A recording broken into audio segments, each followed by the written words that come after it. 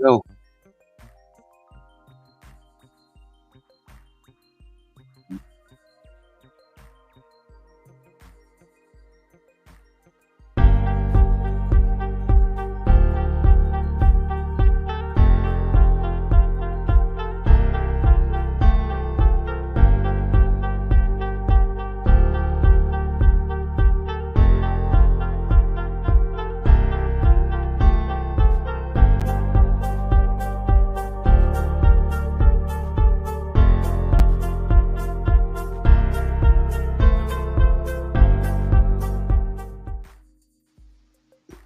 All right, we are here with Boom Hour, I guess.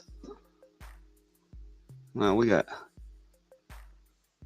Dang old privilege, man. do I have a Boom Hour? Kilted, Jody Who? What's up, everybody? Let's wait for a few people to get in here, and we're gonna start another expose on Elkhart, Indiana, folks. This might be loud or long. Joko, Snarky, Lemur, what up? Counting down like a rocket. That's right. Let me get this background music off, guys. Or I could just What's up, everybody? Woo! woo-doo. Boomhauer was a cop and shit. Ain't that fucked up? Texas. Ginger, welcome in. How you doing? All right, I can't see how many people we got in here, but we got 12 in here. All right, someone somewhere. Hello, hello, hello. How are you? All right. First of all, I have to do this. You look at the background. This video is dedicated and sponsored by Dubby. Jitterless energy now. Go get yours, guys. It's really good stuff. All right. Let's play this. We'll start out with this. Turn this mic off. They're having to seek out members that are not police to be heard is an indication of the problem itself. The largest one by which you know about, and that was a nurse practitioner brought onto the city of Elkhart and all the issues I'm going to that came object with to the that. relevancy So, of with that this. said, that's enough. Our policies are not in place. Thank you.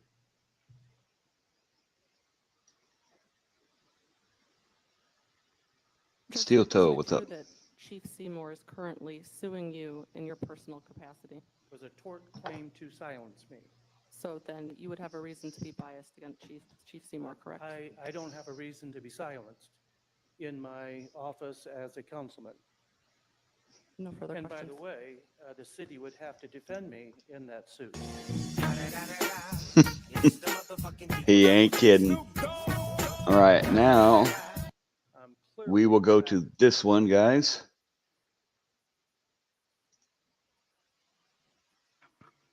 That's Councilman David Henke, 3rd District, Elkhart, Indiana.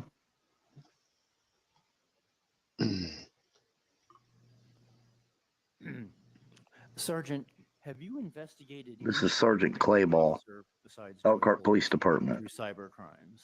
No.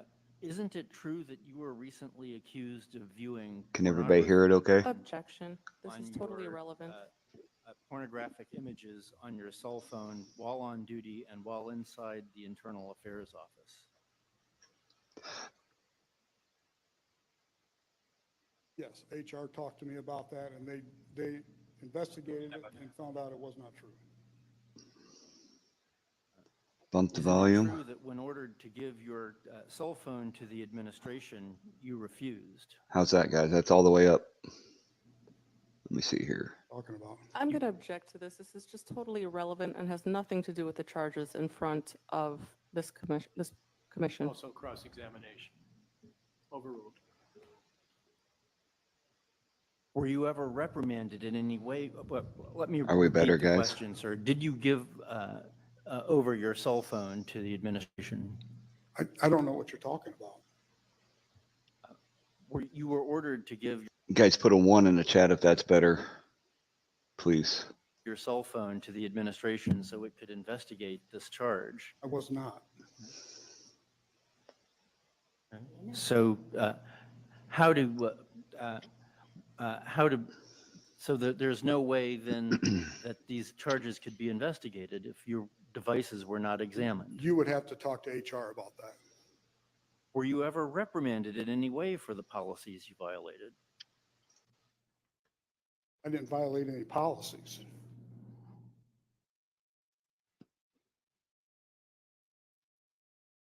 Was the cell phone you were accused of using a department-owned phone?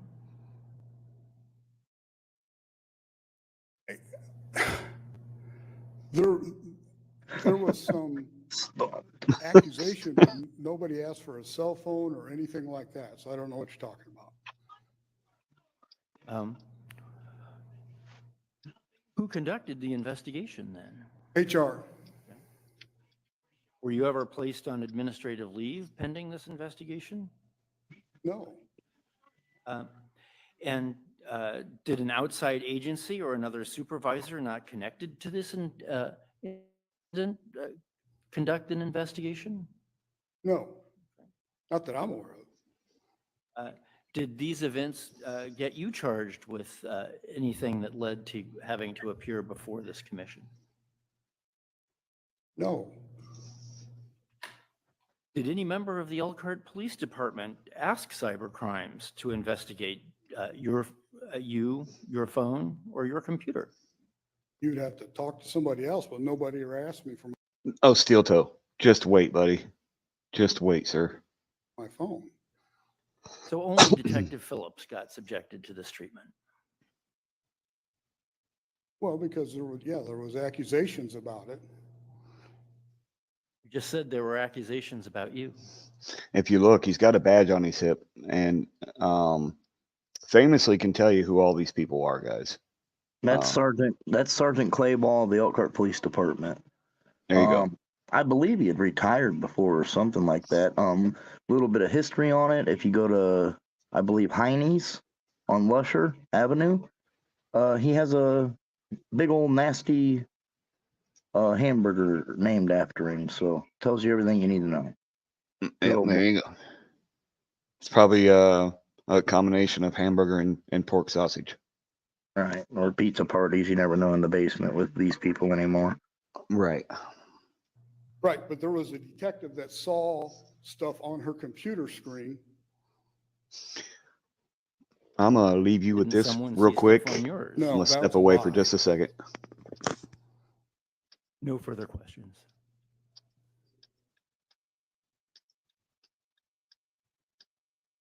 No, I got nothing further. Call for Sergeant Clayball. 344 Pavasek over. We may possibly call him in our case in chief, Your Honor.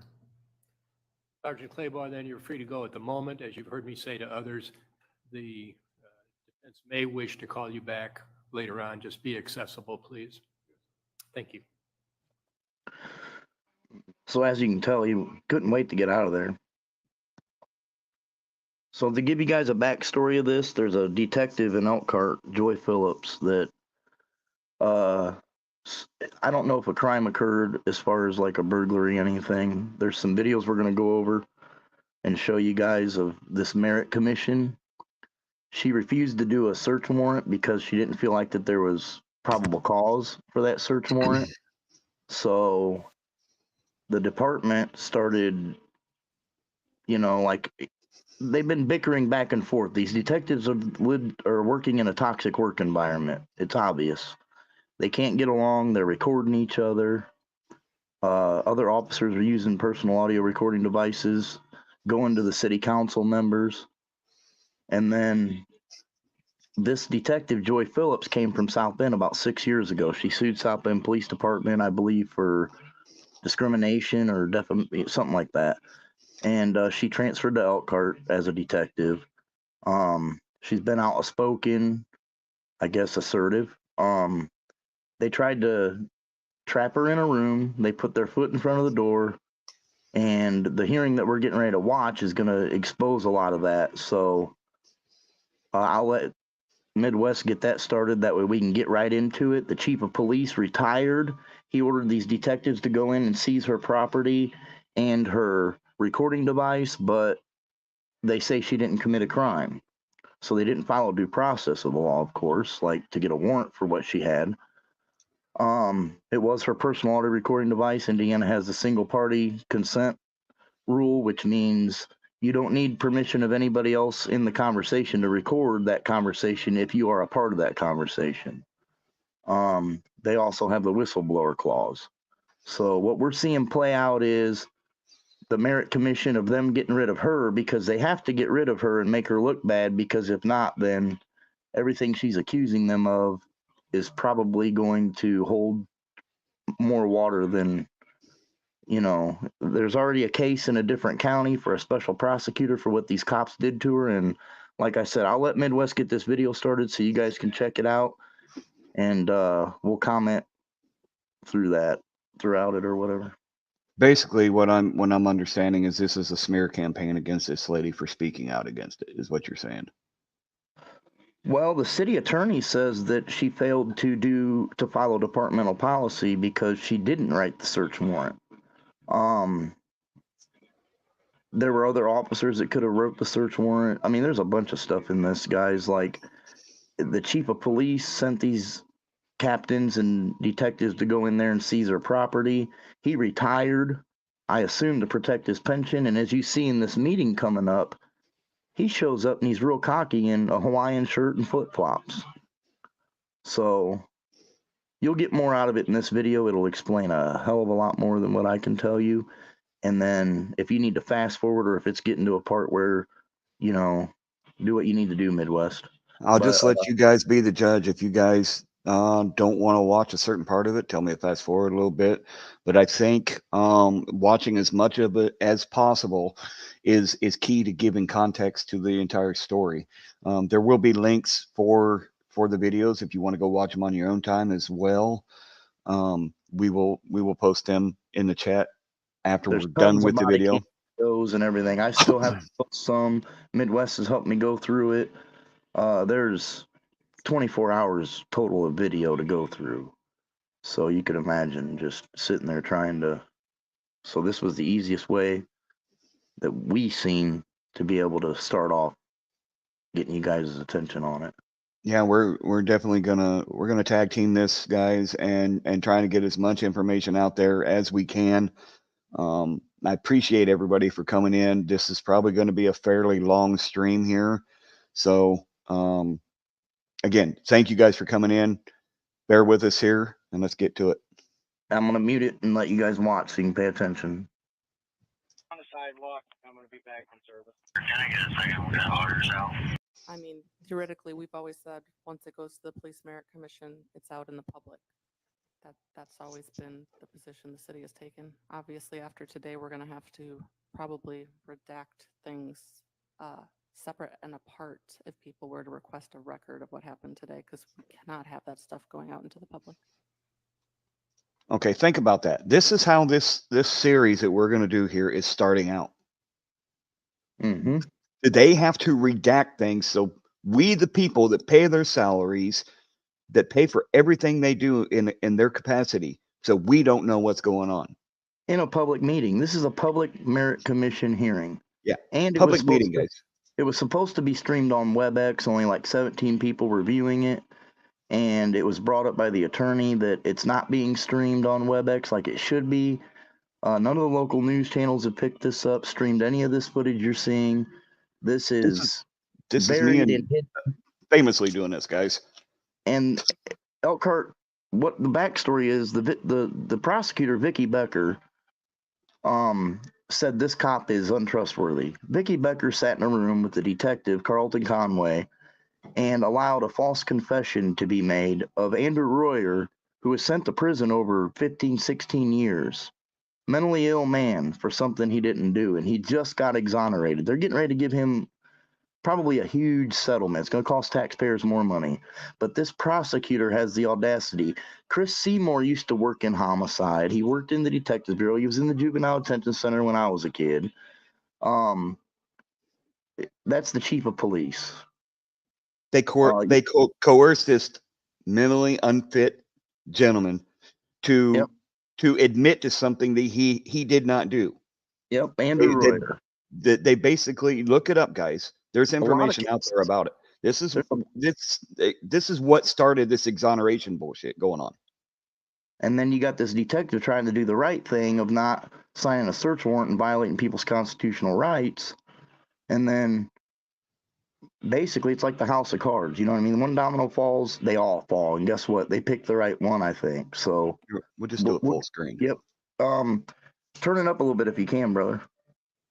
Yep. All right, I'm gonna shut up. That way we can watch it.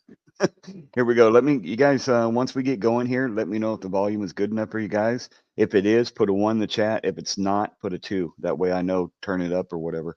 Well, here we go. I'll admit this list of exhibits for whatever weight they have.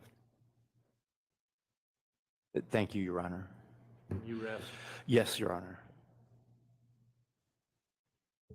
In rebuttal, I would call former Chief Seymour.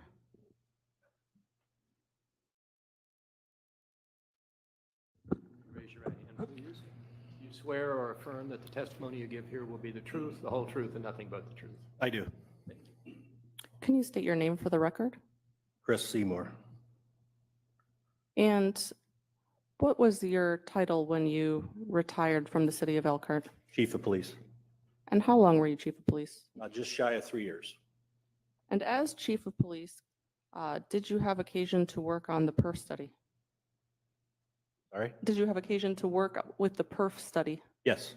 And can you tell us what the perf study is? So perf study was commissioned, I believe, in 2018, maybe 19.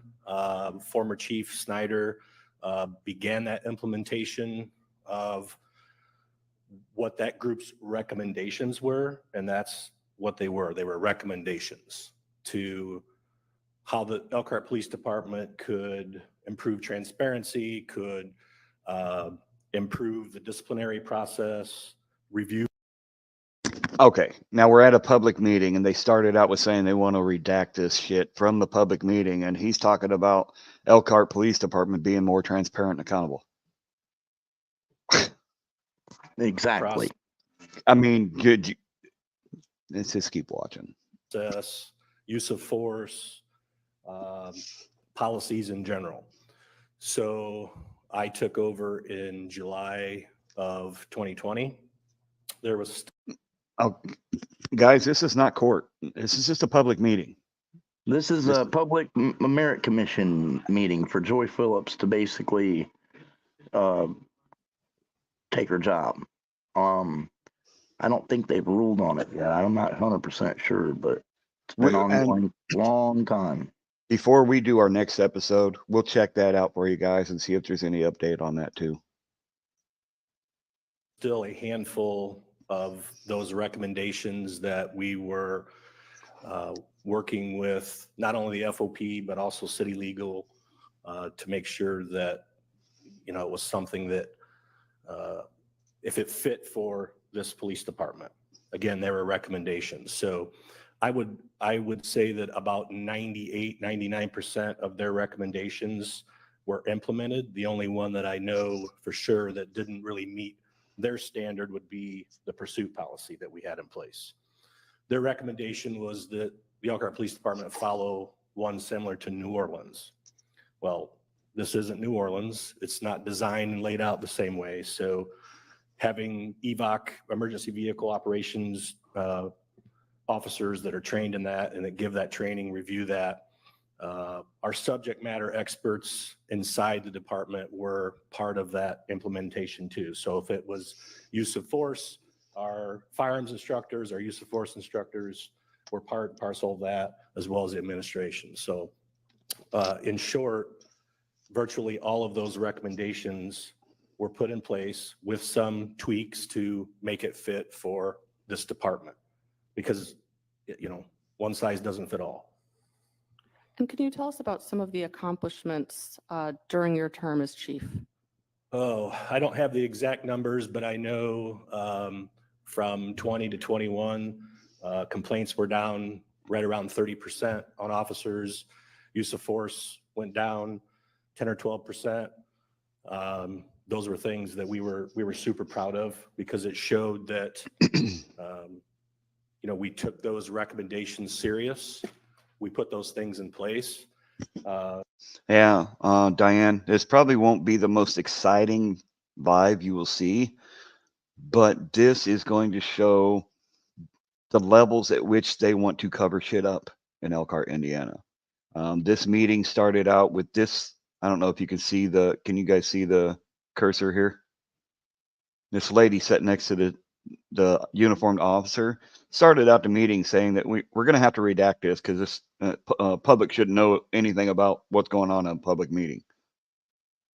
So that's why we're doing this. This is all webbed together with South Bend, and there's just so much here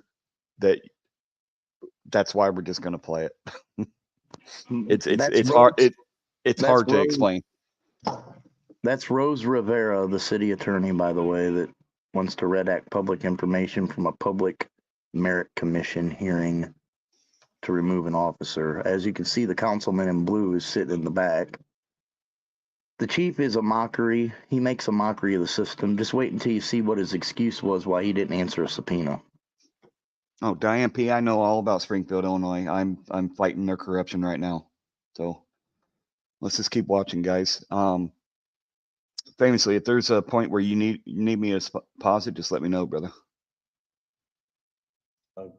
Because that energy and effort was put into that by everybody involved. So it was good to see the numbers reflect that.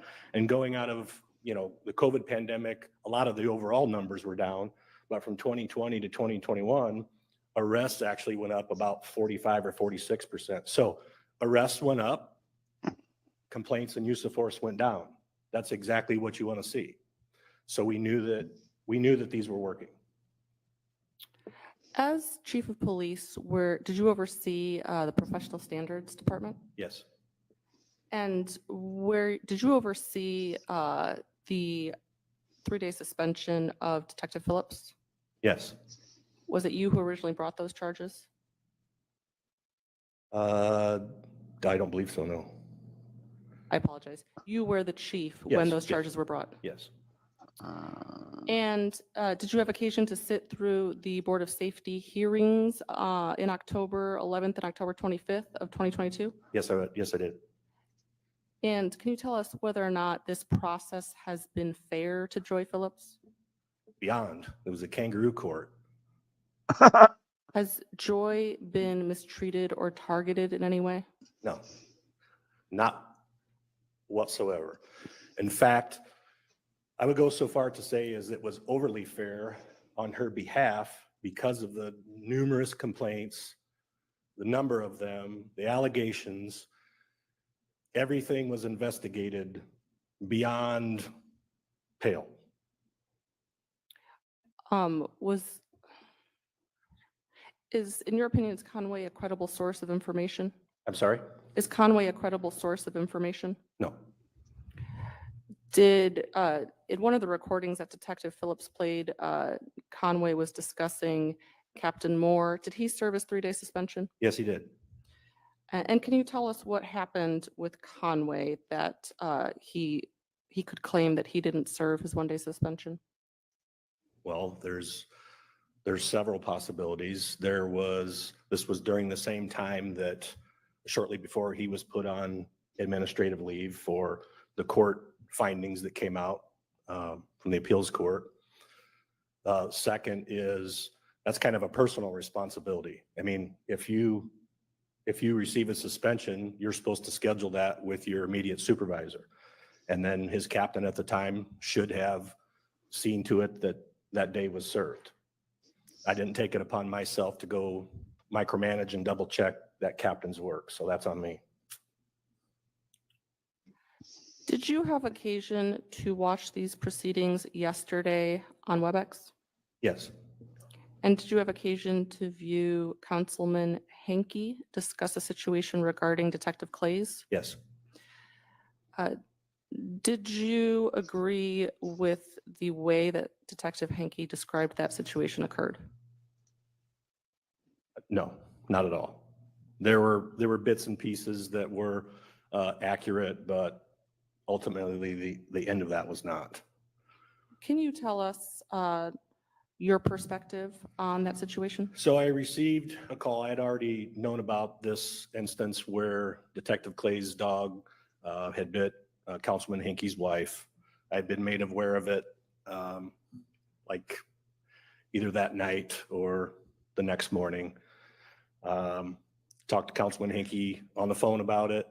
The only assurance that I made was that it would be looked into and investigated. So at the time, and I don't recall exactly whether Dennis Russell was still with us or if he had retired, but I did have the occasion to talk to him to bounce off, you know, when he was the animal control officer, how would you handle this? So what he told.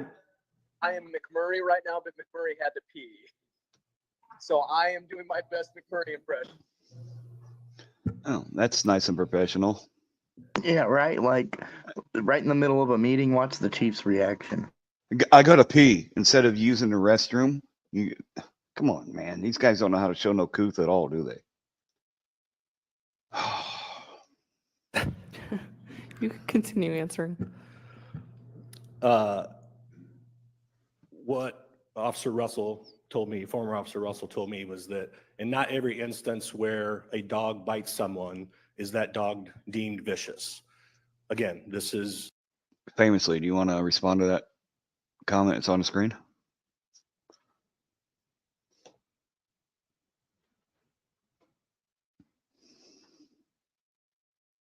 Famously. Yeah, that's the Detective Conway and Vicky Becker when the interrogation happened of Andrew Royer and he was wrongfully convicted. It came back on appeals, but like I said, I mean, there's other detectives from this department, Detective Steve Rizzuto, Carlton Conway. I believe there's other detectives involved. Obviously, it's all part of the homicide investigations. There's several wrongful convictions that came back in Elkhart, which left a bunch of homicides unsolved. So the mayor said he doesn't feel like it's his job to go back and investigate that, but he appoints the chief that has a duty to go investigate that. So it's confusing. They don't want to go back and investigate it because, in my eyes, if they don't want to investigate it, then maybe they don't want to investigate themselves. Maybe it's time for another department to come in and do it. And again, guys, once we get into this further, there will be more, a little bit more research done. And we'll continue following this and we'll continue exposing this. We have like, what is it, 24 hours just on this meetings alone to go through. And then whatever else we find, any other videos, articles, information that we find, Right. proceeding further or forward, we will put information out there, guys. So it's not like we're just going to show the video and then not give you proof or not give you follow-ups either. And there's other stuff on my channel about the Wolverines, which was a police gang. And what you're seeing now is results of what that is. And the Wolverines were officers inside the department that were actually, that's what they called themselves, the Wolverines. They were all crooked cops. So, and Leo Watcher, he's in here now, so he's going to be posting a bunch of info, you guys, on these people as we go. So I just made him a moderator so he can post information for you guys. That way you can listen to the video and also go through the information that he's posting as well, so you can confirm all the information that's being put out there, that it's being told to you accurately. And famously is right. Me and him both put out videos about the Wolverines. If you remember here, several months back, we did, I think it was a 6-part series on, what was that? That was South Bend. Yep. But they all interact. They all are connected, guys. And University, again, if you look up your attorneys, if you're from Elkhart, Indiana, and you're watching this or you're in the area, you need to look up who your attorney is. I mean, look them up on their LinkedIn accounts, you know, whatever you can find on them, because the simple fact is, look them up in appeals, you know, like Chris Seymour, like state of Indiana, like lawsuit versus Chris Seymour, or each and every officer. You can look that up, or else VDOT and the officer's name and city or state. And then what it does is it pulls up appeals for people that filed appeals. It gives you a narrative or a summary of what happened, and you can see how these officers like repetitively Their show up angle of in approach. Yep. yep, and how they do the carry out their duties and don't carry out their duties and everything else. I mean, you'll see. That's all we do. That's what we do. We're in there like swimwear. So Yeah, I'm just the I'm the vessel for this to get out there, guys. I've done a little bit of research into this. Um, we did a lot with the South Bend series that we did, but we're going to keep doing this, and I'm doing this for two reasons. One, it affects the Midwest, and it shows what's going on. If it's going on in a town like Elkhart, it's going on everywhere.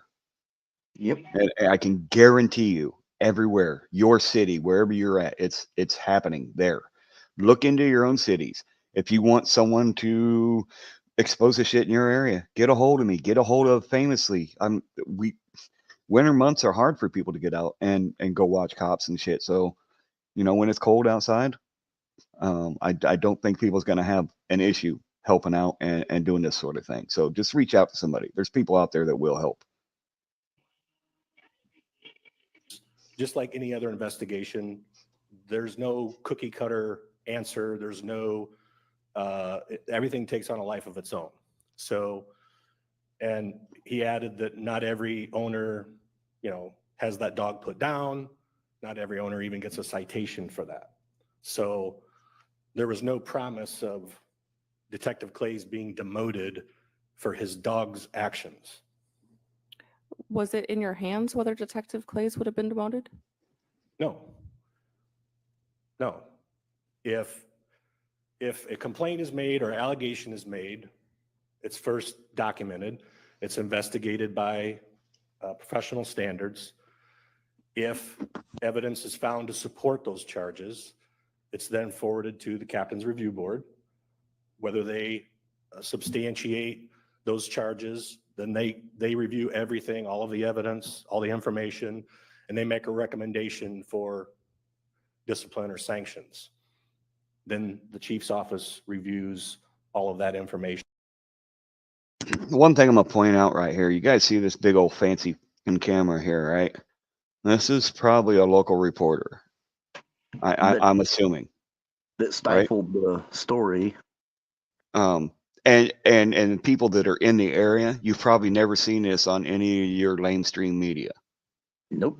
So this is another reason why we're doing this, guys. This story needs to get out there. Any story like this, government corruption at any level needs to get out there. So, they get special access to events and to meetings and all this, and then they never put the fucking story out. Then they expect us to just sit by and wait for the story to come out. That's why they try to suppress our rights to go out and do this shit. It's all part of their agenda. Hit that like button like this attorney for her is getting ready to do this, ex-police chief. Yeah, check this out. And can concur with that, can go against that, or can do nothing with it. And who is in charge of discipline over 5 days? The Police Merit Commission. So it wouldn't have been in your power to demote Detective Clays in any case, correct? No.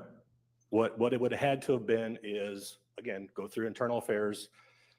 They substantiate any of the evidence and charges. If it's actual policy violation, which someone's personal dog biting someone while they're at home off duty is not a policy violation.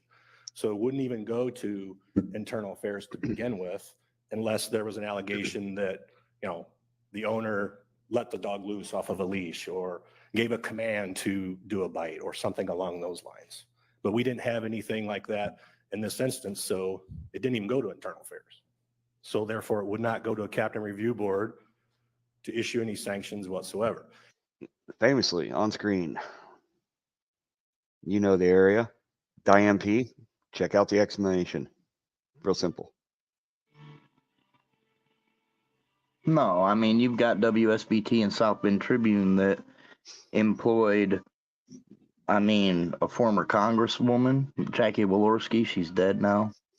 They employed the spokesperson for the South Bend Police Department. I believe the spokesperson from Elkhart may have been involved with like WNIT and them as well as a reporter. That's where they draw a lot of these people for their, you know, like when they're giving you a statement of facts or giving you a news conference to give you updates on stuff.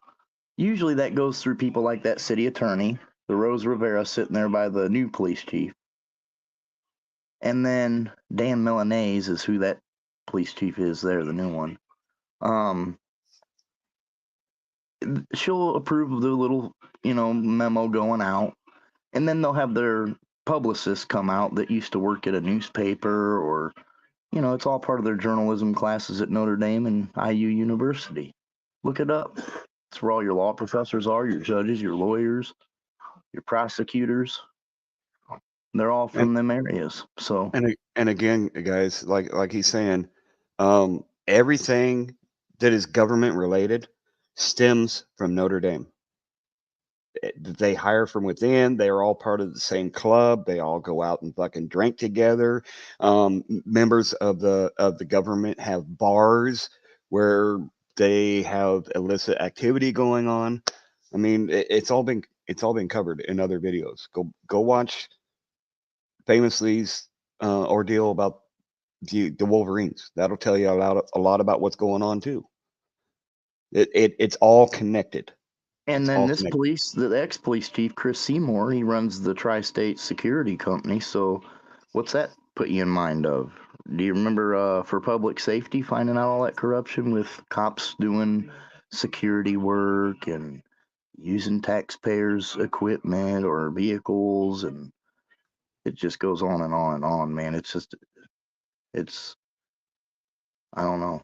Minton It's like an State, what up? avalanche. Captain Dan, NorCal, what's up, guys? We're exposing corruption here, and it's pretty widespread in Elkhart, Indiana, South Bend, Indiana. And think about this, guys.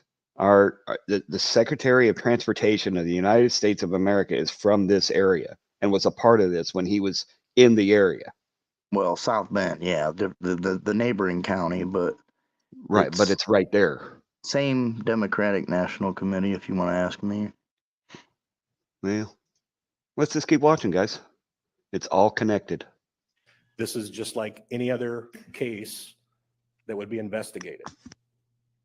Did Councilman Hankey in any way indicate to you that he was upset with your handling of the situation? We did yesterday. Was that the first you had heard about this? As far as the dog situation, yes. I mean, I never heard any other feedback about that.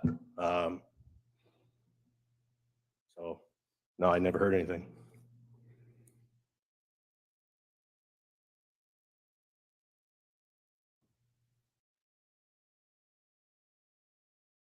Regarding November 1st of 2022, can you tell us what occurred on that day?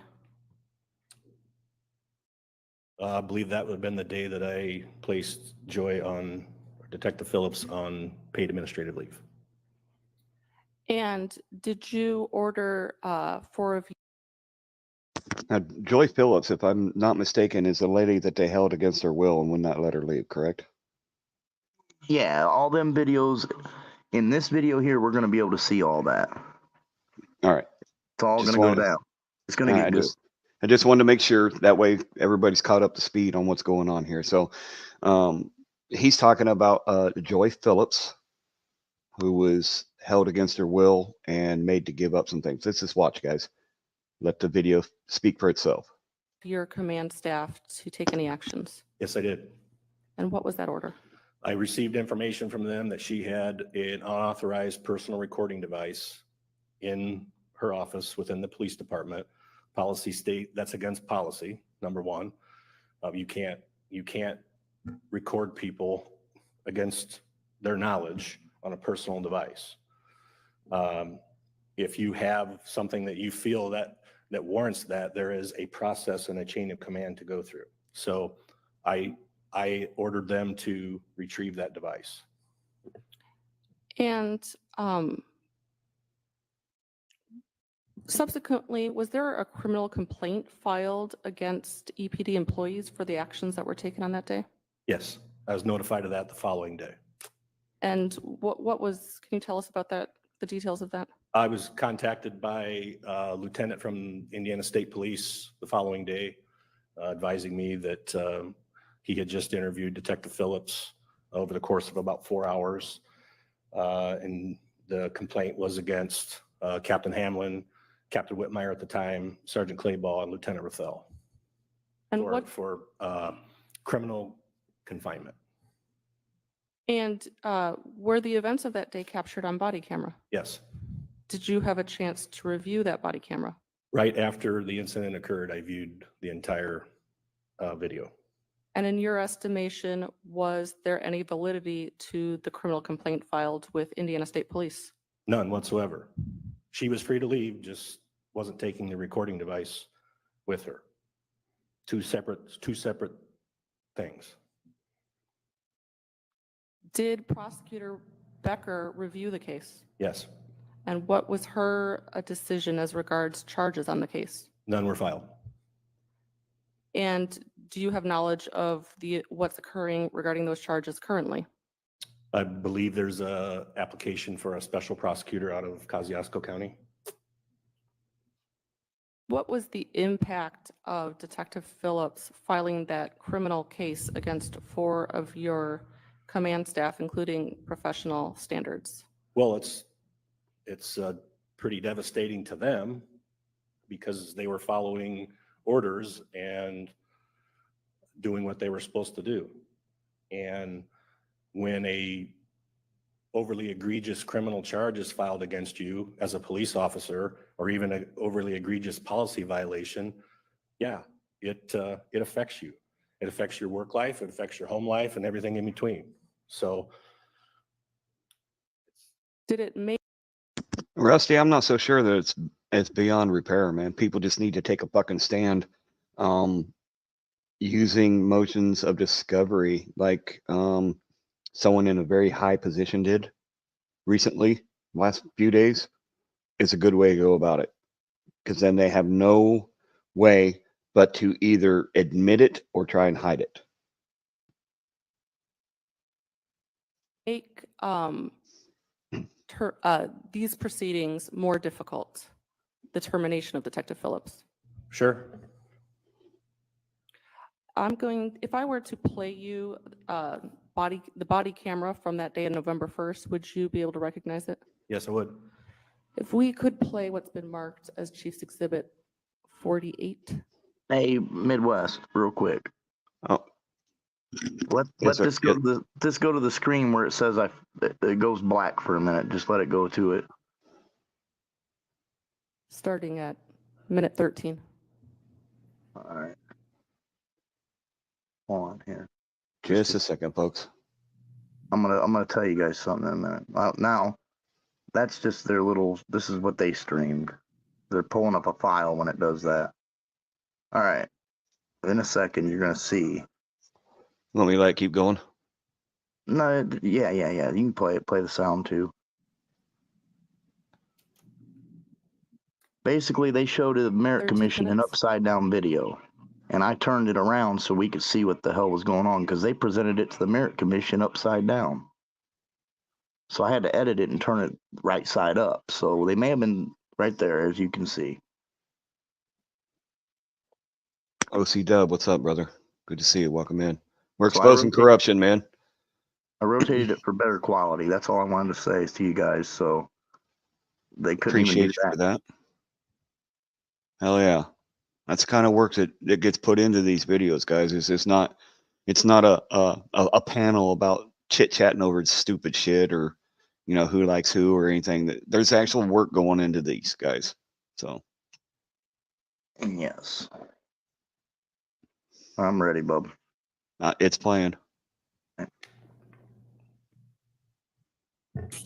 Yep, you're good.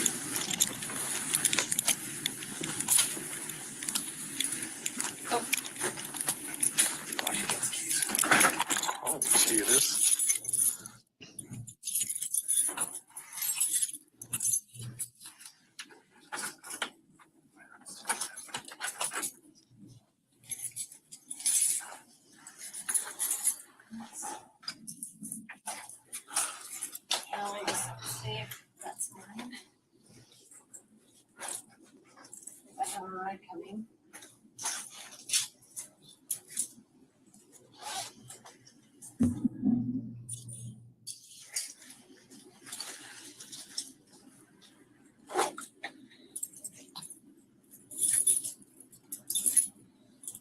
Hey, Jot, welcome in. Good to see you.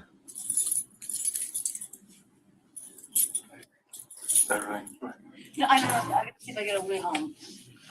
Living out of the office, are we able to, so I can go store the stuff I gotta get changed, gotta get down to Indy for a training? You and oh,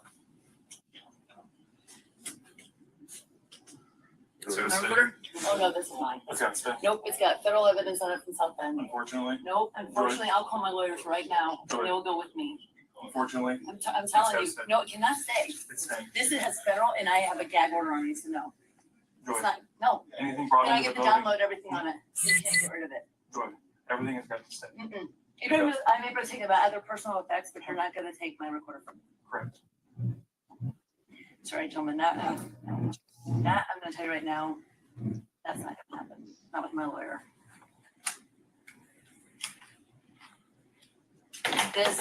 This literally has been my secretary since day one, and you're gonna call me a liar and have Vicky Becker try to get me on being a liar when I can prove everything that I said in court? No, sorry. That's not gonna happen.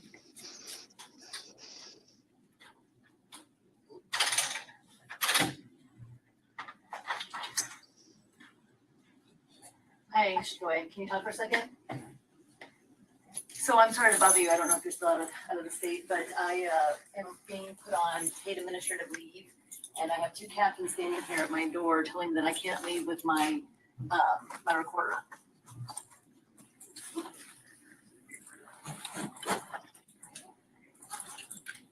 Yes. Joy, I'm telling you, gentlemen, don't touch me.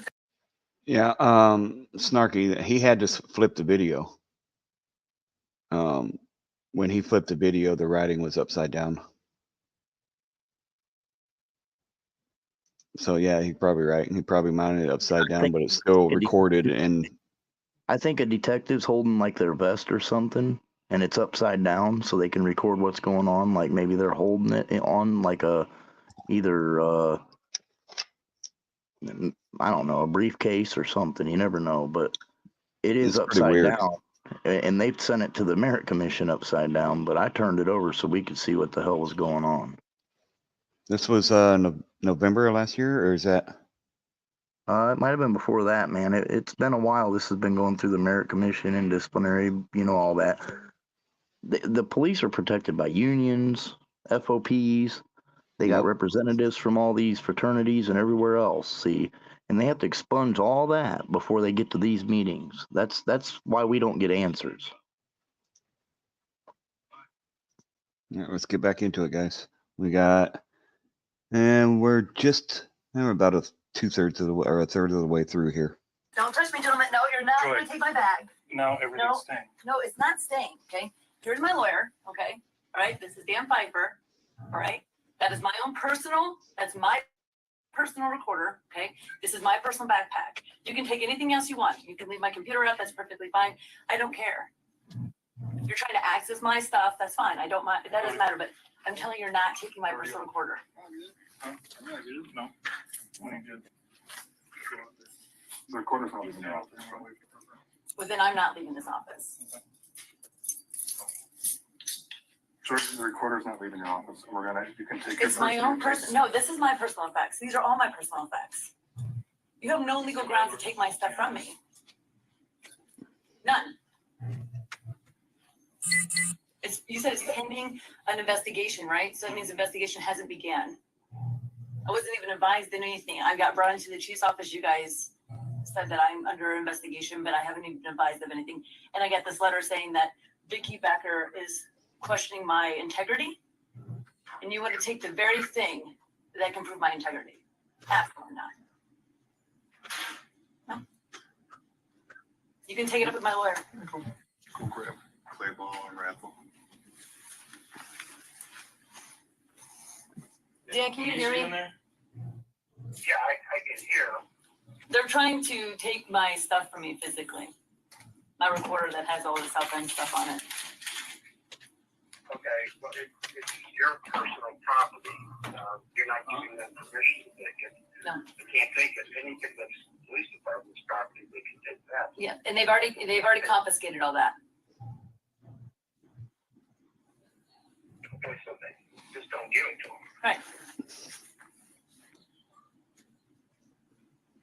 I have you on speaker, Dan, so they can hear you. Yeah, I mean, nobody has the right to take someone else's personal property. I don't know what you're gonna do or accomplish, but I'm not gonna give you my personal effects, sorry. It's not gonna happen.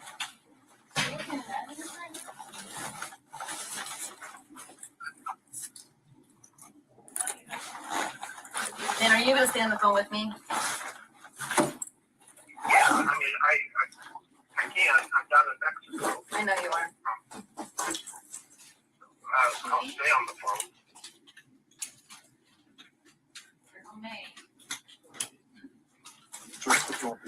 I'm not going to my bag. I'm zipping my bag up. Put your bag on. No, do not take my stuff from me. Do not take my stuff from me. It has my wallet and everything else in it. This is mine. Put it down. I'm not gonna put it down. I'm leaving. My ride is here and I'm leaving. We're gonna hang tight right here. No, we're not gonna hang tight right here. You can continue to write me up. I asked you not to touch your computer. I just locked it. Is that okay? You won't let me take my keyboard or anything else? Andy, please move out of my way. No. Andy? Joy, you brought equipment into your office. You took it. We told you not to take it. It's You my didn't stuff. take it. It's just same as everything else in here. And I will be leaving now. So, Detective Phillips has her attorney on the phone. She was leaving, but she snagged an electronic recording device. Yeah, I have a We told her recorder. to put it down. Told her to put it down. You shouldn't put it in her backpack. Now she says it's hers. It is mine. Well, you need. And just so you guys that are just coming in are aware, this lady is a detective.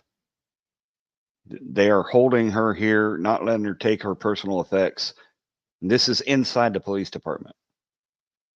So that's what's going on. This is carnivorous activities going on. Need to place it back on the desk. I'm not gonna place it back on the desk. It's my own personal effect. Okay, it's mine. And it has evidence of my old federal case. So no, I'm not leaving it. Should that be determined to be true, then you will receive that back. No, that's not gonna happen. And my lawyer's on the phone and he's on speaker so he can hear everything you're saying. He's already advised that you guys cannot take that stuff from me, so that's where we're at. Fantastic. So I'm You gonna were leave given now, a direct order. and I'm gonna tell you right to now, you place don't that have the right back to on do the it. desk. No, sorry. Are you saying you're refusing a direct order from your captain? I've already Yes or no? told you, I'm going to Did he leave. order you to place that back on your desk? Not, you did just now. Joy, remove the recorder from your backpack and put it on your desk. It's The not direct in my order. backpack, it's on my person. Remove it from your person. I'm not and put removing on it. You're not taking it from me. It's not gonna happen. And I'm gonna be leaving. So please step aside. I don't wanna have to move past you, but I will. Thank you, gentlemen. Please, let go of my backpack. Do not touch me. Get your hands off of me. Joy, Joy. You can't leave with the stuff that's in this building. It could be right. It's not your stuff. It is mine. You don't have it. You know what? You're not locking me in this room. Dan, Joy, I'm leaving. take a breath. No, you're going to let me out now. You're not gonna confine me. Let me out now. We need our. Let me out. It's not your property. It is mine. It's an Olympus. You don't have it. It's not yours. But I know what my rights are. there are videos that you have downloaded Videos I've downloaded. Okay, go ahead and continue. that could be on there, and we need those. No, it's a voice recorder only, and it's mine. How do we know that? Because I just told you. Prove it to us. Uh-uh. I don't need to. It's my own personal property. How do we know that? I just told you. That doesn't mean much to me. Well, I'm sorry. So by that logic, they admit that cops do nothing but lie. That's what I'm getting from that. Exactly. And if you'll notice more into the video after you start seeing more of the hearing, the chief will say that she was free to go. She could have left at any time. This is a laughing stock embarrassment to the entire city, county of Elkhart. There is nobody else. I don't even think they have enough people to replace these fools. That's the sad No, part. they don't, because you know what? Their enlistments are way down because of shit like this right here. And You know, I know you guys don't like hearing the phrase good cop, but when there is a good cop, they get forced out or they become so corrupt that they're part of the problem. These are detectives in the detective bureau. They're holding her against her will, and they're panicking because they don't know what's on this damn recording device. It just you'll see, like they're freaking out. They don't want Yeah, her to leave with this. because they don't know what's on it, and that's the problem. They That's don't right. know. It's It's the it's not not know. about knowing what is on it. It's about not knowing what is on it. That's right. That's right. That's exactly right. Right there, you said it. I want to leave. My understanding is that there's case law that says anything brought inside a police department under the employment, that if it could be. Under the employment, it's my own personal property. Yes, it'd be subject to search. You need to have a seat. No, you can take it up with my lawyer. He's on the phone, so Right. feel free to ask him all the legal questions you want. I'm not leaving. I'm leaving now. My day's over. No, I'm on administrative leave now. I'm leaving the building. Please move out of the way. Have a seat. No, sir. We need to have a conversation with some people before you leave. No, I'm leaving now. Dan, do I have the legal right to leave? Well, you're on administrative leave, and they ordered you to stay there. I'm not going to tell you to leave if they ordered you to stay there, but they can't take your personal property. Have a seat. So I'll stand right here. Have a seat. I'll stand right here. Boy, they just can't get enough of that power trying to order one of their own around even. No. These fuckers get off on this shit. Like they were Chief just already waiting for that lawyer to say, I can't tell you to leave before their fucking egos flare up again. Yeah, they admit that there was no criminal charges against her. There was criminal charges for confinement investigated by the state police, and that's a special prosecutor in Kosciuszko. So it has nothing to do with these guys. They have no probable cause to take her personal property. They would have to know for a fact that something is on there to get a warrant for it, and they would have to follow due process. So they're not even giving their own people due process. Right. What makes you think they're going to give us without, a little bit, well, I can't say a little bit more knowledge, but without other avenues? Like this lady's got her fucking lawyer on the phone and they're still trying that shit. So for anybody to think that they wouldn't do this to the everyday average Joe Smo on the streets, just holding the camera, you're out of your minds. Absolutely. And go that way before we do anything else. Watch it. You're making this a lot rougher. I am not making it a lot rougher. You're making it a lot rougher on me by not doing the right thing ever. So.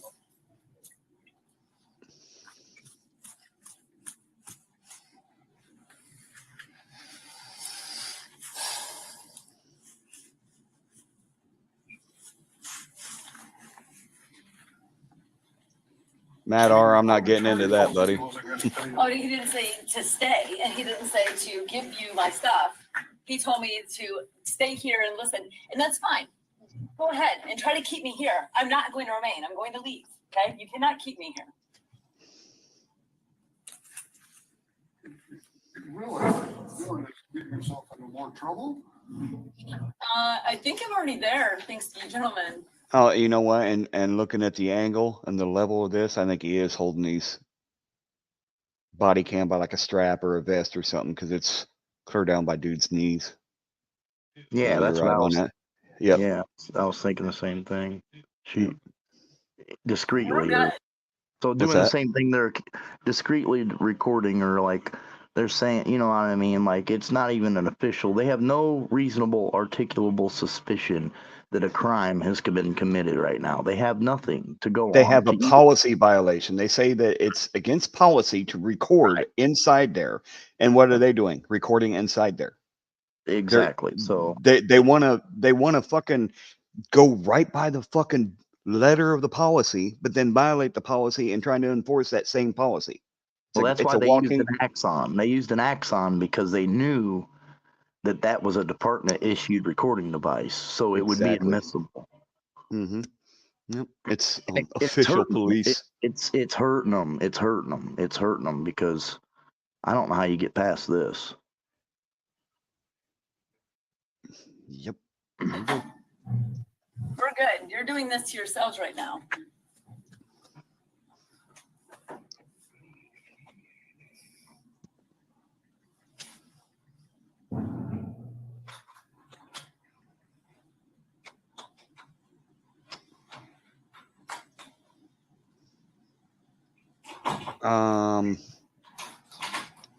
Yeah, I can post a link to this video in the chat if y'all want me to.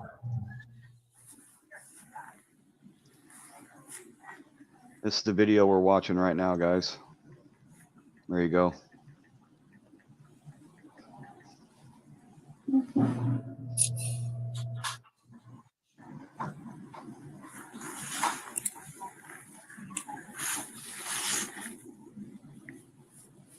How long do you plan on keeping me? Till we get an answer on what we're gonna do from city legal. Okay. Hey, Jot, yeah. Hey, Jot, it'll also be on a replay on mine, but yeah, you're more than welcome to go watch it wherever you see fit.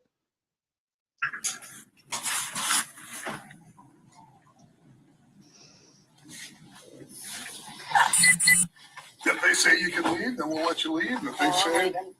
If they say we have the right to take your stuff, and then we'll take it. You're not taking my stuff.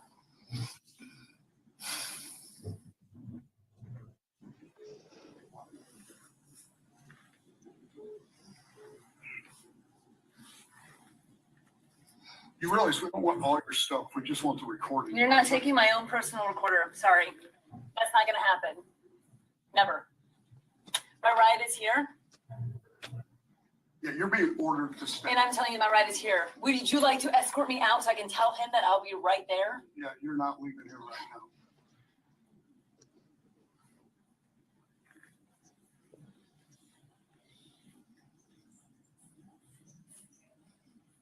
That's right, Silver.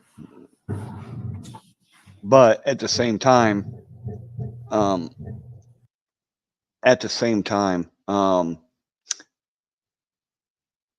cops don't become psychopaths. Psychopaths become cops. Just saying.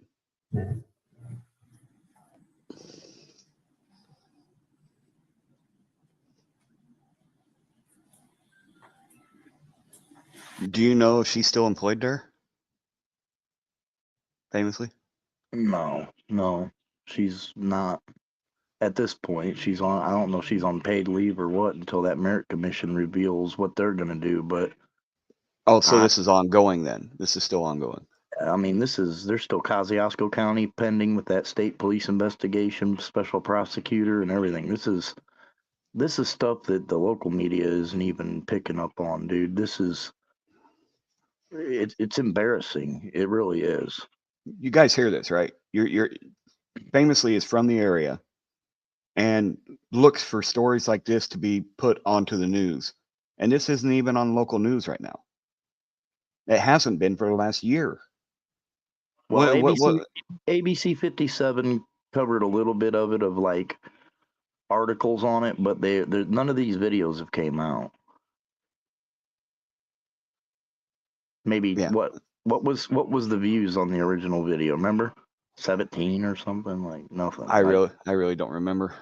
Concerned cops like panicking. Oh fuck, the video's up. Yeah, one of these videos had like 57 views, another had 71. I mean, it's not getting the views that it should, guys.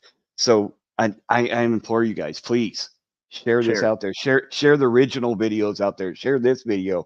Share Famously's out. Share them out there. Who cares about who gets more views, who gets what? We don't care about that. Just get the fucking information out there, please. That's what we're asking. That's right.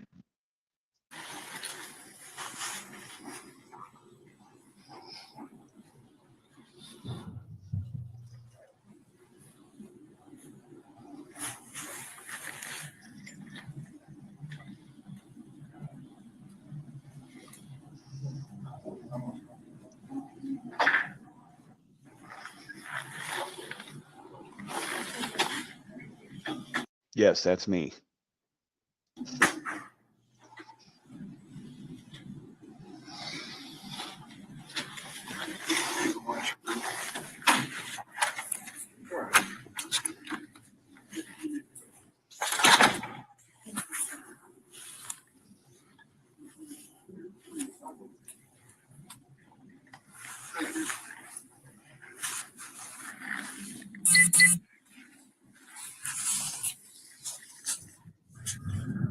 Hey, Jot, when it comes to videos like this, I think famously has given everybody permission and in fact encourages it. Please, everybody share it out there. This Yeah, is, share it.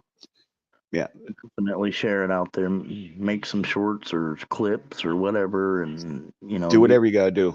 yeah, just get it out there. Just make sure people know where it's at, where it's coming. You know how to do it. Just But make sure and link people's channels. That's all we ask. yeah, I don't care about either or. Just get some info out there, and I mean, this is.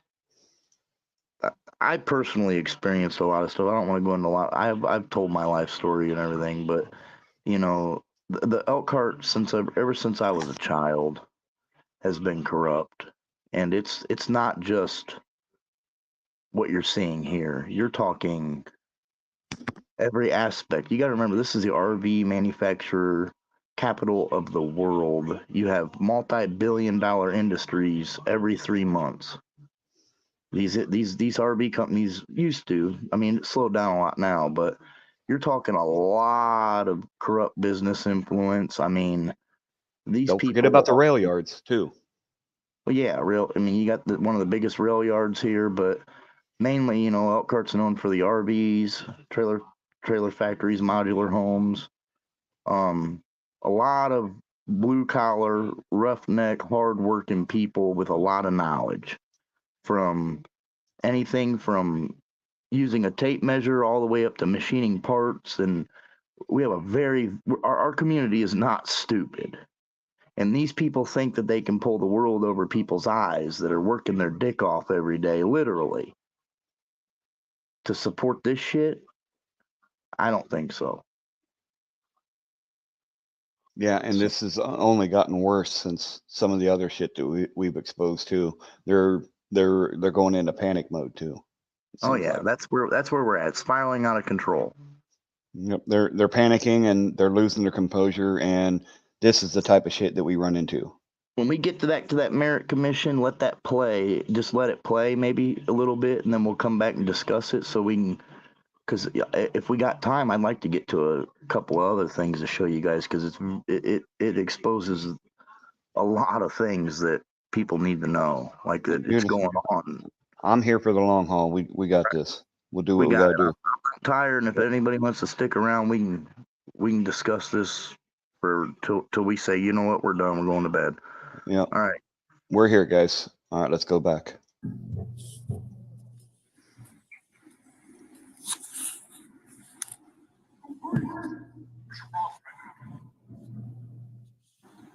Okay, well then, go and sit in the squad car, please.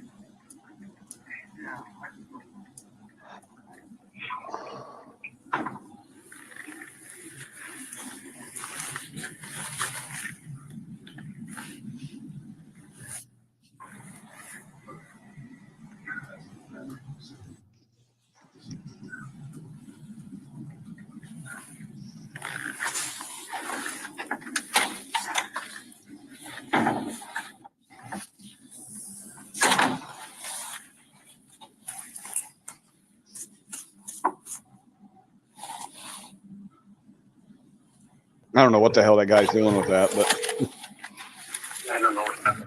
Oh, right there. You're still on speaker.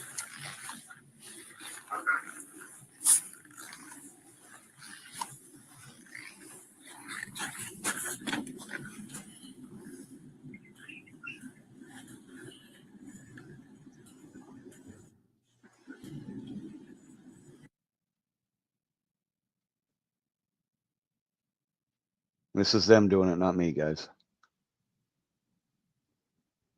Yeah, that's my question. If you're presenting a video to the merit commission, Why you manipulate? yeah, why are you fast forwarding and not playing the whole thing through? And like what was said during this time? It takes away from Honest. the context of the video. Yeah, they didn't want to tell you who they were talking to on the phone. It was probably the city attorney that's sitting in that meeting. That'd be a conflict of interest, wouldn't it? Hold her against her will. I'll destroy her in the merit commission. Yeah, we'll attack her character. Don't worry about it.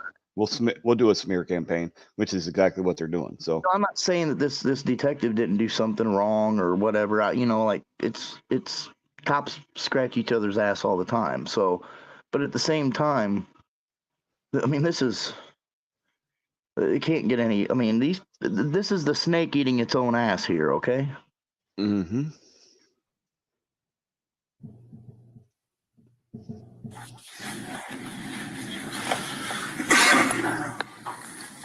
I think enough time's gone by to get a hold of city legal. What's the time limit here? Because I'm not gonna stand here and wait. There is no time limit, and you're being ordered to stand by. That's fine, and I will go ahead and disobey then, because I don't care. I need to leave. I have kids at home. That's more important to me than this right now. You're being ordered to stay. So And I'm telling you that I'm leaving. Hey, Dan, Yes. I've given enough time, okay? With no, it's been 37 minutes past my shift, so this is now past the time that I would have for a lunch. So now, it's impeding on my own personal time. So now, I understand that. I'm gonna go ahead and, I'm gonna leave. I'm gonna get home. I'm gonna go home. So, yeah, I'm on administrative leave, right? So I'm going to leave now. Let them know you'll be available by phone. Here we go. No, that's Thank you. not. That is my lawyer, okay? I'm asking that you move out of my way. You can't physically keep me in this room, gentlemen. I'm sorry. Excuse me. We're waiting. Excuse me, and I've already waited. You can contact me after the fact. Waiting for Please move out of my way. We're Please, waiting. you're not gonna hold me in here like hostage. Excuse me, please let me go. Please, no, and it's a lawful order for me to leave. I'm leaving. You cannot keep me hostage in this room. Joy, you're taking this. No, I'm not taking it. Hey, you are. Please move out of my way. We're waiting. Please move out of my way. We're waiting for. I am asking politely, please move out of my I way. understand. We're waiting. And I'm asking that I can leave. Thank you. My right is here. Okay, he has things to do and so do I. So please move out of my way. Joy, Please move out of my way. it's a legal order. It's not a legal order, okay? It's a legal order. No. it's- What's up, they're Jerry? asking me to stay, and I've already told you I've given you enough time. It is a legal Dan, order. there has to be something I can do here. You guys cannot barricade me in this room. They're barricading me in a room. I have three, Dan, I have 3 men. I have 3 men that are standing physically in the way of the door. I cannot get out. All she has to do. I am. So, All she has to do. no, I don't have to do anything that I don't want to do, okay? I'm being falsely imprisoned right now. You need to let me go. Yeah, bitch. Remember that next time you got someone else fucking pulled over and is fucking giving them the same riot act. You can't make someone do something they don't want to fucking do. Excuse me. Please move. We're waiting for city legal. Dan, I have you on speaker. There is a reason for this because of the recording device. It's my own personal audio We recorder. don't know. Yeah. Yes, you do. You don't have any. Did you issue me any? No. I didn't issue you Right. anything. Do you have one from Did the you have a department? gun? Did you have one from the department? Did you have a gun? We would all be issued one, right? No, that's not true. Not everybody gets. Okay, the but same you're an record. investigator, I'm an investigator, he's an investigator, right? And none of you have a department issued voice recorder, do you? No, you don't. I did at one point. Well, this isn't yours. I've never been issued one, ever. So now I'm asking you to move out of my way. Please move out of my way. Joy, No, I'm stop. telling you, please move out of my way. Stop. Please move We're out of my way. waiting for city legal. And we've waited long enough. And as soon as they give us. We've waited long enough. I'm leaving now. Excuse me. Excuse me. Excuse me. Please move out of my way. Please move out of my way. I think I've waited long enough. Okay, just so you know, that this is gonna be additional policy charges on That's you. perfectly fine. We're going to throw a court anyway, so it doesn't really matter.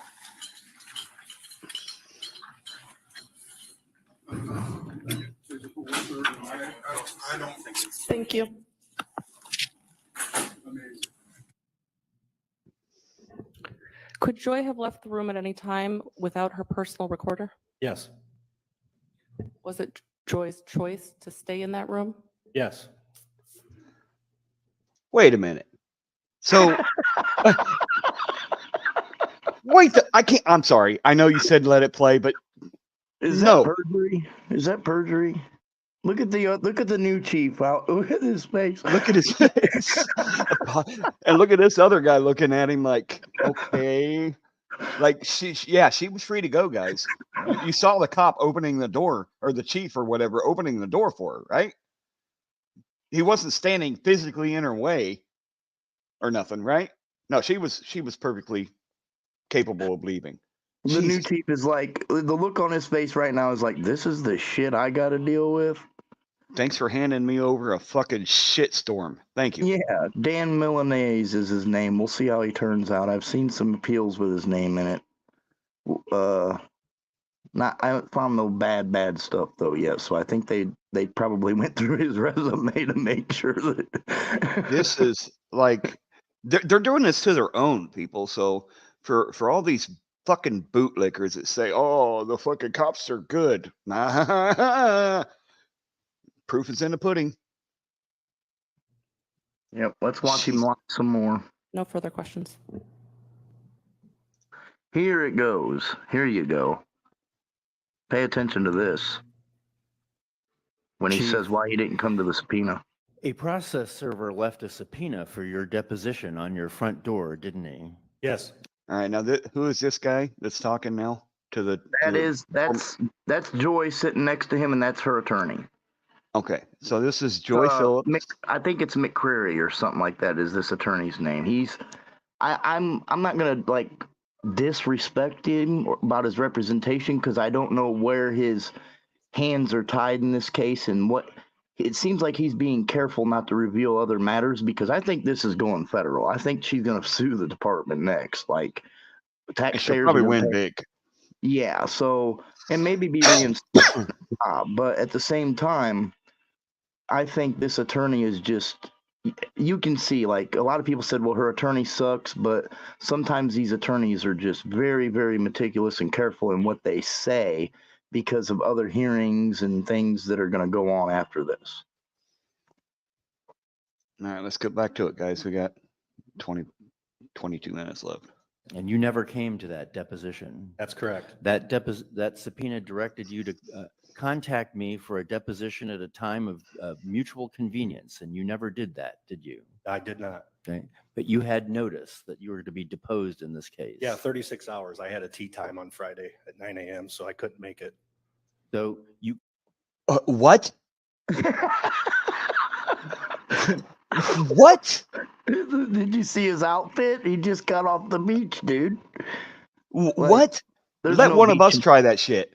Ideal Beach. That's the only thing in Elkhart, but there's no golf course there. What? Yeah, you heard that correct. And he's cocky about it. But he got his retirement. See, he already retired. Like, I'm getting the hell out of here so my pension don't get taken. F you guys. You know, he used to work homicide. Now, mind you, all them wrongful convictions and everything. And he's the one, like, there's videos in that Wolverines video where he was going to take his microphone off and shit. Like, I'm done talking. Yeah, he's part of it. He's a Wolvie.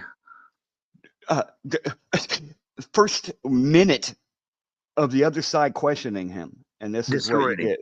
Destroyed him in like 30 seconds. Yeah. Just done. You're done. Yep. Server left a subpoena for your deposition. I'm sorry, what?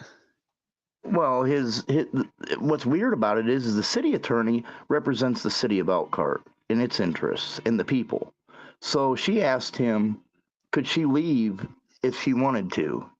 She did a disservice to the city in representing them, actually, because he perjured himself. Like, the video shows that she couldn't leave the room, and he's like, yep, she could have left anytime she wanted.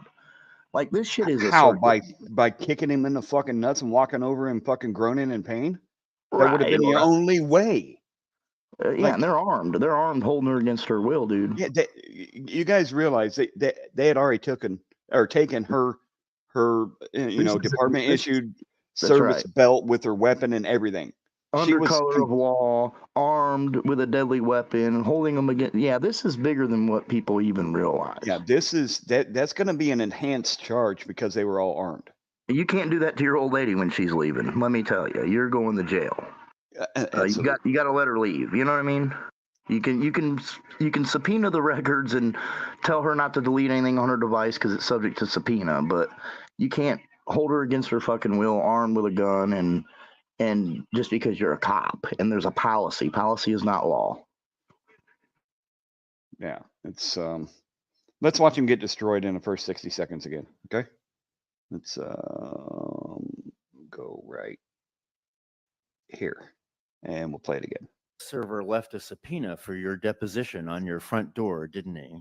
Yes, And you never came to that deposition. that's correct. That subpoena directed you to contact me for a deposition at a time of mutual convenience, and you never did that, did you? I did not. Okay, but you had notice that you were to be deposed in this case. Yeah, 36 hours. I had a tea time on Friday at 9 a.m., so I couldn't make it. So Jesus Christ. you could have called me though, because the subpoena wasn't for a specific time and place. It said that you were to contact me to arrange a time of mutual convenience, but you didn't do that, did you? No, I didn't. You testified earlier. Look at her that face. You thought. Just watch her face, guys. She's like, gotcha, bitch. So I couldn't make it. So you could have called me though, because the subpoena wasn't for a specific time and place. It said that you were to contact me to arrange a time of mutual convenience, but you didn't do that, did you? No, I didn't. You testified earlier that you thought that the process by which Joy Phillips was disciplined was fair. Absolutely. Okay. Yet she was never interviewed by Internal Affairs, was she? No. Okay. So officers who complained against her or whose evidence was used against her were interviewed by Internal Affairs, but her opportunity to state her side of the events did not occur until after career-threatening charges were brought against her. Due process violation. Policy Well, violations. she's not entitled to an interview. If the facts are readily present, there's no reason to interview somebody. I've made hundreds of arrests without interviewing somebody. If probable cause exists and you don't need to interview them, you don't. No different than a policy violation. If you don't need to interview somebody, no reason to. If the facts are readily present. Joy Phillips wasn't under arrest, though. No. She was being disciplined as an employee.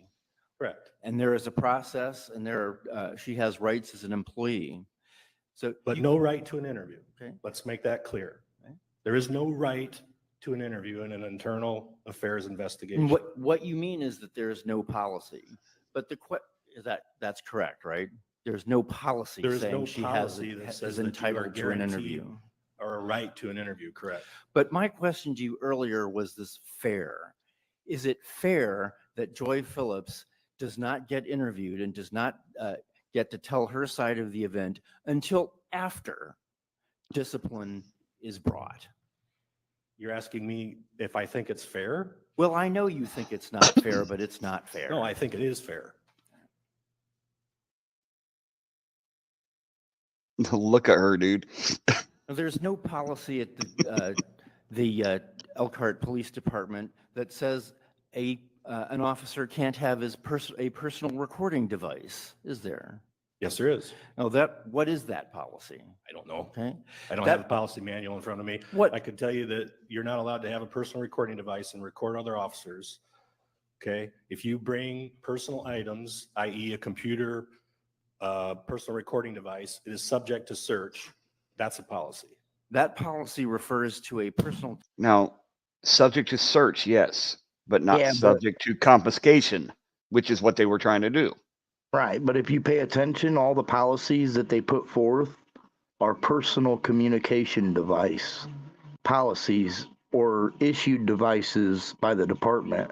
Like the city attorney, like, I don't know, man. I don't know how they were defending themselves. Like with the chief, he says he acknowledges that he acknowledges receipt of the subpoena. Your best defense, dude, was like, well, no, I wasn't home, or I didn't. I never got it. Yeah, like, oh, well, I got it, but I just didn't call you. So, it was a big middle finger to you. And I went golfing, and I showed up today in my Maui shirt, the There you go. You know, and her Yeah. eyes are like Maui lasers. Look. Oh, Maui lasers. Okay, back to the video. Communications device, doesn't it? That's Okay, That's the language, a personal communications device. okay.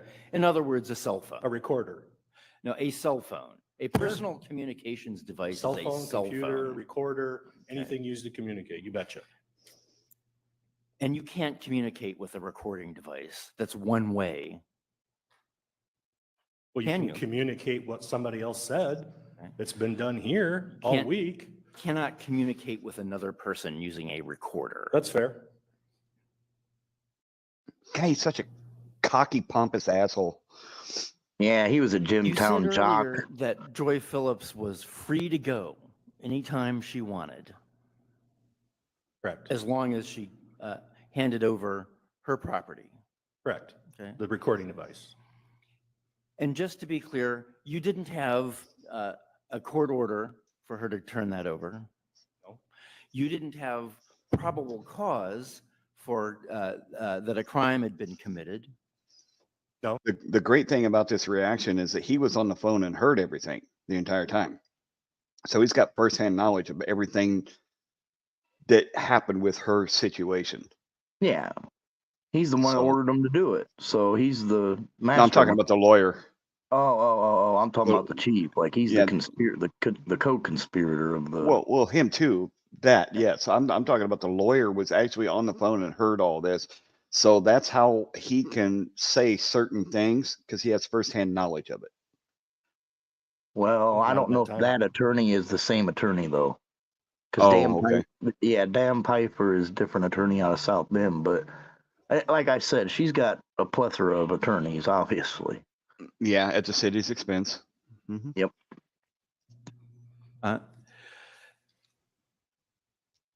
But she wasn't free to go unless she gave those officers her personal property. The recording device. And there's no debate, by the way, is there, that was her personal property. It's not, no. So she could leave as long as she gave them her stuff. Right. So that is no different than a strong arm robbery. I'm not even going to dignify that with an answer. The victim of a robbery is free to go as long as he gives the robber his property, isn't he? No. Good point. Good point. That's a little bit off. Is it? Is it? That's a Well, valid point. When it's against him, hell yeah. Oh no, Yeah. no. Yeah, that's a very valid point. I like this lawyer. That's a very valid point, and that's exactly what that was. That was an attempted strong arm robbery. Period. If one of us did that to someone else, we would be in jail. We would be in prison You with a guys, felony. not to interrupt, but it's videos like this why they come up to people like me, Leo Watcher, and Freedom to Film and act like rodeo clowns in front of our camera. They don't want anything getting out to you guys. Share the shit out of this. It's not over. This is millions of dollars of taxpayer money that's getting ready to be an undisclosed probably settlement to this woman because of these retards. That's being nice to them. Yeah. Please, guys, share this out there. I don't care. Just share it out there. Please. Here we go. Someone getting a direct order from a supervisor that they're to stay and turn over a recording device, that they've been surreptitiously recording everyone in the detective bureau, witnesses, victims, suspects coming through, possible HEPA information being said out loud. Yeah, there's tons. Wait a minute. She's not a medical professional. They're ex-chief. HIPAA Right. violations are for medical professionals. That is, the onus is on them. Let's not get it twisted, ex-chief. You're a freaking moron. Chief is a moron. I mean, his explanation for shit. Wait until you hear about him talking about he can seize people's property without due process here in a minute. No, just wait, guys. Ifs. And the fact of the matter is that the direct order to stay is a legal order. You can't just walk off the job when you want.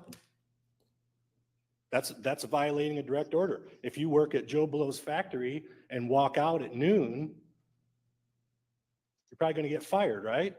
Hold on a minute. So why is this any different? You're given a So he's saying basically you can't walk off. You can walk off any job. You can leave any job you want. I mean, you might get fired for it, But they can't hold you there. They can't hold you hostage at work and put their foot in front of the door and tell you to basically get naked. Like, where was the female officer that was supposed to search her? Let's keep going. legal order to stand by. So and you disobey that order. Your employer can fire you, can't it? Yes. But your employer can't take your property, can it? Oh, I'm sure that they can. Not without a court order. They cannot just decide you have a right to someone else's property and take it. How about if there's a policy detailing that you sign for? Okay. You cannot take. You are signing for a policy that says that the department can do that, so you're acknowledging it. No, the department didn't. That's the rub. Policy didn't say that. It said search. It doesn't say you have no right confiscate. to take someone else's private property without their permission or without a court order.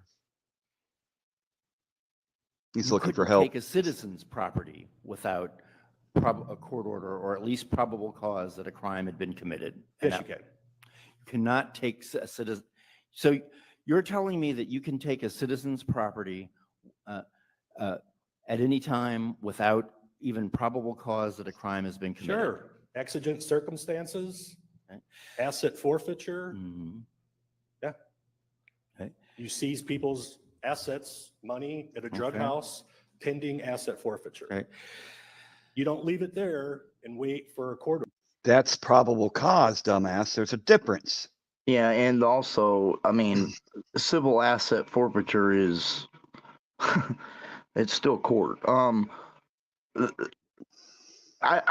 city attorney should be telling him to shut up, because every case that he had where he had a drug buy, or these are the same cops that are on your county task forces, drug task forces. Listen to what they're saying. Go look back and look at the appeals of these people in prison that swear up and down that these cops planted shit on them, or lied about how they obtained probable cause, or these are the same. This is the chief, the leader of your department. Oh, just take their shit.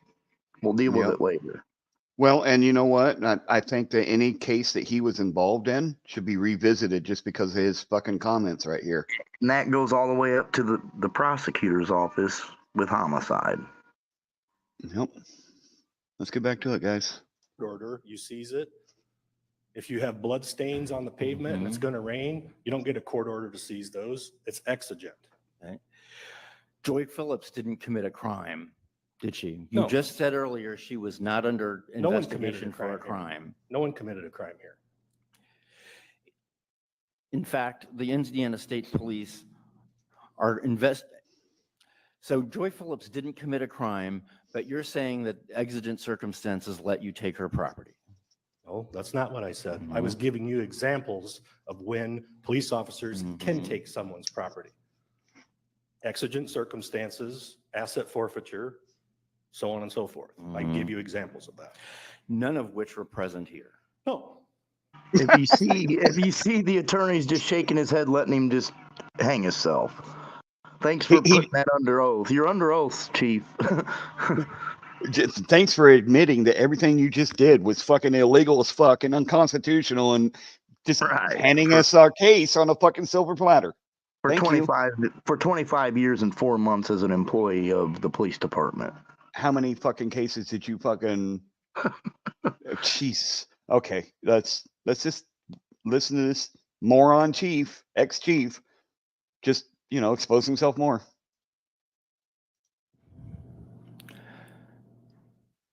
You can leave when you give me your stuff. Sir, that is what a strong-arm robber says to his victim, isn't it? No. Absolutely. Not any ones that I've worked. Whoa. Question. Wait the fuck a minute. Well, but we got to go back through all his robbery cases now. Wait, He just, he said there's- worked like he was a part of them. mind you, this is came out, but then this week, not to change the subject, but the Elkhart County Sheriff's Department, this department arrested a guy that had swollen arms at a 7-Eleven, refused to leave, arrested him for trespassing. Somehow he died in the jail. His family just sued Elkhart County Jail about that. So this kind of, this is the same department that would have arrested that guy, Mr. Duncan. The estate of Mr. Duncan versus Elkhart County Sheriff's Department, Jeff Siegel, and I believe Captain Lanzon. There's a bunch of shit, dude. It's their mom. Believe me, the city doesn't. The city did not want this video to be posted and get 12,000 views. It's already had 12,000 something views. We're just dissecting it now. So, and this is just an hour of it. So there's 24 hours of this shit, you guys, on the record, under oath. We're gonna be going through it, guys. Yes. We're 3 gonna days be in going here. through it. Yep, we're gonna be going through it, and if I have to pay for another level of StreamYard to get this done, it's what we're doing. It needs to be out there. I don't care what it costs. It's worth it. Everybody, please hit the share button. That's right. Please. Here we go. A strong arm robber says to his victim, isn't it? No, not any ones that I've worked. Jeez. No further question. Redirect.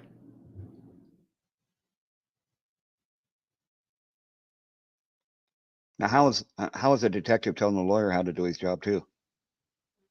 I'm gonna show what's been She does not marked as know. Exhibit She ain't no 6 to dummy. the Like she knows what she's doing. She knows what they've gotten themselves into.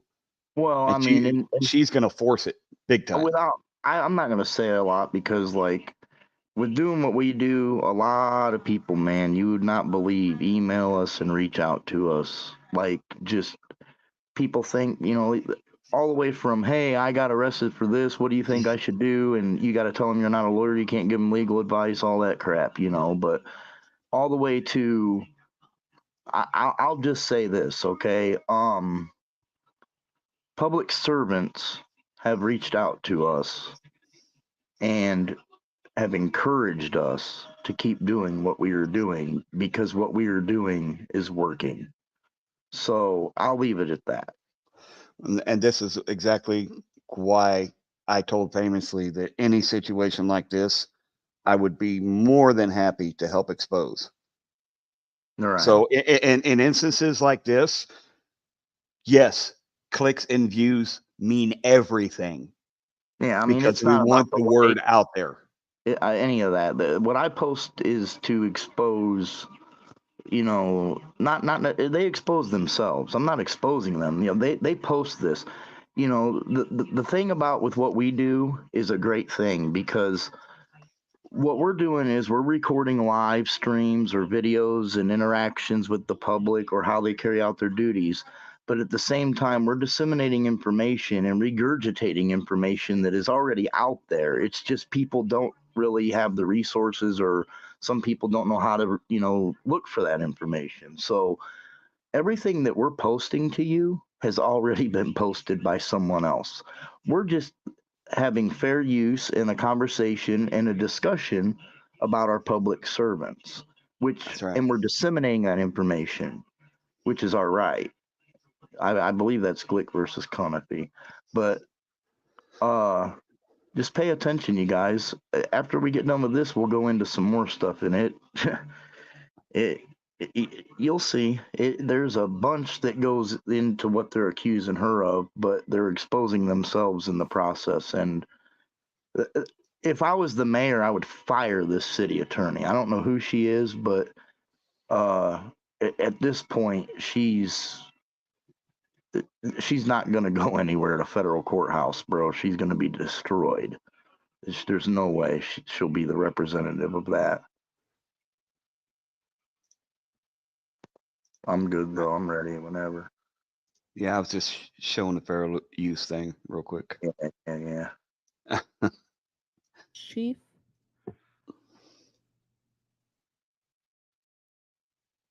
I think Now it's listen to these policies closely and how they're worded, and you'll hear that they talk about personal communication devices, not an audio recorder or a whistleblower recorder. Like, you know what James O'Keefe is, OMG? He gives people recorders all the time to record government officials.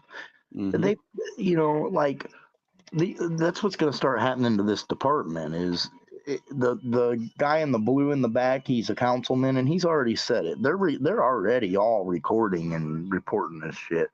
You know, so it's not over by a long shot in this county. Havoc, you are absolutely right. That statement right there just hits nail on the head. The irony is, it's not her recording device that's ended up exposing them. It's their recording themselves trying to steal her audio recorder that's exposed them better than she ever could. Absolutely. Yep. Let's go That's back. why I Let's go said. back to it. Oh, sorry. Go ahead. No, I was just saying it's a snake eating its own ass at this point. Absolutely. Here we go, y'all. 701.3, privacy expectation. Members forfeit any expectation of privacy with regard to any communication accessed, transmitted, received, or reviewed on any PCD issues or funded by the department, and shall have no expectation of privacy in their location should the device be equipped with location detection capabilities. Now that's devices funded by the department. It said it in the policy. policy. Which means department issued devices. So that whatever they presented there, that attorney presented that was irrelevant. So what was the reason that she was put on administrative leave or whatever? Was it because of the device or what? Well, no, it started out that, all right, we'll go into that next video in a minute. They wanted her to get a warrant for a crime. Let's just wait. Let's just wait for it. We'll explain that in the next video. I forgot about that. Yeah. It'll all come together here in a little bit once we show this other. Yeah, just stick with us here, guys. It'll start coming together. You'll see. Here we go.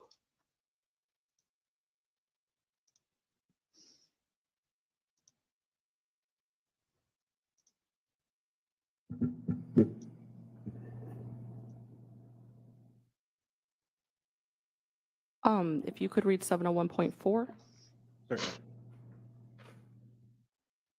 701.4, department issued PCD. Depending on the member's assignment and the needs of the position, the department may, at its discretion, issue or fund a PCD for the member's use to facilitate on-duty performance. Such devices and the associated telephone number, if any, shall remain the sole property of the department and shall be subject to inspection or monitoring, including all related records and content at any time without notice and without cause. Guys, this is the same level of shit that's going on down there with for public safety and OMC. The same type of shit, guys.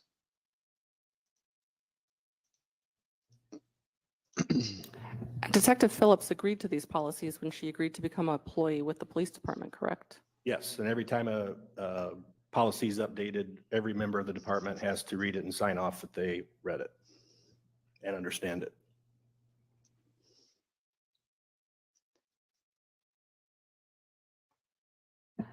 Could you also read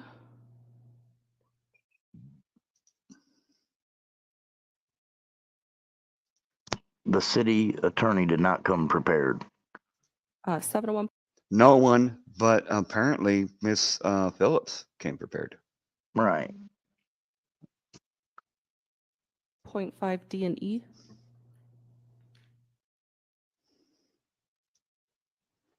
.5 personally owned PCD.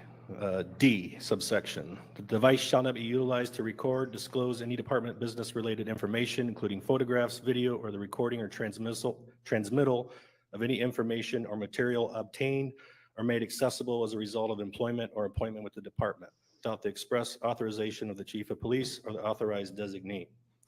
Subsection E, use of a personally owned PCD for official police business is not recommended unless an emergency where the department issued PCD is not available.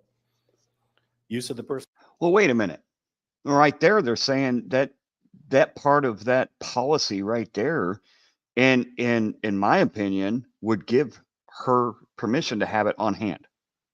Well, I mean, it's a PCD he's talking about in the policy, personal communication device. The recorder is not a communication device. Well, I know, but even still, by his explanation of a PCD, her just having it on her person does not violate that policy because of what he just said.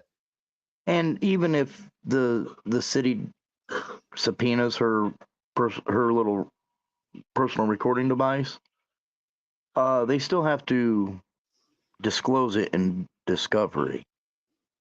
Yeah. So it's So not how- like they can just confiscate it and hide it and say, well, no, we're destroying this because no.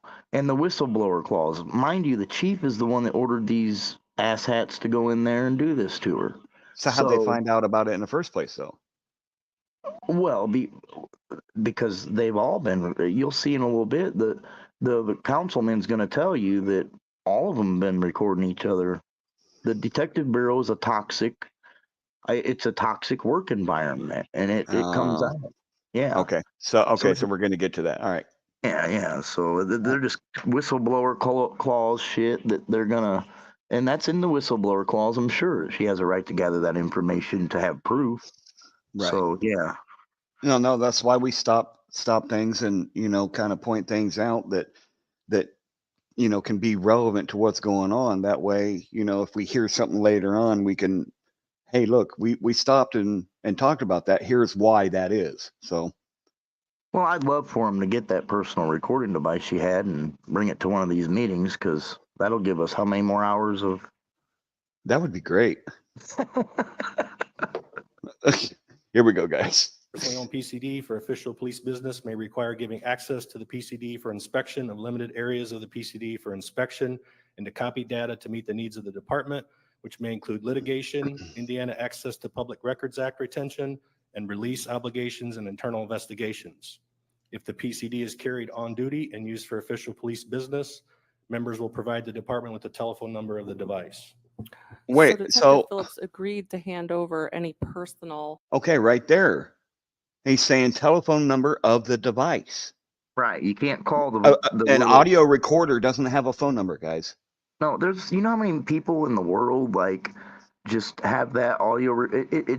She's a female. I mean, I'm not trying to defend this woman because you don't know if she did something wrong or not. But what I'm saying is, even as a female, she's obviously a detective. Let's be honest. She writes warrants. She knows exactly what the hell she's doing to cover her own ass against what she feels is a hostile work environment.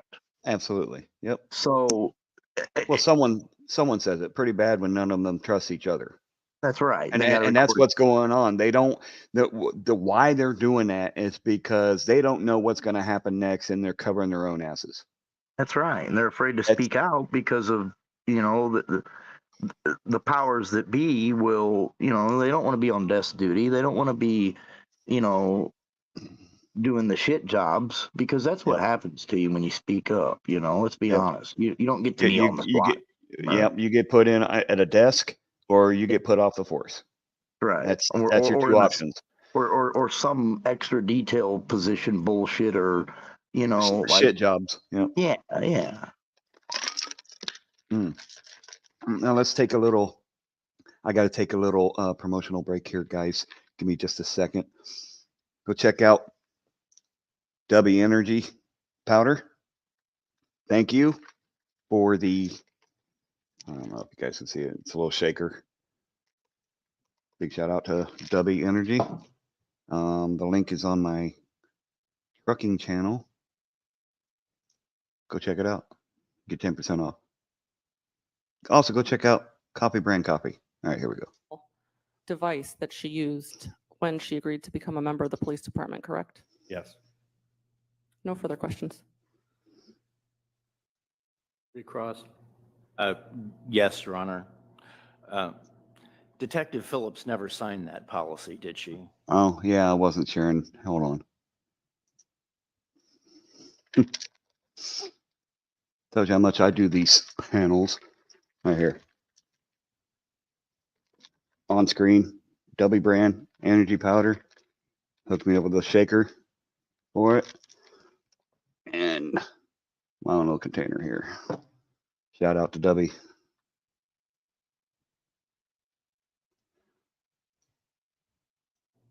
She would have had to. They were set. If she did, she's in violation of that policy. You don't have the sign-off sheet where she didn't, where No. she signed it, did you? Did No, you? it's not handy. And if I tell you that she never signed that policy, you have no reason to disagree with me, do you? Not on the surface, no.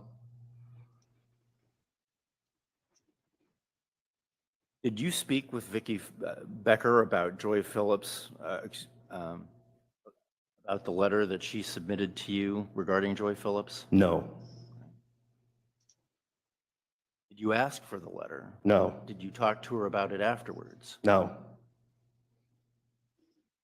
Is Dustin Young a Brady cop? No. No further questions. Now, Hold on. All right, go ahead, buddy. that's research we need to do. Dustin Young. I don't know why they're saying he's a Brady cop, but this attorney obviously asked if he was for a reason. He wanted that on the record for a reason. He didn't ask that for no reason. Yes. We got to figure that one out. Yeah.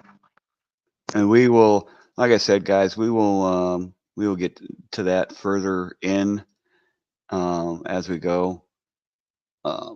More research will be done, guys. We're not going to leave it just at that. Again, we will get into it. This is just to get a start on it and get people interested in it. So here we go. Any recall for former Chief Seymour? No, sir. We do have a rebuttal witness, however. None yet. Oh, I'm sorry. You're free to go if you wish, or free to stay if you wish.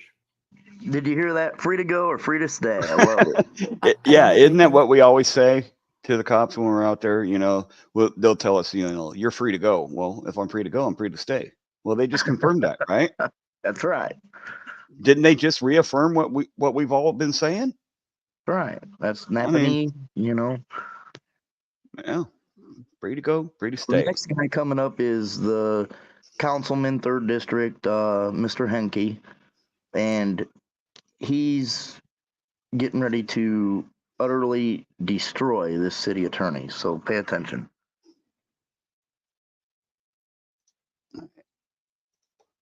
Sorry, I'm trying to multitask. We would recall David Henke. February, Matt. February 20th is the last pretrial conference, and then trial starts 26th. Remind you, Mr. Henke, you're under oath from yesterday. Yes, sir. Councilman Henke. Councilman Henke. Were you viewing Chief? Just to answer this real quick, Deborah, everything that former chief has said during this meeting puts his fucking integrity and his honesty into question. Everything. So, yes, to answer your question, yes, it does. Chief Seymour's testimony today? I did. Okay. Did you hear anything that you believe to be false or misleading? Yes. Could you please state what you believe to be false or misleading? I'm reading. Objection, foundation. He just testified that he heard the testimony. What is is it personal knowledge, the basis of his belief that something is Yes. false? Well, we haven't even heard what it is yet. Okay. That's how You may answer, stupid the sir. city attorney is. Yes, Jesus. I was looking, and it actually was a great part of the animal control law in the city of Elkhart. In the city of Elkhart law, states that a vicious animal is considered to be one that has bitten or attacked, harmed, or with intent to harm any individual or another animal on or off their property. That's considered a vicious animal in the city of Elkhart. So you can read that most directly. And then that owner also must have $500,000 of insurance coverage, has to prove that to the police department, animal control officer. If they stop using or don't have that insurance anymore, they need to have contacted the police department. The animal, it says most specifically, once it has bit a human on or off the property, the dog animal will be taken to a shelter for no less than 10 days quarantine. So I refute this greatly because the chief did not quote the law, interpret it again on his own. It just doesn't match those of us who wrote it, and it doesn't match how it's written today. Do you believe that, tell the commission, do you believe that the chief acted in compliance with that ordinance? He did not. And quite honestly, that was what I talked to in yesterday's testimony. The fact that he misled my wife and I on believing that the officer would be disciplined when in fact he didn't follow the law in taking the dog, didn't follow the law with naming it a vicious animal. The dog stayed for more than 6 months before they left the property, sold the property, moved on to the county. So at that time, Chief Seymour did say, well, they're going to be leaving, so they don't want to put the dog down. They'll be leaving and taking the dog with them. Well, in the meantime, the concern of our neighborhood was for any other child, any other person, any other animal walking by that house. And still, the dog was unrestrained. That's a violation of law, local law. The dog was being antagonized. Well, it was being antagonized by its owner. That would have been Officer Clays.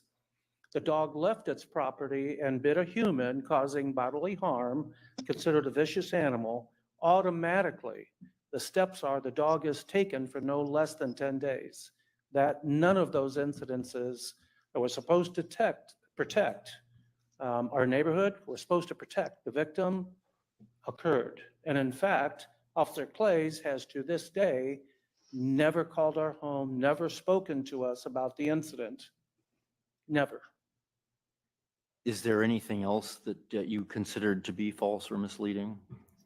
I do, quite in fact. I was very disappointed to watch the video because it mimics exactly what I quoted yesterday in regards to Deborah Daniels' report in the Craig McDaniel report that talked about a cowboy mentality. And I think that was just greatly displayed.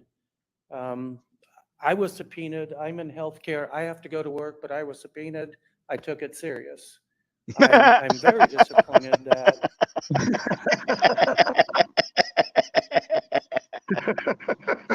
Oh, that's fucking great. Yeah. I'm in healthcare. I took it seriously. You're just a cop. Right. He's destroying them right now. Yeah, with his back to him, like you're insignificant. Right. I love it. Ready to really destroy him here in a second. And putting it on record too. I love it. Oh, Here we yeah. go. An ex-chief of police didn't do the same thing since he was supposed to uphold the law, but evidently a tea time was more important. I just can't tell you why the department is in the shape it's in, is that type of mentality. Absolutely. And that's I like my this issue. guy. That's my fact. Right. As a councilman, I will be digging into this. We too have subpoena power. And I just think that's the travesty we're trying to get away from. Blocking I'm not people. sure how the council's subpoena power is relevant in this case. Well, I do know, Judge, that there are other officers that carry recording devices to protect themselves. I hear them. I know that. They come to my house with that. They're not providing evidence here today, apparently. So I'm just Let's saying. stay within the confines of the charges filed against Mhm. the respondent. As you can tell, the judge is there like anything else? trying to Hold on. stifle him. Oh, yeah. the judge is like, whoa, whoa, whoa, whoa, whoa, whoa, whoa, subpoena Trying to- power. He's trying to Well, chill his rights. well, if the city council calls you into its chambers and finds out that there's been misconduct, then we're going to be right here back in front of this merit commission Mm-hmm. with other officers. So Absolutely. yeah, this councilman is doing the right thing. Yeah, he absolutely is. And let's hope he continues to do the right thing. You know, he's a representative of the people. And he's showing it to the fullest extent of that definition right here by taking a stand, you know, not becoming a part of the problem, but trying to become a part of the solution. Yes. Relevant to today's testimony. And if not, then thank you for your service. But if there is, please state that to the commission.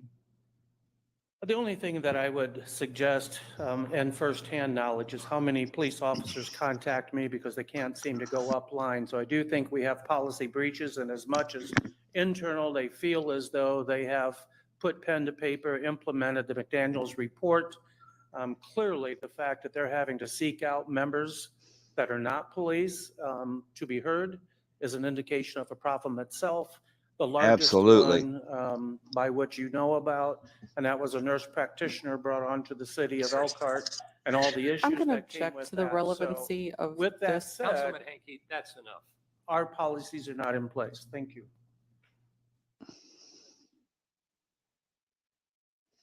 Look at how he looks at him. Isn't it true that Chief Seymour is He's like, "What you got, currently bitch?" suing you in your person?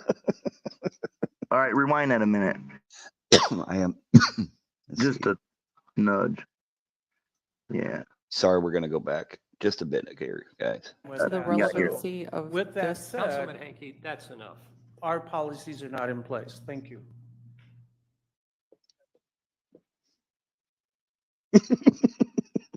Just, isn't it true that Chief Seymour is currently suing you in your personal capacity? It was a tort claim to silence me.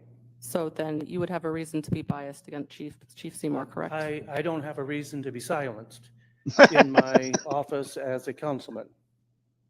No further And by questions. the way, the city would have to defend me in that suit. Thank you. Thank you. No Utterly further destroyed. Mrs. Your Honor. No Oh my further. God. That Hey, was Rocky, great. do you support the First Amendment? There you go. So this next, the next video would be, let me look in here what we got. I think it's this one, right? Well, it's part of the 8.5 hour. Well, it's the 4850 maybe. Yeah, I'm at the 40:57 mark of this one. Hold on just a second, guys. Let me see. Scroll through a little bit. Well, like when you highlight it, it shows what's in the video. Okay, let me go back to it.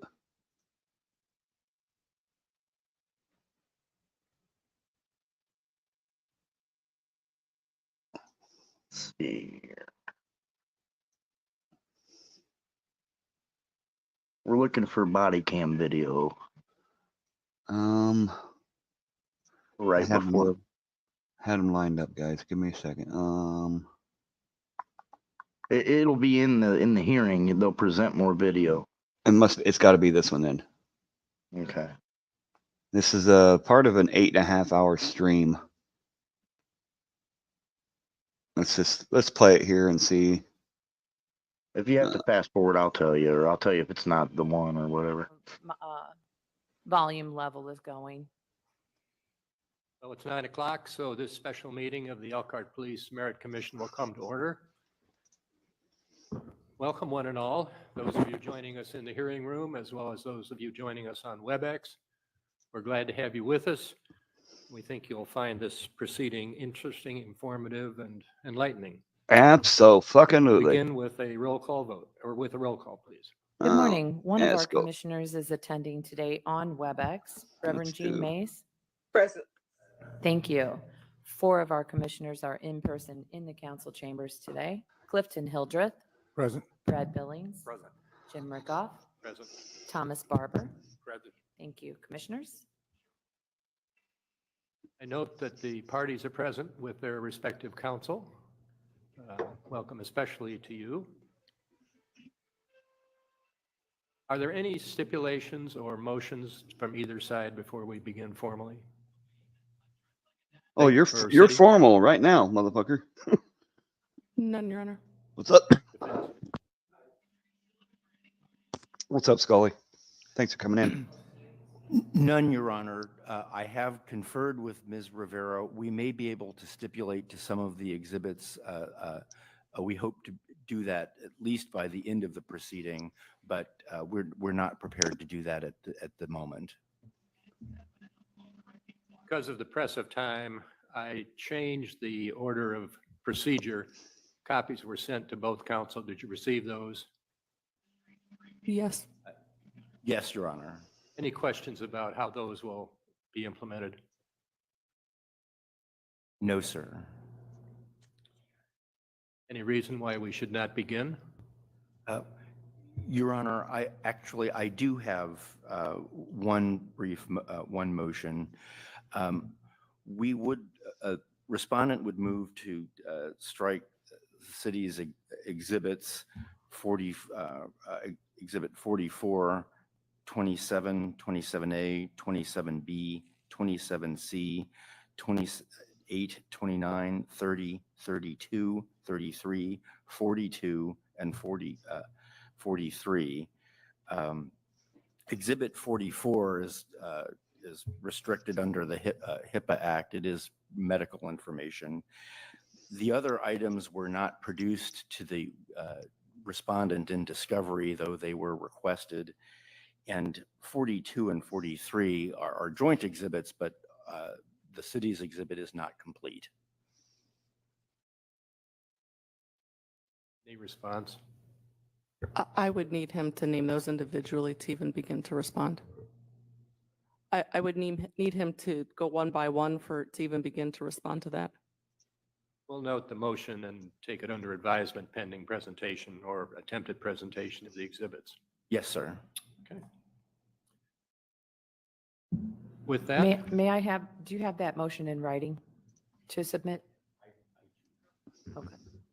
Also, when you speak, please bring the microphone close to you, put it down and closer, and speak right into it, or WebEx will not record properly. Yes, ma'am. Thank you so much.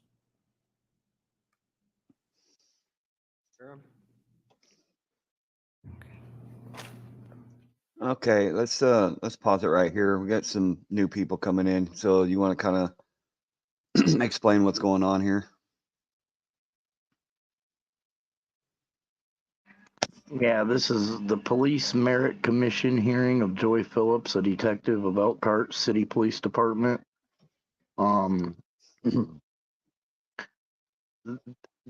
There's so much in this Merit Commission, I don't even know where to begin, but it's exposing a shitstorm of corruption. Yeah, like I don't. She's facing a Merit Commission for the fact that the city says she didn't write a warrant for something that it didn't even get charged as a crime. It's then when they went to the department, they were having other officers, they were trying to get other officers to write these warrants. But they all didn't feel like there was probable cause to write these warrants at one point in time. And then somebody pressured them to do it. And then all this came about that she had a personal recording device and they wanted to hold her against her will. But it goes back to a crime scene that happened where a car was chased by a citizen, a person that seen it leaving a property that was, that they were watching. It's not their property. This citizen chased this car 100 miles an hour. The car flipped over. I think it hit somebody's house. The people were critically injured in this car wreck.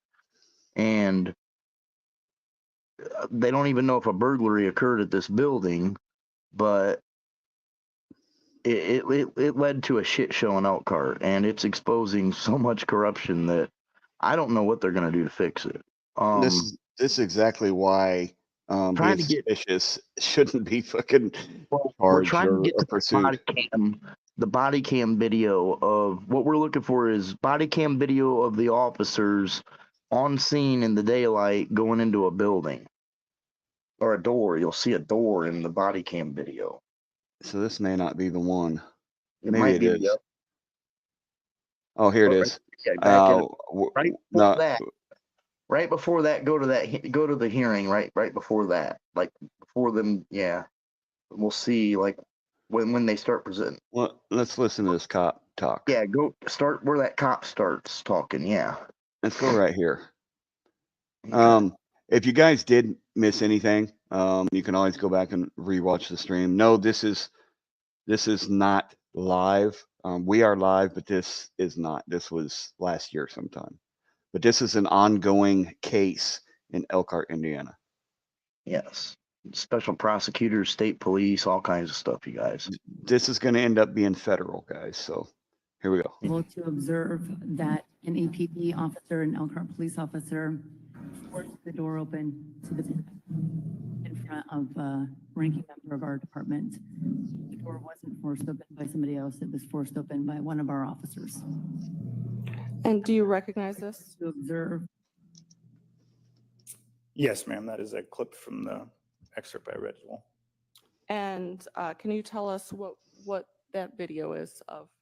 That was of Detective Phillips stating that I forced a door open on that call on July 12th. Okay, and I'm going to show you what's been marked as Chief's Exhibit 8.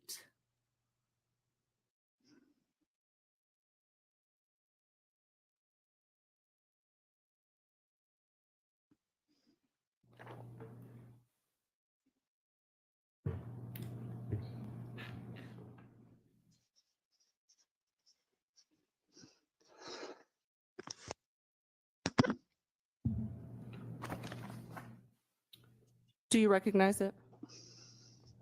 This I have not read.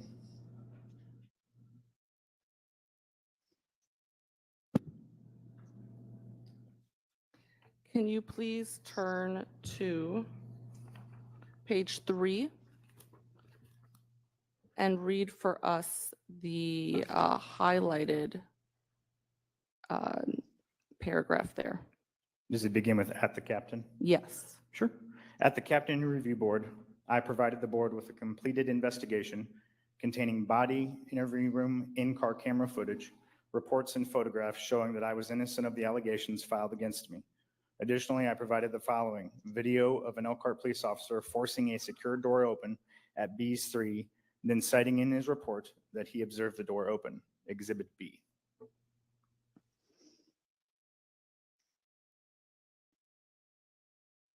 I'm going to show you what's been marked as Chief's Exhibit 5.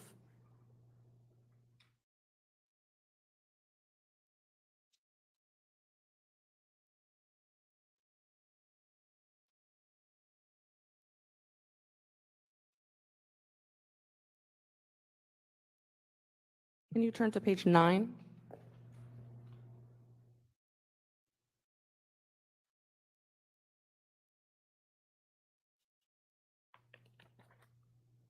Can you read the highlighted paragraph for us? Yes, ma'am. Van Scoik is shown on his body camera and Lieutenant Snyder's body camera at the green door on the southeast side of the building, forcing the door open and advising that it is locked prior to forcing it open. In his report, he advises that this door is partially open and takes photos of the door, giving the illusion that the door was open. What do you understand Detective Phillips to be accusing you of? He's accusing me of lying in my report, of falsifying a crime that didn't occur, and of forcing a door open instead of doing what I was doing, investigating.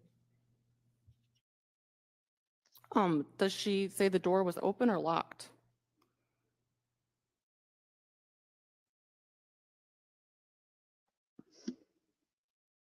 In this, it says locked in the highlighted portion. And what are the implications of forcing a locked door open? That would be a crime if you... Would that be Dustin Young there? I think that's Van Scoik, but I'm not sure. All right, just keep watching. You were forcing somebody's door open? Would you describe these as minor allegations? No, ma'am. Are these potentially career-ending violations? Yes, ma'am. Were you attempting to enter the B's? Why were you attempting to enter the B3 building? When a crime has occurred, we want to make sure that there are no other perpetrators on scene so that as we go through the building or the victim goes through to see what's missing, that they are safe and that the community is safe. So we do a protective sweep of the building, and that's what I was trying to do. Is this typically done after a suspected burglary? Yes, ma'am, it is. And is this a benefit to the owner? Yes, ma'am, it is. Was the owner's representative, the owner's daughter, present at the time? She was present on scene for part of the investigation. And were No, you the- and the owner on the owner's daughter on pretty familiar terms with each other? Yes, ma'am, we knew each other. I had just dealt with her within that past week on a previous burglary investigation. So her and I were familiar with each other. Hey, And did you Midwest. inform the owner's daughter you were going to check the Hey, yeah, building? hold on just a second. Yes, ma'am, I did. Yeah. All right, so this is what they wanted to, what they're talking about now is what they wanted her to write a warrant for. And she had said that she didn't know if there was enough probable cause because the owner's daughter wasn't the owner of the property. And they weren't even sure if anybody witnessed an actual crime take place. She only said she seen people in a car leaving the scene. And then obviously the owner's daughter chased that car and it wrecked.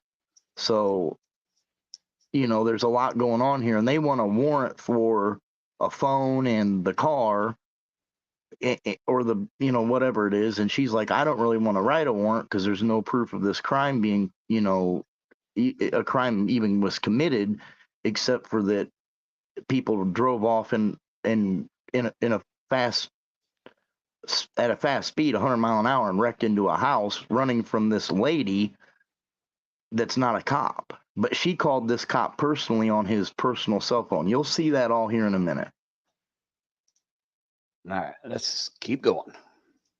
And did she object? No, ma'am. We were only able to access part of the building. We actually had keys that she gave to us to check the other part of the building because we couldn't get through to it. And have you had occasion to view your body camera footage from July 12th since then? Yes, ma'am, I have. And would you recognize it if I played it for you? Yes, ma'am, I would. At this time, I would like to play Chief's Exhibit 14.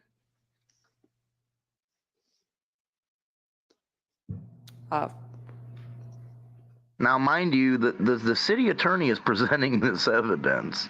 Keep that in mind. Deborah, thanks for coming in. I'll leave this stream up. If you want to catch up later, that's fine. If not, there'll be other ones here. This is going to be a little mini series here. We're going to have lots of it to go here. So thank you so much for coming in. I appreciate your support. Let's keep watching, guys. Oh, and I'm going to run and get something to drink. So I'll be right back, y'all. You know, I'm going to be playing clips of this body camera image, of this body camera exhibit of Exhibit 14. There'll be 14A, 14C, and 14D. Have you had occasion to view the clips at this time? Yes, ma'am, I've seen the clips. And are the clips true and accurate representations of your body camera footage? Yes, ma'am, they are. Okay. Okay, I'm going to go ahead and play Chief's Exhibit 14A.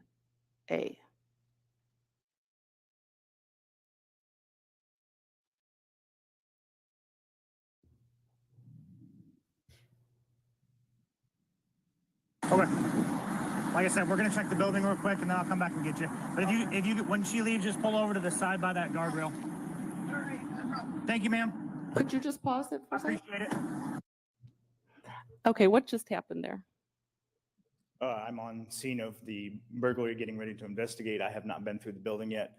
If I'm not mistaken, the victim's representative, the daughter, is there. And then my backup officer, who's going to assist me in searching, doing a protective sweep of the building, is arriving. And what did you just tell her?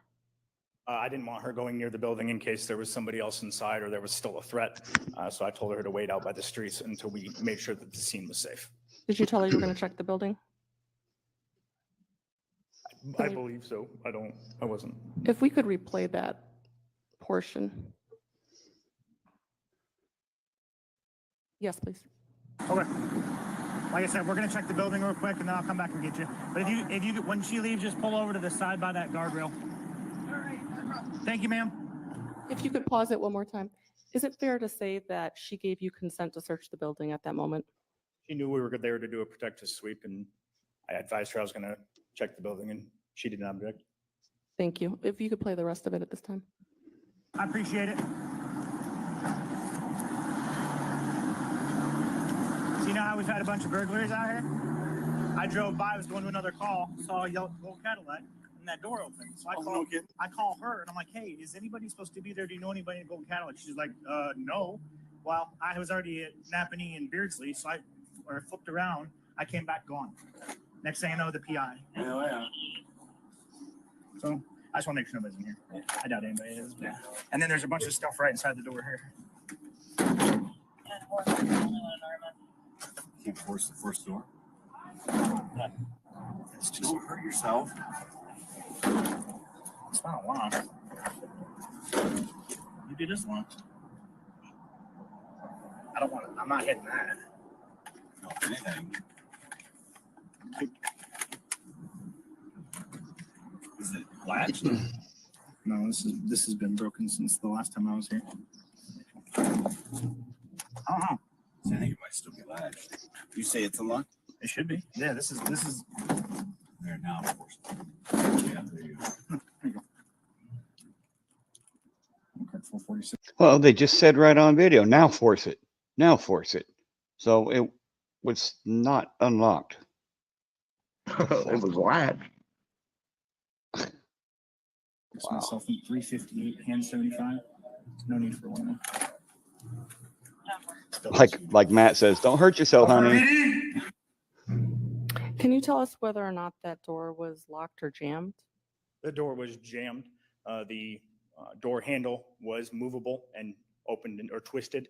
The plexiglass was broken, and the door for the top of the door was askew, which was causing it to be jammed, which is why I had to apply force to get the door to open. Have you had occasion to watch Lieutenant Snyder's body camera video on July 12th? Yes, ma'am, I have. And would you recognize it if you saw it? Yes, ma'am, I would. I'm going to play for you what has been marked as Chief's Exhibit 16.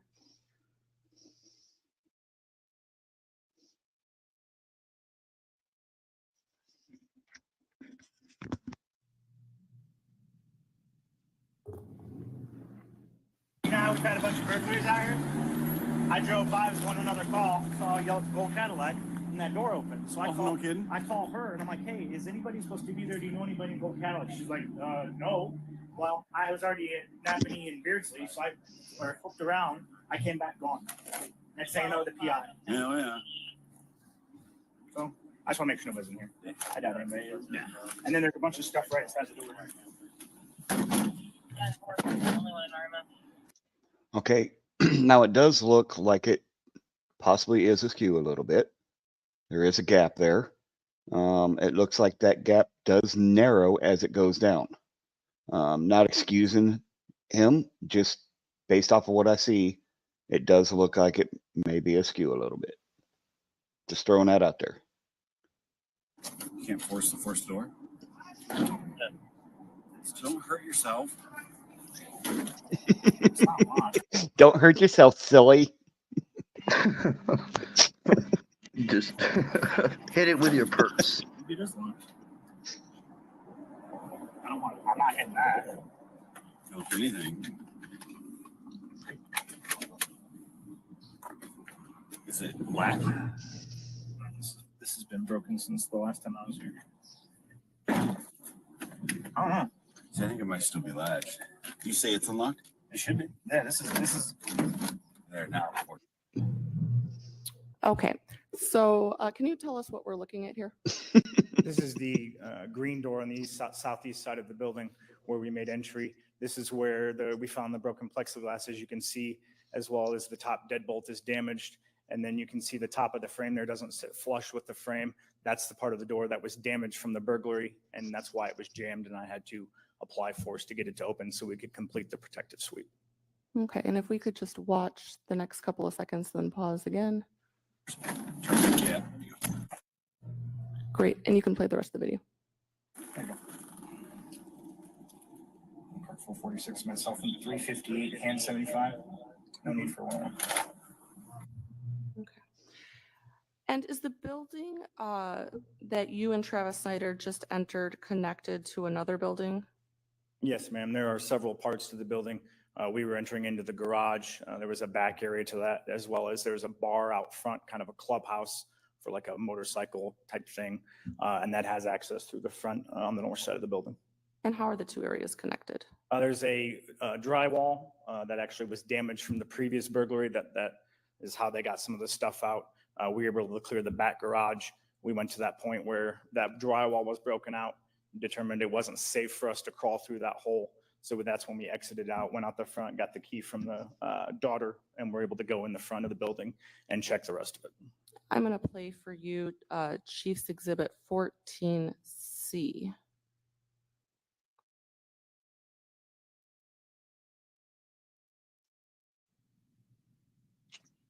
Piece of plywood. Yeah, I don't think I've ever noticed drywall being extremely dangerous to get through. Yeah, it's not real sturdy.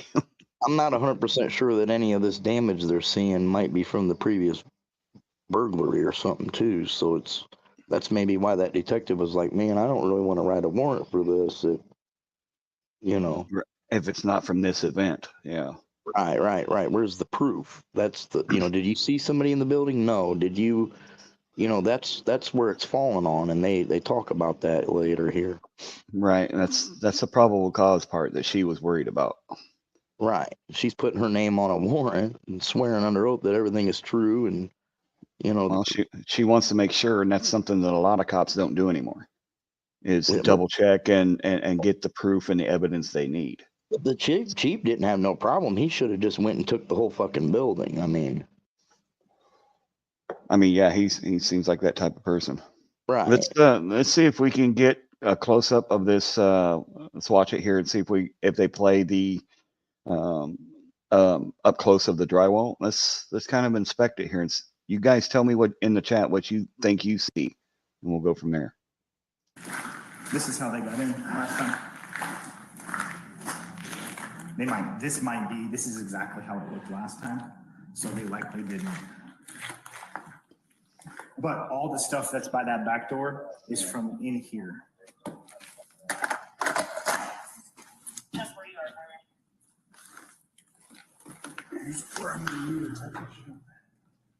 She can get us in the front.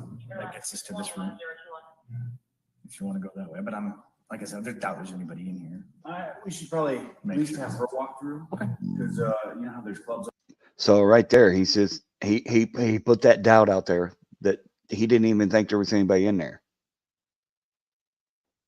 So whether he's talking about this room or the building itself, there's that questionable doubt right there.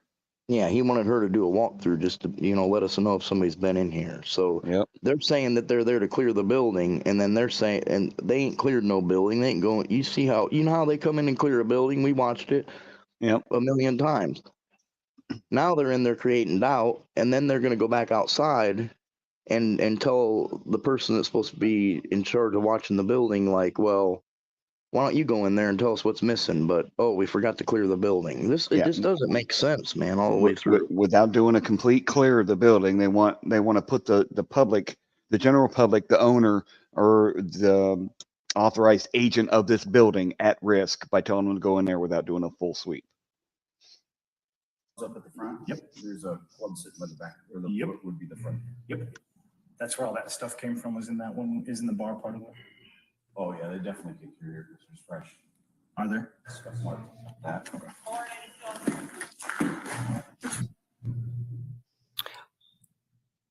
And do you recognize what we just watched? Oh, yes, ma'am. And can you tell us what that was? That was us in the back room, the garage portion, trying to check to make sure the front of the building is clear and realizing we couldn't climb over that drywall portion that was knocked out from a previous burglary.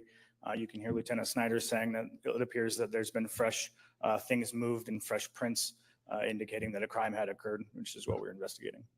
I'm going to show you what's been marked as Chiefs Exhibit 14D.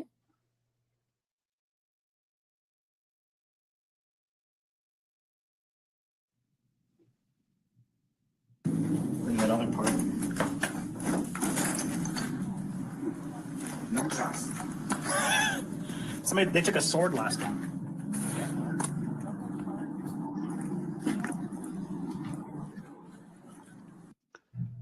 Matt, that's a good question. Where are they determining that there's no fresh prints at? Like it didn't look like there was a lot of stainless steel or anything that's gonna, save prints or prints are gonna be readily seen. So Right. where are they looking that they don't see fresh prints? Well, they And in a probably, building that's closed up like that, how do you know what's fresh and what's not? they forgot to do the sweep. They went straight to examining fresh prints, and And then stopped and then went back outside. we went back there to talk. Yep. Let's keep watching, guys. You got keys to the front? Can I have them?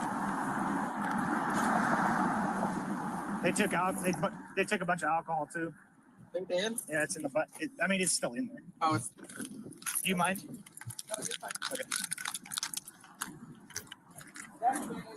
Okay. That was empty.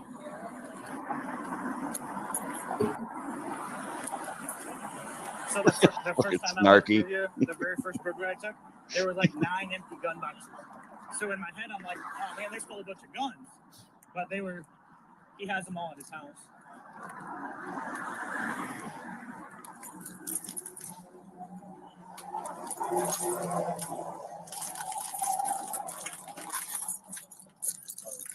And let's just address this comment real quick. This is famously unfamous, not freedom of the film. I don't know if I didn't see freedom of the film in here, but you're listening to famously unfamous, guys.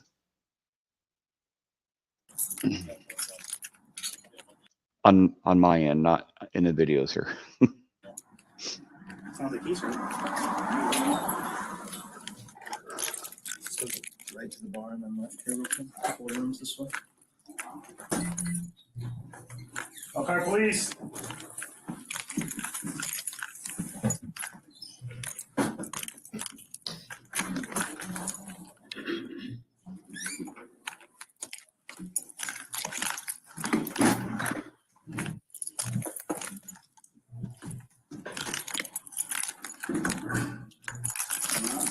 Coming up.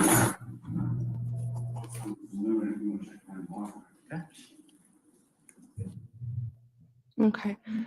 Joy's, Detective Phillips' allegations imply that you have lied in your police. Oh, you know what? Can you tell us what we just watched? Let's deal with that first. That's us going in to access the other side of the building that we couldn't get to in that first video.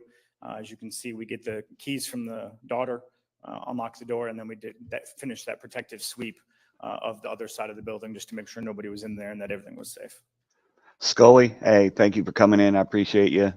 Appreciate your support. Again, this will stay up. This isn't going anywhere. So more than welcome to watch anything you missed at a later time. Thank you much. Rest well. Did Ms. Phillips' allegations imply that you lied in your police report? I believe so, yes, ma'am. Did you lie? This was a place that they were alleging that a burglary took place, and the female officer there that is sitting down there is the one that was held against her will. And she's alleging that she didn't want to sign the warrant or anything like that because of these officers' actions. So that's why this is. She's just claiming that there wasn't probable cause for it. And this is the place where the I guess the police chase or the private citizen chase took place from. Yes, and nobody's seen them. They said they didn't see them in the vehicle. They seen them in the parking lot or in their car. They weren't out of the car. They'll go through all that here in a minute when her attorney gets a hold of him. This will be fun. Here we go. In your police report? No, ma'am, I did not. Can you think of any reason why Detective Phillips would make up these allegations? No, ma'am, I have no idea. Pass the witness. Answer. Good morning, officer. I believe you testified a few minutes ago that you forced the door open. I had to apply force, yes, sir. So Joy Phillips' statement that you forced the door is correct. I had to apply force to open the door, sir. That's forcing it, you stupid bastard. Stated that you You're forced under the oath, door, bro. that would be a truthful statement, wouldn't it? I stated I had to apply force to open the door, sir. That's not the question I asked you, officer. I asked you if Joy Phillips said that you used force, that would be a correct statement. I applied force to open the door. So you're not going to answer the question. I am answering your question. He's deflecting like a motherfucker. You were there with another officer, Officer Snyder? Yes, sir. Okay. While he was watching you force the door, he said, "Is it locked?" Didn't he? Correct. So Officer Snyder thought the door was locked, didn't he? You'd have to ask him. He was asking me if I thought it was. Well, he said it was locked, didn't he? You'd have to ask him, sir. You have to ask him when the video was just played. Then, you had a discussion about whether the door was locked or latched, didn't you? It's on body cam. Okay. But I'm asking you, sir. He asked if it was latched. Yes, he did ask if it was latched. So the two of you were not certain whether the door was locked or latched. It had been damaged, and we were trying to assess how to get in. Yes, sir. So it was not entirely clear whether the door had been locked or latched. It was jammed, so we had to unjam it to check to make sure it was safe. That's the conclusion you eventually reached. Correct. Okay. But at the time, you were not certain whether the door was locked or latched. The handle moved freely. It was not locked. The door handle was not locked. It moved freely. And the top part where the deadbolt is was jammed because it was askew. So it wasn't locked that way, if that's what you're asking. But at the time, you had a discussion with Officer Snyder about whether it was locked or latched. Yes, sir. Nailed him. Officer, did you determine whether the door that you forced open was the burglar's point of entry at 1125 Beardsley? That's what it indicated, but I didn't determine that 1,000%. No, sir. So you don't know that that's where they got in? No, sir, I don't.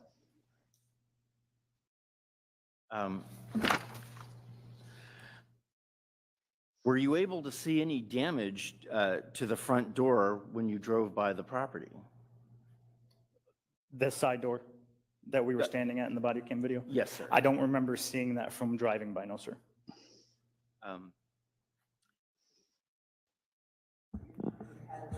I'm sorry, ma'am. Now, when you drove by, you didn't see, you saw a vehicle in the parking lot, is that correct? Yes, sir. Okay. I saw a gold Cadillac backed up to the overhead door. All right. But you didn't see anyone in the gold Cadillac? I did not see any people in the Cadillac or in the building. Okay. You didn't see any people around the gold Cadillac? Correct, sir. I didn't see anybody. But then you, a moment later, you turned around and you drove back to 1125 Beardsley. Correct. Okay. And at that point, the gold Cadillac was gone, right? That is correct, sir. I did not see it where I initially had. You didn't see any people where the car had been? Correct. Okay.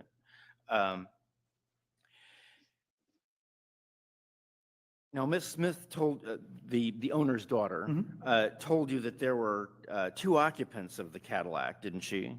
I believe so, yes, sir. Okay. I'm going to object at this point. This is outside the scope of direct.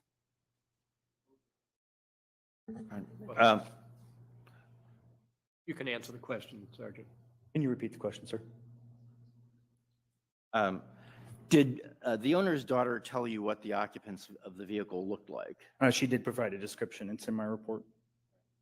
Now, Ms. Smith never told you she saw the occupants of the car in the building, did she? I don't believe she said that. No, no, sir. And you never saw them in the building? That's correct. Okay. Now, in fact, she stated that when she saw them, he was pulling out from the alley and dude came out from behind the trailer and they tried to say they were coming from the house. And I was like, I just saw you coming off my property. That is what she said. Yes, sir. Now, by this time, you had already observed forced entry into the building. Correct. Where was the forced entry? That green door next to the overhead door where the plexiglass was broken and the door was askew. Not the one you opened. No, the one I opened was where I saw the forced entry.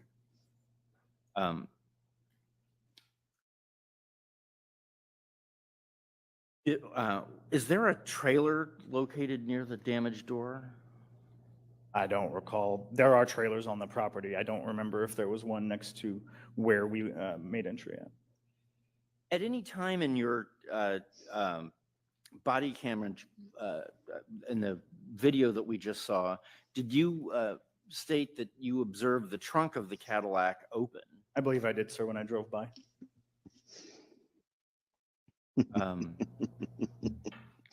Would it surprise you if there is no mention from you or Sergeant Young in the body cameras of the trunk is open? I remember documenting that in my narrative of my report that I saw the trunk open when I drove by. But it's not in the body cam footage, is it? You'd have to check it. I don't know, sir. I don't recall. What the fuck you mean? We just watched it. No, Sergeant Young never stated that the trunk was open either, did he? I have no idea what Sergeant Young stated, sir.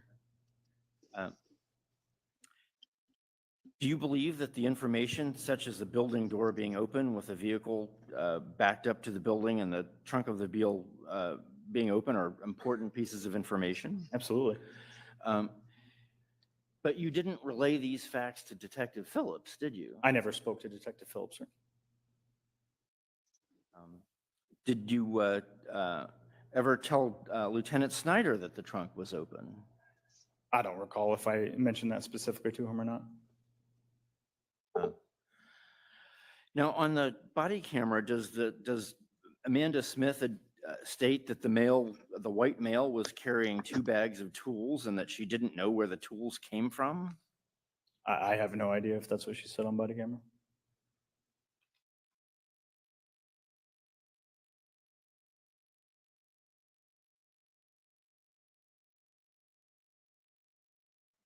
Not a very good officer if he can't remember what he puts in his report.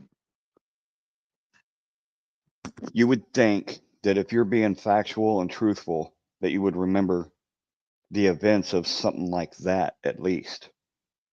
Something that led to the deaths or serious injuries of people. I mean, you'd think that would stand out in your memory. They've all been trained by their FOP handlers to go in here and say and not answer and, certain things. You can bet your ass that the police union and the FOP representatives have. I'll give you a little backstory on this. What sparked my interest in this was I got a call on my phone from FOP, panhandlers trying to get donations. And I said, no, I'm not going to donate to your FOP. I mean, you're going to investigate the wrongful convictions and corrupt officers.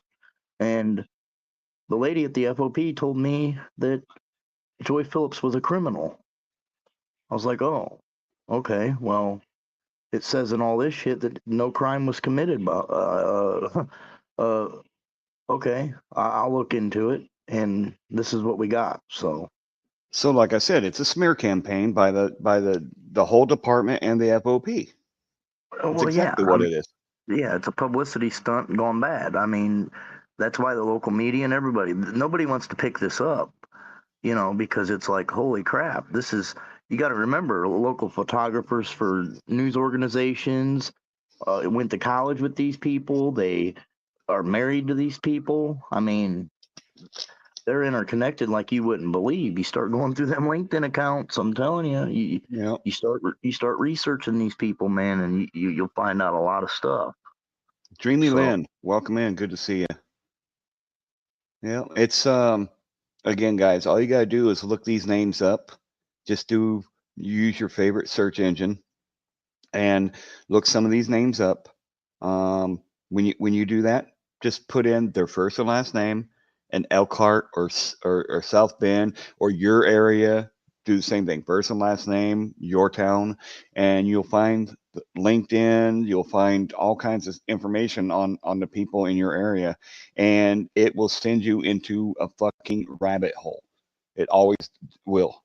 And Havoc can tell you firsthand experience about seeing what's going on with Bakersfield PD, that it's a deep, dark rabbit hole, and there are twists and turns everywhere. So, if you want to find more about Elkhart or South Bend, look some of these names up that are in these videos, and it'll come to you. You'll see it. It's there. It's public information.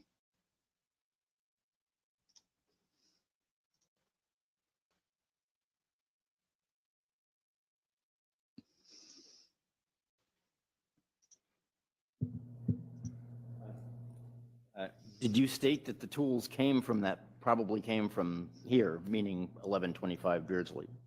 I had said that there were some things missing. I don't remember if it was specifically tools or not.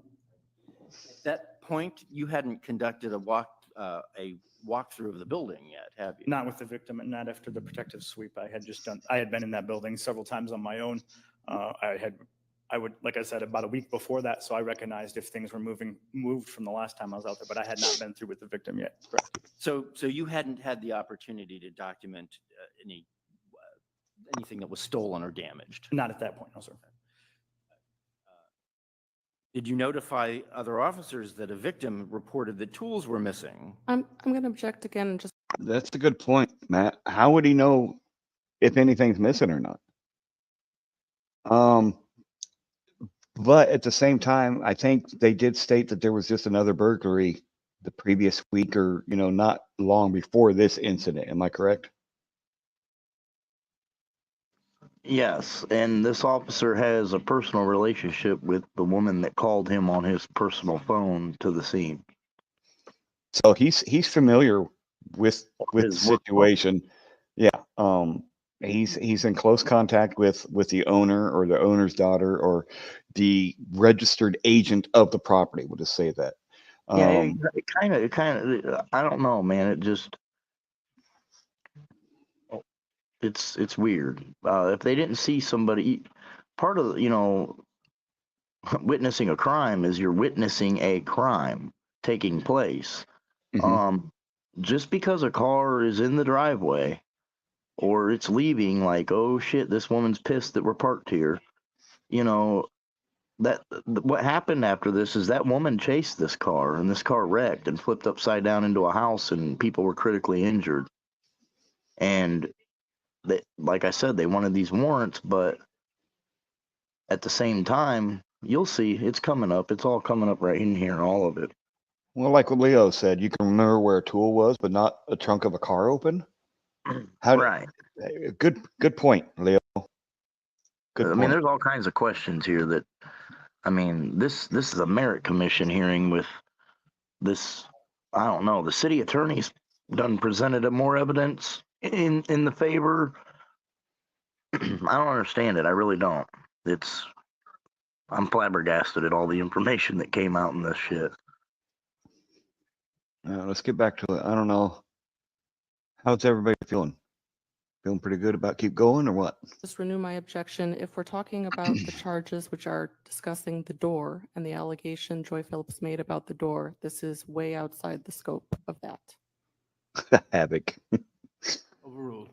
You may answer. Officer, did you notify other officers that the victim reported that tools were missing from the building? I could have. I don't specifically recall if I did. Had you verified that tools were missing? I did a walkthrough with the victim's daughter, reporting party is what we would call her. I did a walkthrough with her so she could identify the missing items. On your body camera, you capture Ms. Smith carrying on a phone conversation in which she states into the phone, "They broke into the bar again." Sir, where is the bar in relation to the damaged door? The damaged door was on the garage on the southeast side. The bar would be on the north side of the building. If you recall the video, that was the part I used the key for. That's where the bar is at. Okay. Sir, do you recall that last week I took your deposition? Yes, sir. Right. Do you recall in your deposition that you testified after reviewing your report that there had been a metal skull, a bottle of Jim Beam, and signed sports memorabilia stolen from the bar? That was in my narrative for my report, yes, sir. And you told me that in your deposition. I believe so. Do you also recall stating that, testifying that other items had been missing, but that Ms. Smith did not know what they were? That is correct. In my report, I documented that she said other things were missing, but she was unsure of what was missing. How could she know that something was missing if she didn't know what it was? You would have to ask Ms. Smith. In your deposition, you testified that the new damage to the door was damaged plexiglass. Is that correct? I also know, if you notice on my body cam, I said that about the deadbolt as well. Now, the plexiglass wasn't knocked out. It was just cracked. It had a hole in it, and it was cracked. That was not done prior to me being there that day, from the last time I was out there taking a burglary report. Did you also state that the plexiglass had been broken into pieces and that a person could have climbed through it? I don't recall stating that or not stating that. Did you report that the damage to the doors, specifically the plexiglass, was the new damage and that was the forced entry to the building? I remember stating that the plexiglass in that door was new damage and could likely be a point of entry. Did you report that you did not observe any new damage to any window? I don't remember saying that or not saying that. Did you report that at no time did you see foam removed from any window and state that you don't know where that would even have come into play? In my deposition? No, sir. I'm sorry, sir. Yes, in your deposition testimony. I did say that in my deposition. That is correct. Did you report that the door was partially open? Yes, if you read my narrative and watch the body cam, you'll see. So now he's remembering what he said in his deposition a week prior, but he couldn't remember important facts about a burglary the week prior. It's getting strange, man. That is documented. Well, it wasn't open, was it? I mean, it was actually. A person couldn't have got through that door. Okay. They could have. Not without forcing it. Correct. That's how they got in when we've investigated the burglary. Now, did you report that you had to write in your report that you had to push the door open and that you nudged it open? All right, I'm going to pause it right here for just a second. I want to point out something that Leo just posted. So he started out with this one, right? Well, actually, he started with this link right here. So LinkedIn link. This is what we were saying about the LinkedIn. It'll show you that currently city attorney, right? And then before that, well, it shows schooling. There's that Notre Dame that we were talking about, y'all. Current position. And then before that, look at there. Child services. That's a common theme that we've seen, that a lot of them work with or inside the services for children that helps take children. Yeah, we'll leave it there. I would have to check my report, but I believe that's pretty close. Is that what, well, or did you say that in your deposition?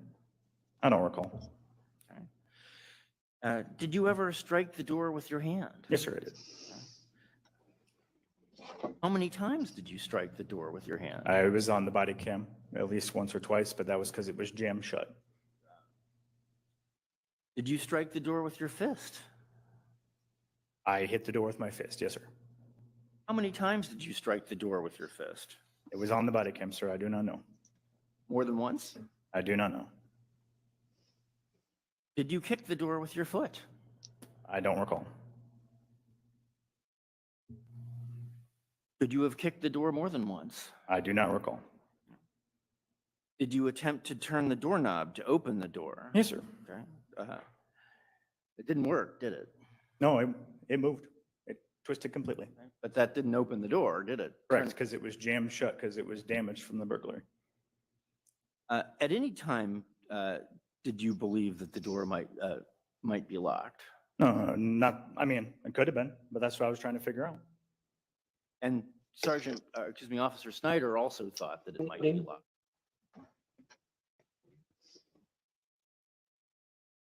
You can answer the question, officer. Can you repeat it? Certainly. Sergeant, officer, I hope I'm getting his right. Is it Sergeant? Lieutenant Snyder. Lieutenant Snyder, Yes, sir. thank you, sir, Mhm. also thought the door might be locked. You'd have to ask him, sir. Well, he said it might. He asked on the body cam video that it might be locked. Okay. Is that correct or incorrect? Whatever the body cam shows is correct. Was the door moving free from the door jamb? On its own, no. It was jammed. That's why I had to apply force to get it open. Yes, Leo, thank you very much for putting all the helpful information in there. I hope people are taking notes and following links and maybe taking a trip down the rabbit hole themselves and seeing where this leads. It's greatly appreciated, bro. So give some context for, if people want to watch the video later. So thank you very much, dude.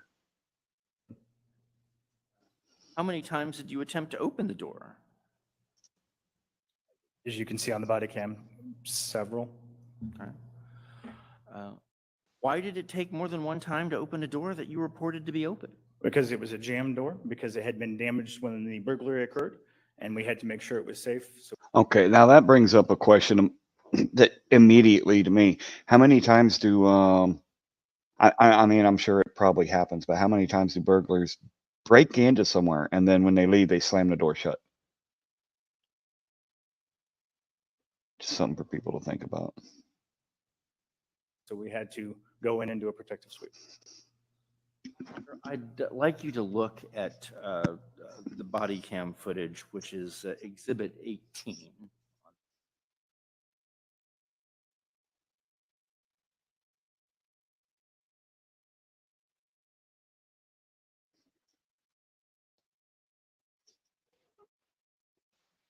No, that would be. What happened, buddy? I dumped my phone over and touched something. Oh. You're all right. Yeah. I was just stating that this guy was talking about the door was jammed. But I brought up a question, how many times does somebody break into a place and then when they leave, they slam it so it's wedged shut? Right. It doesn't happen. We're in a hurry to get the hell out of here and go 100 mile an hour. Shut that door. Right. And shutting it from the outside to where it wedges that hard that they had to kick the door is not likely. So that brings into more questions. There's doubt in it, and that's her whole point of what warrant do you want me to sign? Like, she wasn't there. Yep. CFW, welcome in. Thanks for joining. I appreciate you. Let's go back to this video here. On its exhibit. Oh, it would be Respondents Exhibit 18.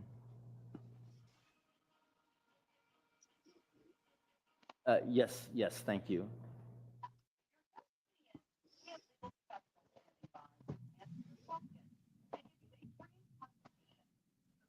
We need to stop this right now. We've got unredacted images of people that these are criminal investigations. We cannot, these are images that she stole from the police department and she's playing them before you today. Oh my God. Okay. I have given her redacted versions and those are the versions that she needs to use. Your Honor, for starters, this investigation is over. No charges were filed. The investigation is complete, so any kind of investigatory privilege does not apply to this body camera. And second, Joy Phillips needs to play this entire video in order to make her case. I provided the entire video redacted. Also, there are charges pending for leaving the scene against one of the suspects. So it is incorrect to state that this is. That's not a suspect. Inactive. Dumbass. Your Honor, no burglary charges have been filed. There are charges pending regarding the two men who drove off in the Cadillac and at high speed and then crashed it. The burglary investigation, which this depicts, is over. No charges were filed in the burglary. This lady was involved in the crash. He's a witness to it? Yes, she was following the vehicle when it crashed. That's what we're going to see if it runs. No, but I'm saying that she's part of that active investigation that's currently charged and pending. Someone is currently facing charges for things that this involves. I'll be right back, And guys. this Restroom break. person who might be a witness would be identified on the pictures? Is that what you're saying? I don't Yes, understand. yes, she is in this video that they're going to play. And the thing is, they have the entire redacted version that they can play for us. There's no reason for them to be playing unredacted versions that they stole from us. Your Honor, parts of the redacted video are muted. Under the principle of the completeness, we're entitled to show the full video. Again, this is not Amanda Smith is not one of the defendants.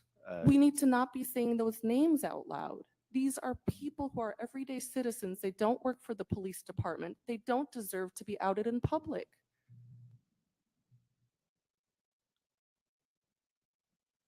He's been referred to by name previously. Objections overruled. Oh, you can go ahead and play.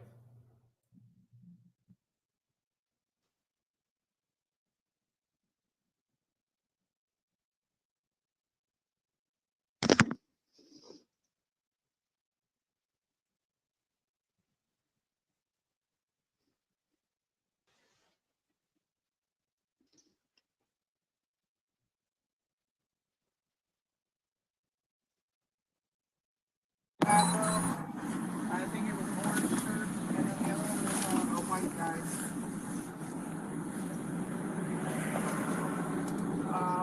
He had, like I wasn't even paying attention.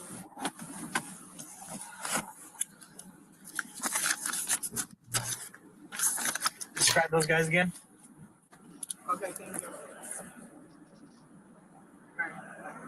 I can give zero fucks about paramedics. Hey. The one guy, he was either mixed or black because he was kind of light skinned, but not too light. Had Hold on. Light skinned afro. Yeah. Are these the ones from the gold car? Yep. Yeah, because he was pulling out of the alley and the dude came out from behind the trailer and they tried to say they were coming from the house. I'm like, motherfucker, I just watched you come off my property. And then he floored it and I followed him and I was going to call him. What was the white guy? What do you look like? Hold on. He had shorter buzzed hair. Yeah, same guy. Okay.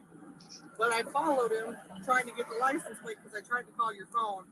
And then that's when his dumbass flipped the car. She tried calling his personal phone, guys. Personal phone she tried calling. And he said the white now, what do you look like? Buzzed hair. It was either dirty blonde or blonde. He looked like a fucking crackhead. I was not even paying attention to clothes. What was he wearing? He had to have been wearing a t-shirt, but it looked like he had some kind of vest or something. But he had 2 bags of tools. And I don't know if those kids or came from here. Probably here.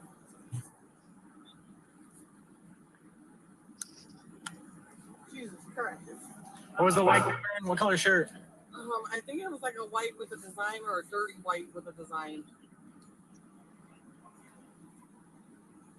Well, 2 motherfuckers broke into the bar and just flipped their fucking car. So they broke into the bar again, but they 470, 446. They're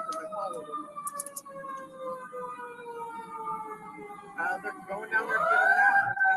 My victim advised they're missing tools from this business. If you could advise if you see them. Well, I'll probably have to go back down there and identify them. But the officer that originally took the first report was the reason why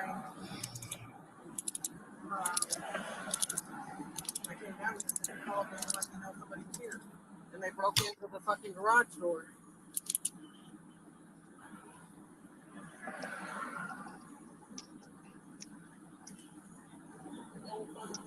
I don't know, I gotta look at it. But, yeah. It's a gold Cadillac, kind of like the one Bill drives. I think we're, that's enough. Thank you. Officer, do you recognize that as your body cam footage? Yes, sir, that's me.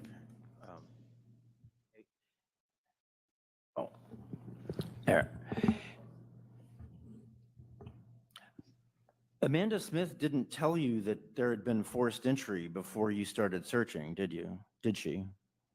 I don't believe so, no. So she didn't see, and she didn't tell you that she saw the two men from the Cadillac inside the building. Oh, that's correct, sir. Okay. And she didn't tell you that they stole anything. She did not say that. Okay. And she didn't tell you that there had been forced entry. She didn't find the forced entry. I did. Okay, Dreamy Man. Just say right here, this whole series that we're starting tonight, or that we have started tonight, started out with the city attorney saying we must redact this entire proceeding, all kinds of information from this public meeting here. This is the Merit Commission. They're investigating all of this shit, and the city attorney was saying that we need to redact this. We can't let this get out into the public. They can't see this. So that's how this whole series started. That was the sentence that she started out with. So that, when you tell YouTubers and people on social media and cop watchers or anybody that's for the Freedom of Information Act or Access to Public Records Act in Indiana, that you're going to redact public information that was already streamed on WebEx, and it's a public meeting hearing, you're going to redact that information. That tells you what else are they hiding?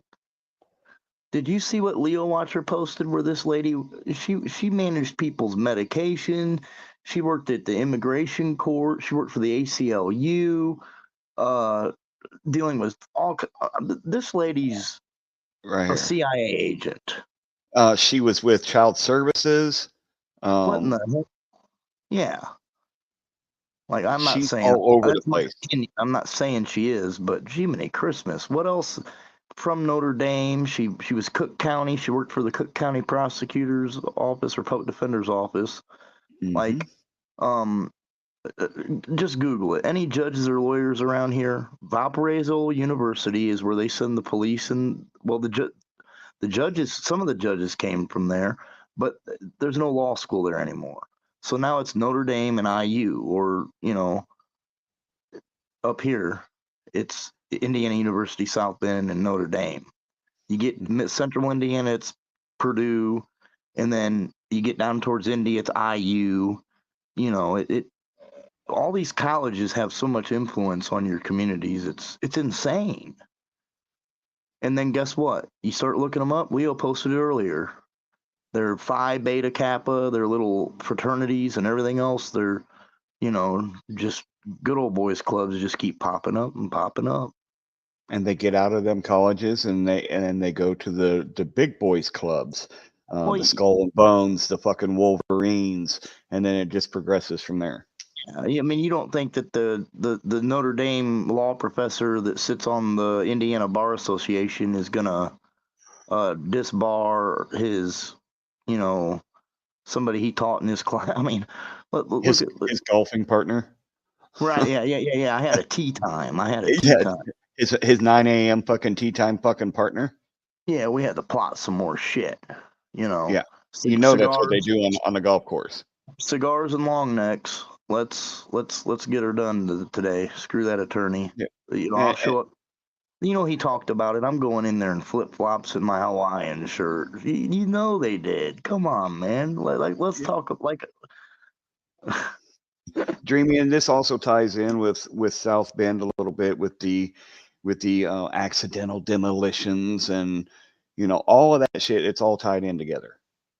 They're all from the same schools, the same clubs, the same. They go to the same bars and drink together. They're all Facebook friends.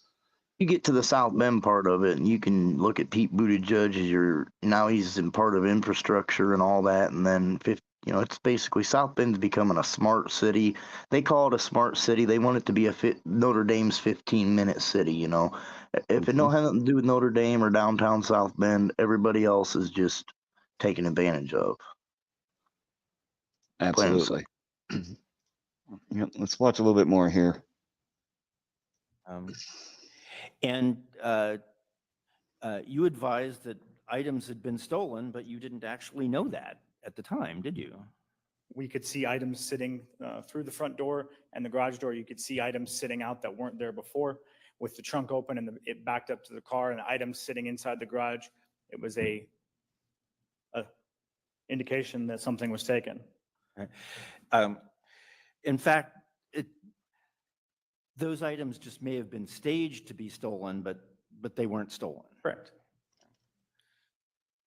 Was the metal skull, the bottle of Jim Beam, and the signed sports memorabilia recovered from the Cadillac? I do not know, sir. Okay.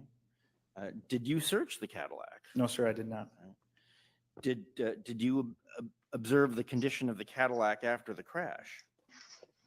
Yes, I went to the crash scene after I was done with the burglary. Okay. It was totaled, wasn't it? It was very, very damaged, yes, sir. And could you see? And the windows were blown out, and the trunk was buckled, weren't they? The trunk was what? Buckled. I don't remember. I remember it was just extensively damaged. The windows, I don't remember if they were blown out, but they very well could have been.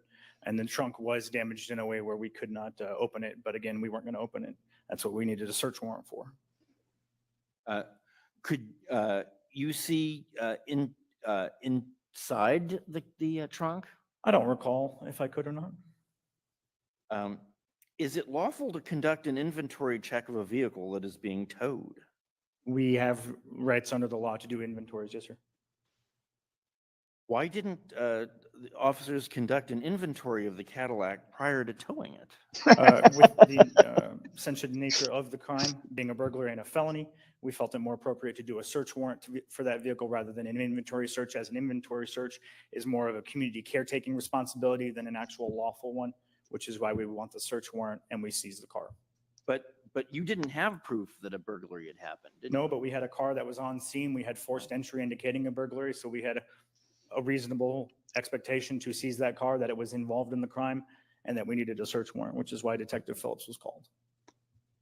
Had you advised anyone that the trunk of the Cadillac was open? I don't recall.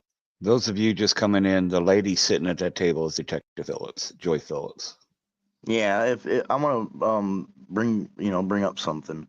The lady that supposedly reported that a crime had been committed never got her ass out of her car to go see if a crime was committed. She drove up, seen people getting into a car, chased the car wrecked, and then she called her cop buddy and sat in her damn car without verifying anything.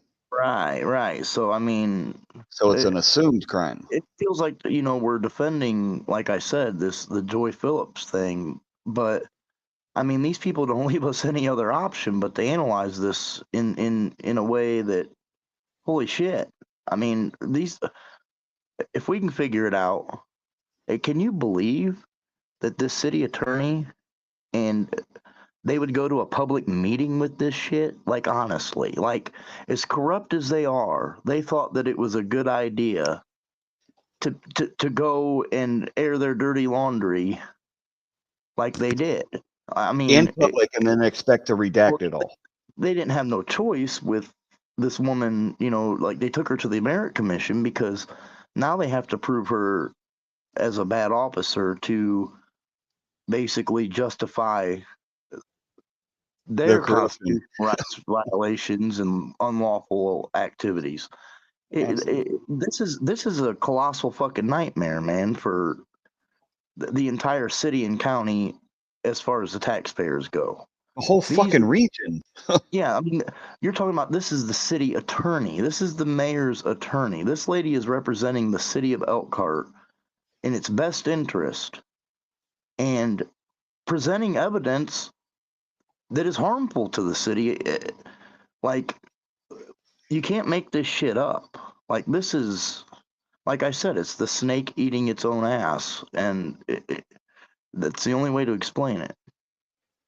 So those of you that did just come in or haven't been here very long, yes, please do share this out here. A lot of this is on Famously's. Some of it's going to be here. I give you permission to share mine out there. Famously has done the same thing. However you got to do it, whether you mirror it, whether you just straight share it, do whatever you can to get this information out there. That's what we're doing here. That's why we're doing this. Yeah, Just get the you information guys leave the clip feature up. I know sometimes you can shut that off, but leave that clip feature up and let people clip these videos and make shorts. That shorts build your channel. I know it's hard to get subscribers, but short videos get you a lot of subs. It brings a lot of, people watch, their attention span is gone. We're the ADHD era of the world now, where people can't watch a video for longer than 3 seconds without swiping it up and hitting the next one. So share some clips, get it out there. Yep, that gets a lot of views onto the situation. This ain't this is public information, and it's just that the media and your public servants and your public relation officers, your public information officers, and everybody failed to get this to you. So the only way to get it to you is what we're dealing with in this country as a whole. We have to share this information. The media is dead in our country, you guys. That's why people like us are doing what we're doing now. Plain and simple. Well, see, this meeting took place over a year ago, guys, and the mainstream, lamestream, whatever you want to call them, the media, the big media outlets aren't really covering it. It's up to us to get this information out to everybody. They've avoided it like the plague, and then the South Bend Tribune just published a big article about they're going under, man. They need air. They don't have no viewers or nothing. Well, this is the reason you don't, because you don't cover shit that interests the public, who, they can't brainwash you with this shit. You see what I'm saying? Because look how bad it is. What other way are we going to explain what's right before our very eyes? How can we brainwash ourselves with this bullshit? You can't. This is total exposure to the core. And we've said it before, if this is happening in South Bend, if this is happening in Elkhart, if this is happening in Goshen, it's happening in your neighborhood. So it's got to start somewhere. We have to be the media that we want to see. Leo Watcher this is how we do it. Leo Watcher was with us in Mishawaka. You were in Mishawaka. Remember that officer? They didn't want to identify him. Why? Why? Because when you look him up and you look up appeals and cases, he's a drug cop. Okay, you're talking about drug task force members that go to other cities. That's what happens. They do controlled buys. They patronize prostitutes. They're involved with nefarious shit, and they don't want outed. They're undercover in these communities. Whereas when you're on camera in this community and people are like, damn, that's that dude that just sold me a whole bunch of dope. Well, that's why they don't want to be on camera, because they go do extra details in these other communities. How many times you been driving through your state and seen a cop car from way far away? Like, what the hell are they doing? Well, they're doing drug tasks. They're doing cop shit. Drug task force shit and everything else. But, I'm against a lot of that, because I think that it helps addicts and the addiction keep going. I don't believe in them putting drugs and encouraging it with money and all that shit. They don't need to create it like the The FBI problem's does. already here. They don't need to enhance it. You don't need false flags. Problem's already here. Go clean it the fuck up. You Yep. know, we don't need cops doing it too, but they do. It's, People yep. don't realize that shit. And in this, in the area we're talking about, South Bend, Mishawaka, Goshen, fucking Elkhart, they do this stuff in their bars that they own. They're all connected. That's where. They, What about this Tri-State Security? Is that the security company that all these off-duty cops are working for inside these bars and places like that, where the city requires them, if they're open late, that they have to have an officer working overtime in their bars? Why? Because so that they can run drug operations out of these places. the same Can, bars where college girls are fucking waking up in houses they don't fucking know. right, with their crotch blown out and not knowing what happened. Yes, that shit's really happening in our communities. Guys, there is proof of all this, and we will get to a lot of this proof. This is just the tip of the iceberg, guys, and we're just getting into it. So I know you guys want to see facts, you want to see proof. A lot of the proof is in some of the shit that Leo is posting in there. You guys check those links out, check that information out, research it yourself. You'll see it. It's all there. Leo But we Watcher, will. go ahead. Go ahead. No, Leo Watcher, you're doing a good job, man, bro. Right on, man. This is what we want from moderators right here. Yeah, When we're talking about things like this, do the research. Every moderator has their own job, and I'm not saying everybody needs to do this, but everybody has their own job, their own place in the chat, and doing things like this. That's what gets people interested in and looking into things, and this is what brings it to light right here. This is the research that is live before your eyes. We're having a discussion. You got Leo Watcher in here dropping information. I can assure you that he's probably already got this information archived, saved, or is saving it as he's doing it. This is how you gather that information instead of, you can make a Discord account, you can make text channels, and then you can add this information to it. Just organize it alphabetical. It doesn't, just put it somewhere. That way you can reference it. Go back. You don't have later. to have access to everybody to have that either. Keep it for yourself. That's right. That's what I do. It's research and information, and just archive that shit. And you don't understand how video recording, man. There's so many videos and clips and terabytes of hard drives and external hard drives and shit that get so full. Make use of an online platform to where you can store unlimited cloud storage, cloud data storage, and don't let them know all of our secrets, but we'll dissect this. Let's keep going a little bit. But no, I was just saying, information, factual information will be put out. This is just one part of the series that we're going to do here. We have at least 24 hours of video that we haven't even shown. Right. So information will come out slowly, and you can verify it yourselves, and we'll just put it out there and let you guys do what you want with it. But it will be there. So let's go back to the video. All who I told, I'm sure I told somebody. It's documented in my narrative. I'm sure that's information I would have relayed, but I do not recall if I did relay that to anybody. There were no surveillance cameras of the interior of the building, were there? Interior? Yes. I don't believe there were. Or the exterior. I don't think we found any surveillance cameras on property. And you didn't have any witnesses who observed the gentleman inside the building? That's correct, sir. We did not have witnesses. And you didn't locate any of the missing property at the scene of the accident, did you? I do not recall if we did at the scene. I don't believe so, but that would be in my report, sir. Did you document any of the damaged front door in photographs? I believe I took, I was an evidence technician at the time, which means I would process crime scenes including burglaries. I believe I documented in my narrative, I took photos, so I'm sure there are photos of that building. Okay. You didn't collect any fingerprints, though, did you? Fingerprints are very hard to collect. A lot of times we will brush for them, take good photographs of them. We send the photographs to the state. As far as lifting those, that is much more difficult, much more refined skill, and that's not done as often anymore. So no, I don't believe I collected any fingerprints, sir.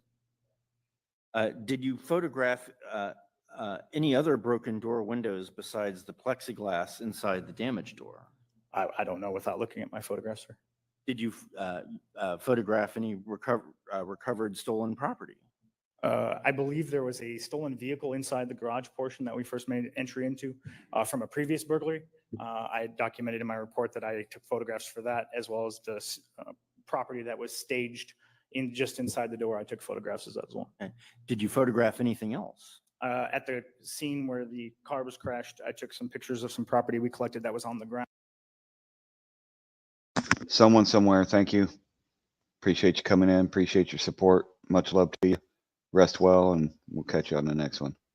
Stay safe out there. That we had suspected was ejected from the car. If your body cam footage shows that you shut off your camera prior to your interview with the owner's daughter, and that it did not capture her account of what was stolen, would that be accurate? I have no idea. Whatever's on my body cam is what's on my body cam. I don't remember turning it off. Now, department policy requires that you record all your interactions with members of the community, doesn't it? It requires that you record when you are on a call for service and interacting with the public. And you were on call for service when you interviewed the owner's daughter? When I was on scene, I was on a call for service. Yes, sir. Why didn't you record that interview? I don't know what you're talking about, so I can't say whether I did or did not. Do you know if that interview has been produced to me and to Joy Phillips? I have no idea. Did you receive any reprimand for violating policy 442 or 422 by not recording your interview with the owner's daughter? I'm going to object at this point. This is totally irrelevant to the. Oh, he knows. He knows. He got pretty fucking standoffish when that question was asked. Oh, yeah. He fucked up. He just perjured himself again. And withheld, I mean, the violation of 422, failure to turn his body cam on and with any interactions with the public. That's also, I believe, a misdemeanor in Indiana now. Yeah, this is, it's, it never ends. It's one thing after another, and it's snowballing on them, out of control, and they. Yeah, and guess what? This was a business, Dreamy Lynn. We're seeing all this just in the Merit Commission. We don't even know the shit all these officers are recording on each other, dude. Like, right? Like, I want those voice recordings. I want those hidden cameras, those spy glasses. I want that shit because these people they're eating each other alive here, and it's fucking glorious to watch their shit fucking come crumbling down on them. It really is. Yeah. Because now they know how we feel. Yep. Once you read all those appeals and those lawsuits, you really realize how glorious this shit is. Oh yeah. And what really, it's kind of sad at the same time because it's destroying communities left and right. And that's exactly part of their plan, if you really want to know.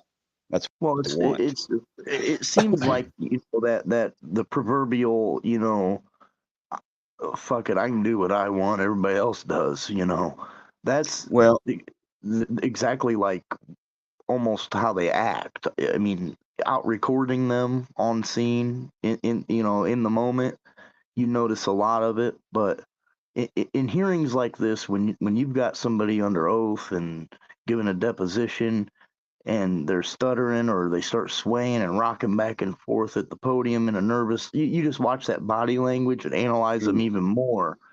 And then you see them back out in the streets on the beat carrying out their duties. You just have that thought in the back of your mind, like, I'll make you shiver on the stand, boy. Like, you just stay away from this camera with all your energy. Just don't come up to this one. Yeah, I'm And the wrong one. Right, you know, you see it. It's like I said, they want to be rodeo clowns now. You know, like, oh, I'll take my chest camera up and fuck with this cameraman and chill his constitutional rights and interrupt his ability to document what's going on with me carrying out my duties. While his back's turned to the scene, not documenting it where he was dispatched to, your camera's catching more than this dumbass is. I mean, By it's policy, he's supposed to be doing the other way, not towards you. But they right. just want to chill our rights and distract us from what's really going on so we don't catch shit like this right here. That's part of that FOP good old boy shit and unions and all that. That's who, you know, lobbied for the law with the 25-foot rule and shit because they don't want shit like this coming out. Are you on scene recording this shit like this dipshit talking to some chick, you know, off the cuff, not even going through dispatch or anything? Did he radio? I didn't hear the attorney ask. Did you radio to dispatch when she contacted you about this crime? Yeah, I don't know. Dreamy, if it was a business, which it was a commercial property, I will say it that way. The commercial property, Yeah. it was a storage garage. There was a defunct bar in the front.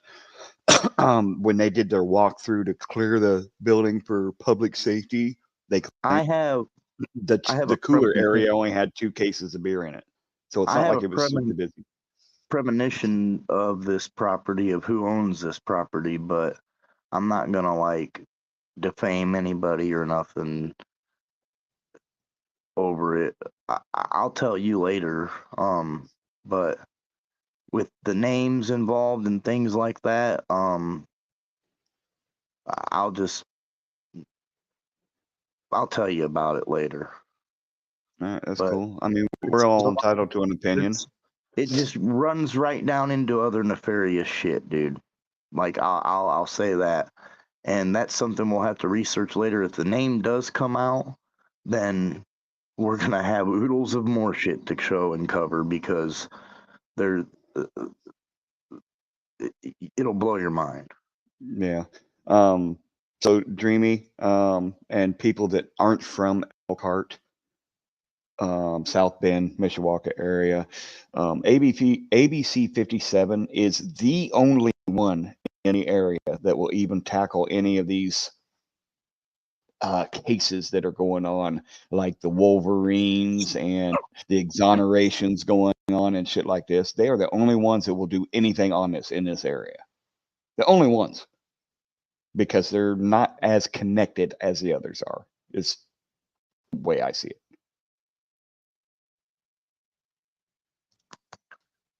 Well, they're all Yeah. intertwined. These are the same guys that went out and invest. Not all these cops, but think about that detectives bureau and that chief. You know, the departments he worked in. These are the same ones that may have been on scene when some of these wrongful convictions happened. May have missed evidence or mishandled evidence, or I mean, there's a bunch of cases coming back. They're talking about Elkhart's the exoneration capital of the United States. Yeah, we both put out a video about that. If one of the other moderators wants to grab either mine or Famously's video that we did on exoneration going on in that area, if one of you guys could put that in the chat, that would be great. And then you guys can go back and kind of reference what we've been talking about here to that, and it all ties into that. That's why we're doing this too, because they all tie in together.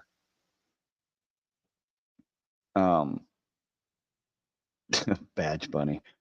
All right, let's go back in here and watch some more of this, guys. Charging letter and whether or not Joy lied. Overruled. You may answer. No, sir. Now, it's true, isn't it, that you had not been to the property for 2 or 3 weeks prior to the incident that we saw today? You'd have to check with dispatch on that. I know we were making regular area checks, and I took a burglary report, I want to say within a week.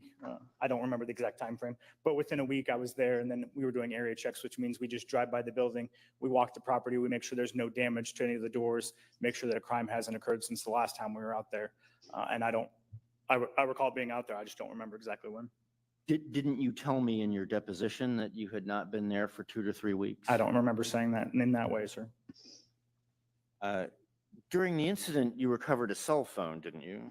I believe I documented that, yes, sir. Where was the cell phone located? I believe it was in the backyard of where the car crashed. It hit a house, and I believe it was in the backyard, if I'm not mistaken. Okay. If I were to tell you that in your report, So this car was doing 100 miles an hour and crashed into someone else's house because this other non-cop vehicle was chasing this fucking vehicle. You guys Correct. see where this is going, right? There was no crime reported. There was no crime witnessed. All there was a suspicious vehicle and suspicious people. That's it. I mean, this could be potentially, I mean, this car could, there's no crime charge for the burglary. So the owner of that car could say, well, I was in fear for my life. They were chasing me. I mean, this could come back to these people that wrecked in this car that were severely injured, you know, suing for damages, and the business would take the fall for that. You understand what I'm getting at? Like, so who's at fault, you know, for, and then the police having an off the cuff conversation with this woman, like, did he say, well, follow that car? Or, you know, like, there's a reason why his chest camera wasn't on when he talked to that woman. There's shit on there they didn't want to, I mean, he withheld it, or else it Absolutely. mysteriously deleted itself, or, you know, I Phantom see deletion. damaged files, they say, and all that shit. Corrupted files. The files are just as corrupted as they are. No, Dreamy, that's fine. It's cool to answer questions or ask questions. That's what we're here for. That's why we pause it. That's why we pause the video and have a discussion and let you guys ask questions. That's what this is for. We want to stimulate you guys to think and to want to look further into maybe your own community. It's not just about fucking Elkhart. It's not just about South Bend.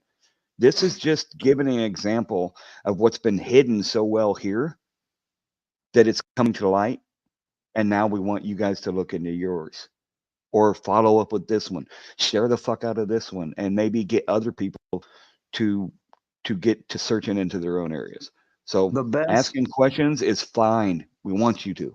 Seriously. There's a simple way to research where you're at with lawsuits, appeals, and cases against.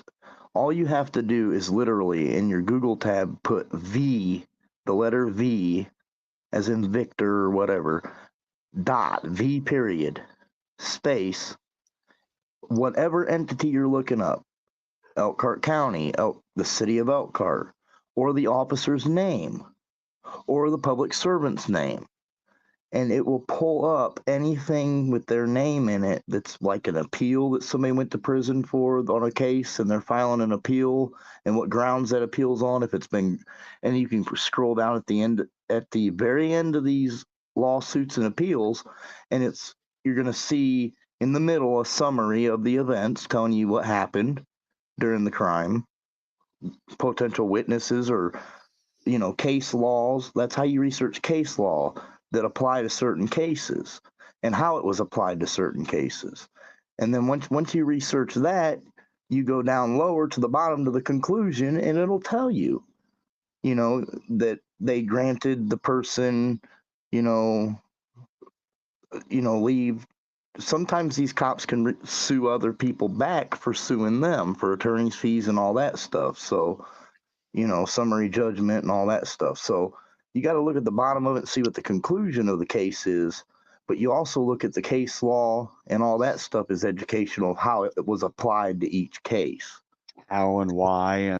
And yes, you'll see like cops say, well, the 10th Circuit doesn't apply here. Bullshit. Because in Irizarry versus Yahia in the 10th Circuit, they quoted the 7th Circuit, all kinds of circuit courts about the First Amendment. So, you know, it's just don't let nobody fool you. Read the case law. That's what matters. It goes to these circuit courts and has rulings, so it doesn't have to go to the Supreme Court. When it goes to the Supreme Court's going to say a lower court ruled this, and this is what the standing is. unless it's a big case that needs the Supreme Court to intervene. So, like the Bruin case or something like that. But yeah, I mean, there's a lot to understand in it, but it's as simple as V dot, whoever you're looking up that may have been potentially in a suit or an appeal. V dot, it's that simple. The city of, the county of, or the Elkhart County Jail, or whatever county jail it is, sheriff's department, police department, you know, you can search any entity. Yes, free Eric Brandt. Happy, happy. The cops day. Hey, wifey, good to see you. Yeah, it's not about what it is. It's all about wars of attrition. They've got unlimited money and they drag it out so that everyday Joe Schmo like us can't afford to keep fighting. That's what they want. They financially bankrupt you. The first thing a judge asks you when you're arraigned in court for a criminal charge: do you have any personal property? Do you own a car? Nope. Do you have anything that you can sell or pawn?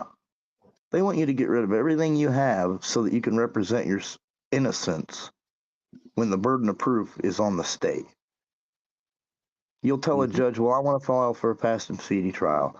He'll say, well, that's up to your attorney. Bullshit. No, it's not. It's up to the Sixth Amendment of the Constitution of the United States. So that's fine. My attorney works for me. He'll do what I say. That's right. So, I mean, there's certain things that you just need to, you know, there's rules of the court. That's a whole nother plethora of fucking bullshit and heartache. But at the same time, like with me, I'm so like educated. You see how I write certain shit, man. It's like, you know, I can't, these courts say, well, you can't write it in a professional manner like an attorney. Well, I don't know any other fucking way. I mean, how can I be forced to dumb myself down for you retards, So you know? I got to change the way I was taught just to fucking please you? No, that's not how that works. Right. But yeah, let's go back to a little bit more of this video here and see what we can come across. You state that the cell phone was located in the backyard of 1203 Fulton Street. Would that be accurate? If that's what's in my report, yes, sir. Was the car accident reported to be located at 1199 Fulton Street? I don't remember exactly the location. I just remember it was within a few blocks of the original scene. Do you need to see the report, sir? Would that tell you where it is? Yes. Sure, sir.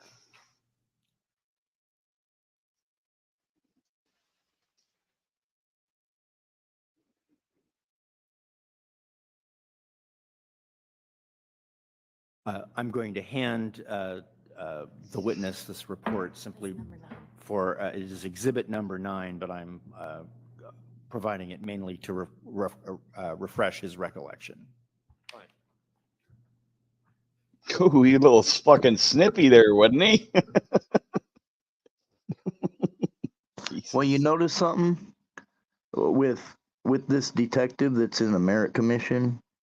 She's more prepared than the prosecutor from the city attorney. That's basically the plaintiff is the city attorney. So well, you can see all the little labels and all the paperwork and everything. Like she's prepared.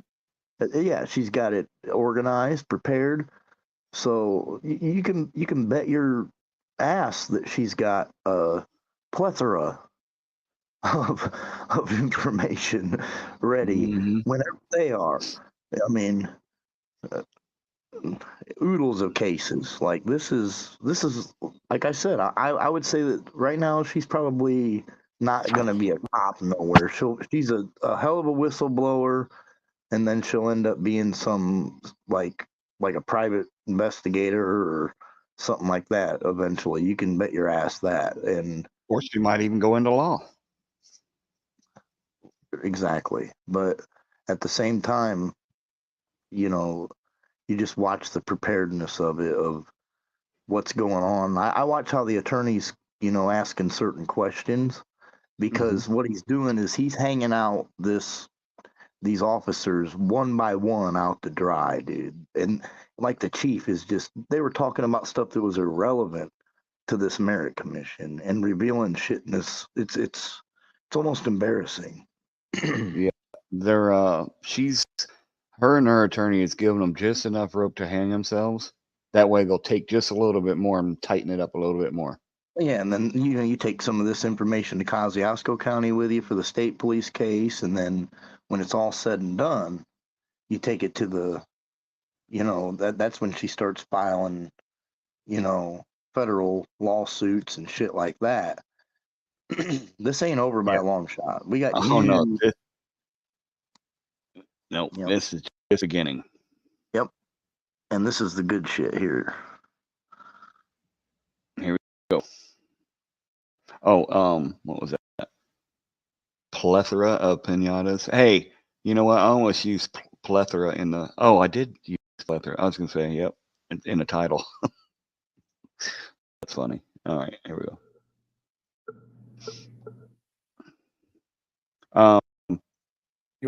Dreamy Lynn, that's going to be the county or the city paying for her attorney. Yep. She's still unpaid administrative leave or unpaid. She's on administrative leave. Well, I'm sure that the FOP representatives and the union that she was part of would had to have probably paid for some of it. I think that's in one of their, contract. Yeah, it's probably part of their contract or something. I think they talk about some of that too. There's, like I said, there's hours of video. Yeah, this video right here, we are. You want this back, sir? We are an hour and 57 minutes into 8.5 hours. We're not doing all that tonight, but I'm just saying this is just one of 24 hours worth of video just on this alone. And there's more to come. Let's keep watching. Sir?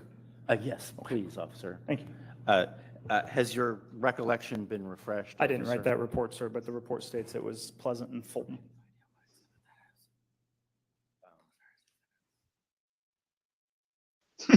She is on it. So that would be approximately 1199 Fulton Street. If that's what that says, I'm sure. Dreamy Lynn, the other video was Famously's video that he did on it. He did a shorter video on it, much shorter. But we're diving into it a little bit more. He'll probably still be putting videos up on his channel, but we're gonna keep going through it on here, and hopefully we can get more eyes on it, direct more eyes to his page, the other pages, the other videos, and hopefully get this spread out a little bit more. Well, just a message to local vindictive retaliators. I am not the only social media person that has these videos. So, multiple locations. You can contact Peter Buttigieg, and he can call his little buddy Zuckerberg and try to take channels down like they do on Facebook and shit, because that really happened. And it's not going to work. Other people have these files, and you already know, Midwest. They're going up, so stay tuned. But it was Pleasant and Fulton. Are you happy, Matt? There you Can go. council provide me with a copy of whatever it is This he's is my talking about? here. Matt, I didn't realize that, but this is my first time watching this. I'm brand new to this myself. So, yeah, I'm watching it the first time with you guys. It's the crash report from that incident, or the RMS report. Yeah, she's a whistleblower, Dreamy Lynn.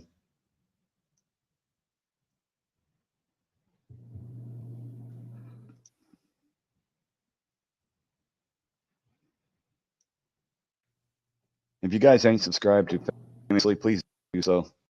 He's a great dude, does great work out there, and he actually puts effort into it and research into it. Was the incident was in the front yard, wasn't it? I mean, the car came to a stop at the front yard of that house. To the best of my recollection, yes, I believe it was in the front yard. In fact, it flipped over. I believe so, yes, sir. How many cases did you connect to this incident? I never did get the final number, but there were more than one. Okay. I'm sorry, when you say the incident, do you mean that business, 1125 West Beardsley, or the car crash? The crash. I don't know. Oh, excuse me. I'm sorry, sir, the business. I know there was more than one burglary. I had investigated, I believe, two myself. I know that there were other officers out there. I don't know exactly how many. Is it true that there were only one or two other cases and that one of those was in reference to recovering a stolen car from inside 1125 West Beardsley? I believe, like I just stated, there were several others, yes.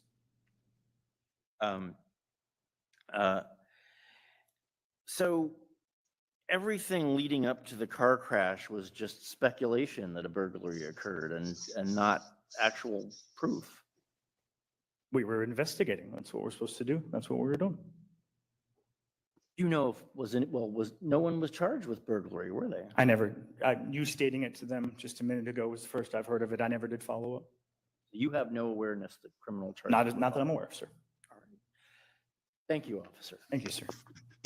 I'll be right back, guys. Before you start, Ms. Rivera, how long do you think you'll be? I only have a couple, 4 questions here written down. Go ahead. Okay. Do you apply force to open your bedroom door in the morning? Yes, ma'am. Can you tell us how much force would be required to force open a locked metal door? A locked metal door, if it's secured, it would take quite a bit of force. We have to force doors sometimes. We have sledgehammers and crowbars for that. Wooden doors are obviously a lot easier to do than metal doors. Metal doors are quite difficult to move and take quite a bit of force to open. Ultimately, did you determine the door was unlocked? Yes, ma'am. And did you tell the owner that you were going to do a check of the building prior to doing it? Yes, ma'am. And did she respond to you, okay, all right? Yes, ma'am. Thanks, no further questions. Officer, you advised that the door was open, didn't you? To who and when? All right. Do you know of any accidents that have happened since this incident? Do I know? Yeah, that Carolina asked. This is a year-old, right? So since then, has anyone there had an accident? Quotation marks. Well, I mean, there's accidents every day, but I don't, not pertaining to this case that I know of. Oh, okay. That's what I was. All right. In your report and in your deposition? Yeah, I saw an open door. Yes, sir. That is correct in my report. Later, Leo. Appreciate all the info, The bud. Cadillac was backed up to. That was the open door I was referencing.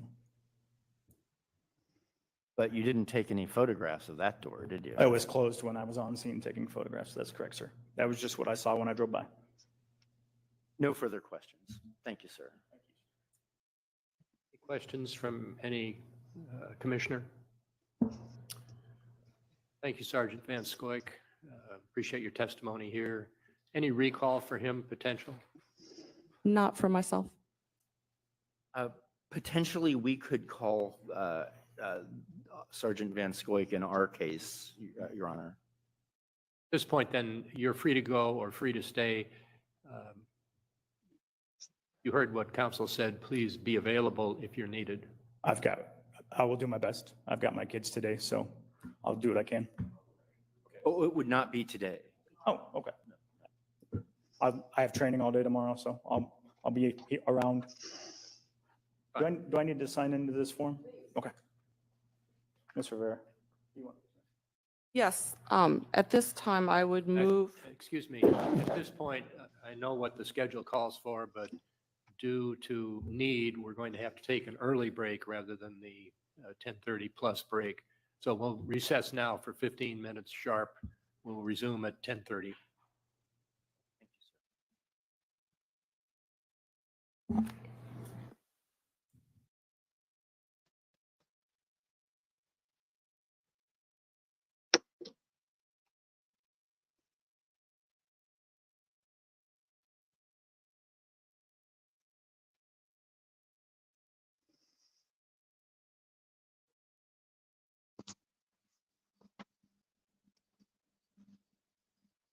Yeah, there's gonna be a break. You can probably fast forward it if you want to, like, or yeah, fast forward it past this recess or whatever.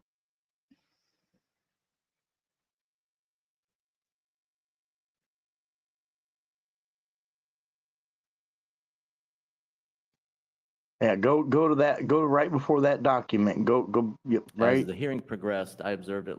back. You Yeah. swear or affirm that the Yep. testimony you give here will be the truth, the whole truth, and nothing but the truth? Yes, I do. This will be about, I believe, Vicky Becker and the prosecutor and a statement she wrote. And remind you, she sat in the hearing or the interrogation room or was part of the Can you interrogation when state your name for the record? James worked with Raffle. corrupt And what cops is your put title? in prison for a Lieutenant. wrongful conviction for How long? 16 years.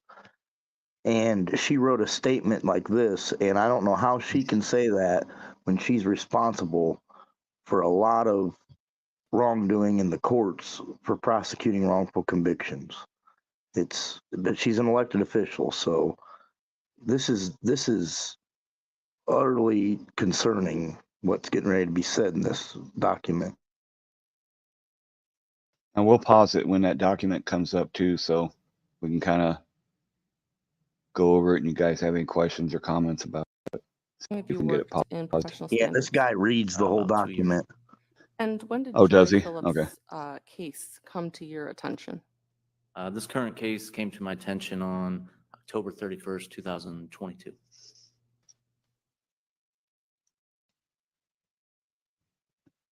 I'm going to show you what's been marked as Chief's Exhibit 1.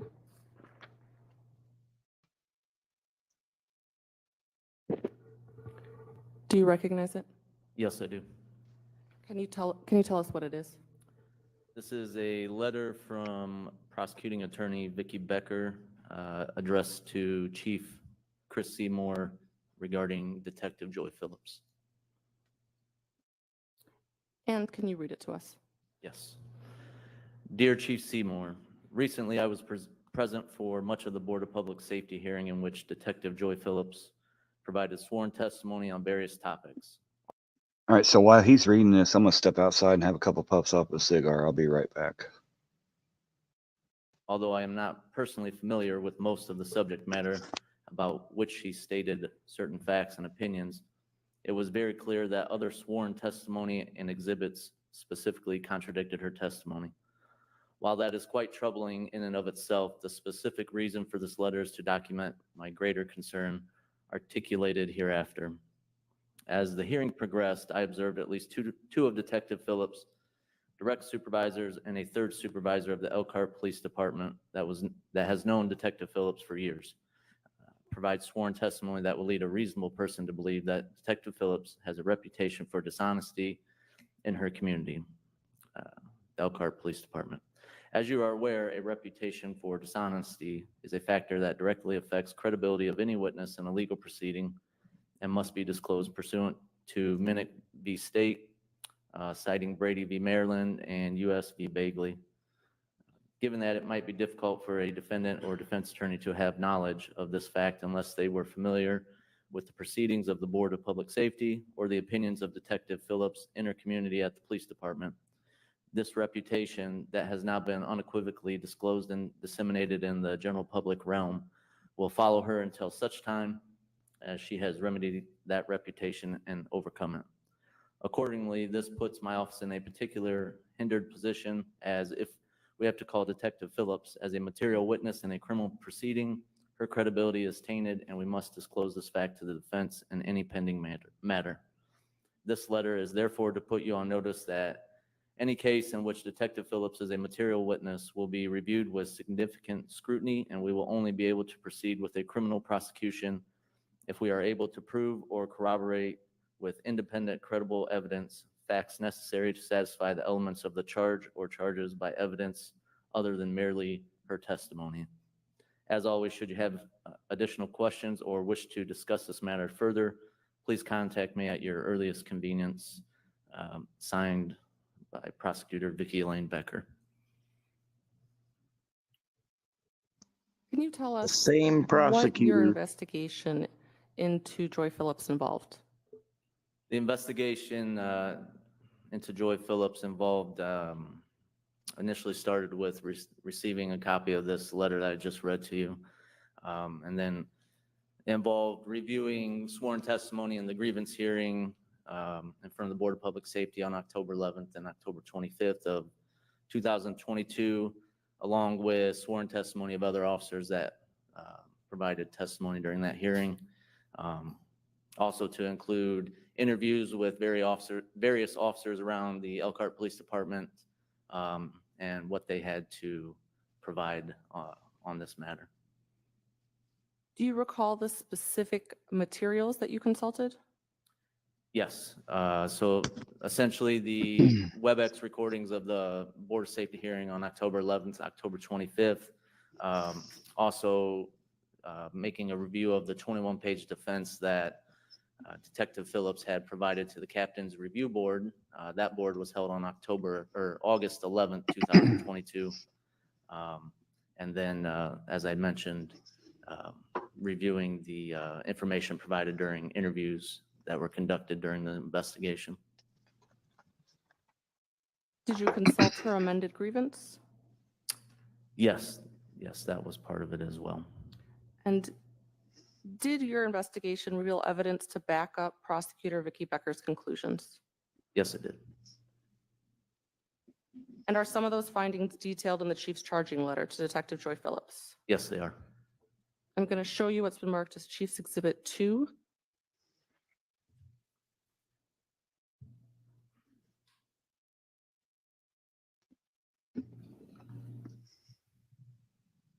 Do you recognize it?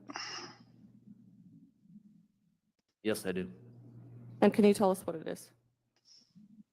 Chief's Exhibit 2 is charging letter addressed to Detective Joy Phillips.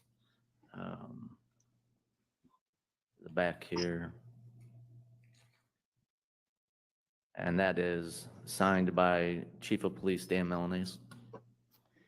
Can you turn to Roman numeral paragraph 1 of the chief's amended charging letter and read it out to us? And if we could also pull this up, Exhibit 2.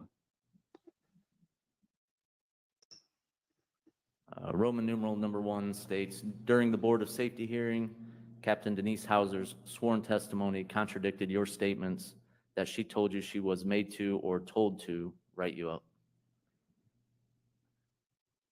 Can you tell us what your investigation revealed regarding Detective Phillips' statements in Roman numeral paragraph 1? So the review, the investigation discovered that during the Board of Safety hearing, Detective Phillips had provided sworn testimony on October 11th, where she stated that Sergeant Denise Hauser had told her she was made to or told to or forced to write her up. And then as I also reviewed the 21-page defense that she had prepared for the Captain's Review Board, I was also able to note a spot in there where she had stated that on Sergeant Hauser's own admission, she was made to file a formal complaint against me. And then further review of October 11th hearing, I was able to find sworn testimony from Sergeant Denise Hauser that contradicted that. Are you familiar with Chief's Exhibits 3 and Chief's Exhibits 4? Yes, I am. And can you tell us what they are? Chief's Exhibit 3 is going to be the WebEx recording of the grievance hearing that was in front of the Board of Safety on October 11th, 2022. And then Chief's Exhibit 4 is going to be the WebEx recording of the grievance hearing in front of the Board of Public Safety on October 25th, 2022. And can you tell us what was the Board of Public Safety reviewing on those 2 dates? So they were reviewing or having a hearing on based on an amended grievance that Detective Joy Phillips had filed with them. And what was this grievance concerning? This grievance was concerning the process and procedure for discipline she had received that stemmed from 2 complaints that were filed against her. And throughout these proceedings, I'm going to be playing clips from these 2 hearings. I'll be referring to them as Chiefs A through J for the clips from October 11th and Chiefs 4A through 4C for the clips from the October 25th hearing. Are you familiar with the clips of these proceedings? Yes, I am. And were you present at these proceedings on October 11th and October 25th? I was. And are the clips true and accurate representation of what occurred during the proceedings? Yes. And are the clips a true and accurate representation of the original exhibits 3 and 4? Yes, they are. At this time, I would move to admit Chiefs Exhibits 3, including 3A through 3J, and Chief's Exhibit 4, including clips 4A through 4C into evidence. Exhibits are admitted without objection. I'm going to play a video for you that has been marked as Chief's Exhibit 3A.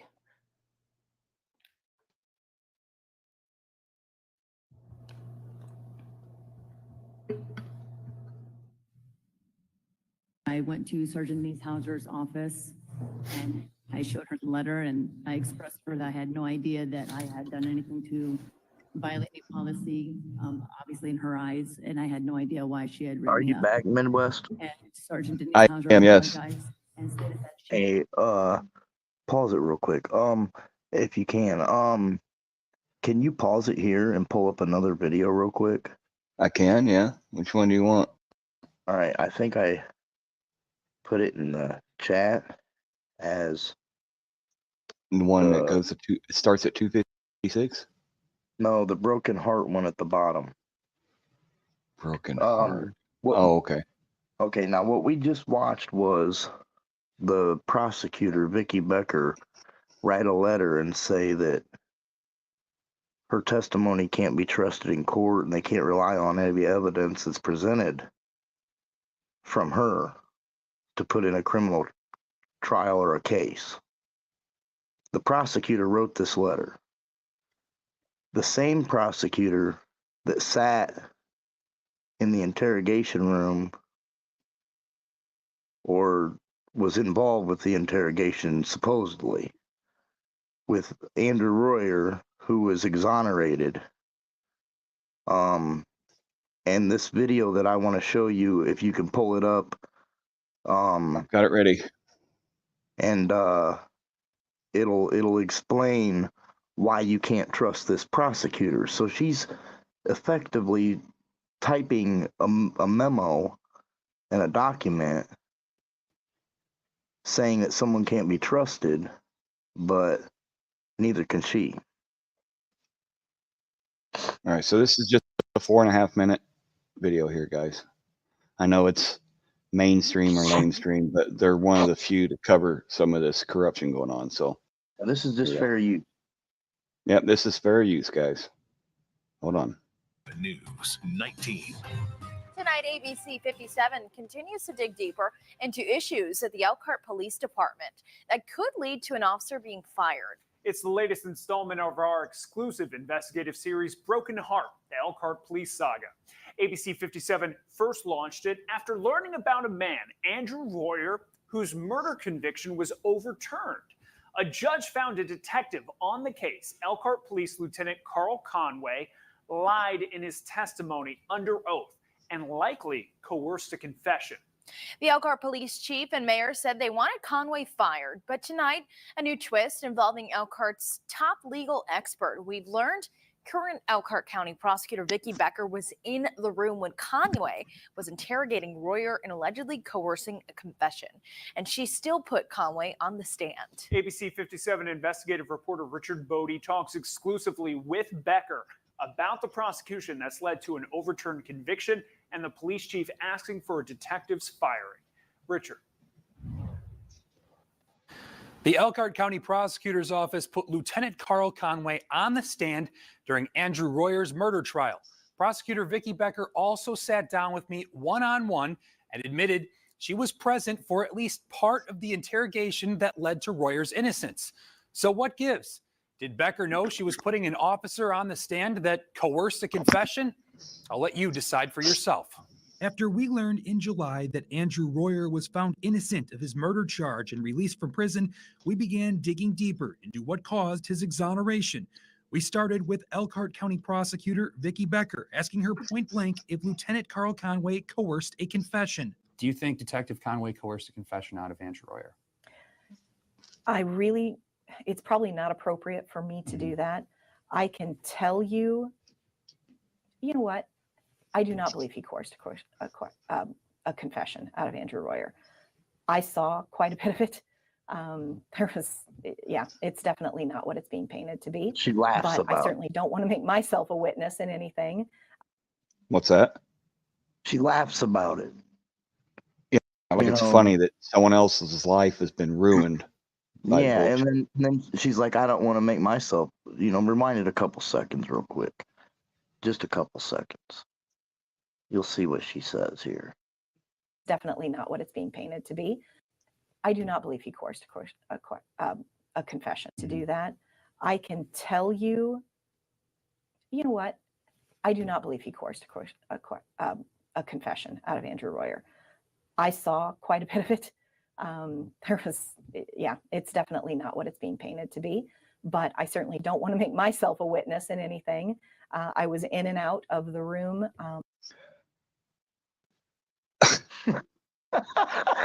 Bro, you can't make this shit up, bro. So the prosecutor was in the room when the guy was being questioned. Yeah, and then she just wrote a statement that Joy Phillips can't be trusted. Any evidence she collects can't be used in a criminal investigation, or everything's going to have to be scrutinized that she does or did. Like, are you kidding me? Like, these people think that we didn't forget. Yeah, watch her body language, and just see how she acts. I hope everybody else is picking up on this. Like, this is serious shit, man. A witness in anything. I was in and out, definitely not what it's being painted to be, but I certainly don't want to make myself a witness in anything. I was in and out of the room. I listened to the audio recording multiple times, and no, I do not believe it was a coerced confession. Vicki Becker saying, quote, I saw quite a bit of it, and quote, I was in and out of the room, is her saying that she was present for at least part of the interrogation of Andrew Royer back in 2003. But did she tell the courts she was an eyewitness? No. Well, it's shocking that for 17 years, Vicki Becker prosecuted this case, signed the initiation of charges against Andy Royer back in September of 2003, and withheld from every single court that she was an eyewitness to Andy Royer's interrogation. Fast forward 2 years. In August 2005, Elkhart County prosecutor Vicki Becker put Lieutenant Carl Conway on the stand. Conway lied several times over the course of the trial about feeding Royer information and about his knowledge of Royer's mental capabilities.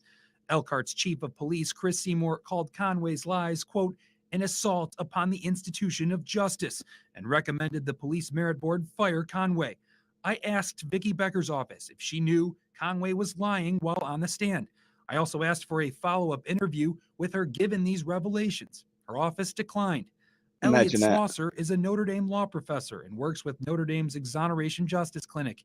He believes what Vicki Becker did was wrong and believes it puts her track record as a prosecutor into serious question. For a prosecutor to sit there and withhold the fact that she witnessed this live, Andy's counsel would have had an opportunity to cross-examine her if she would disclose it. And a prosecutor who withholds evidence, that matters. And if a prosecutor would do that in a murder case, better believe they'd be doing it in lesser cases when people aren't paying attention.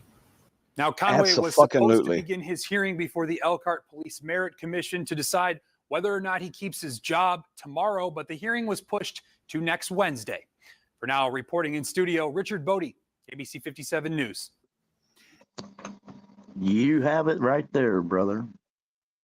That's what Elkhart County, dude. No stone unturned tonight. No, we're gonna put it all out there, guys. They're not gonna keep getting away with this. I mean, it's possible that enough people won't see it, or enough people won't speak out against it, or whatever. But it's not gonna stop us. We're not gonna stop. The information is right at your fingertips. Mm-hmm.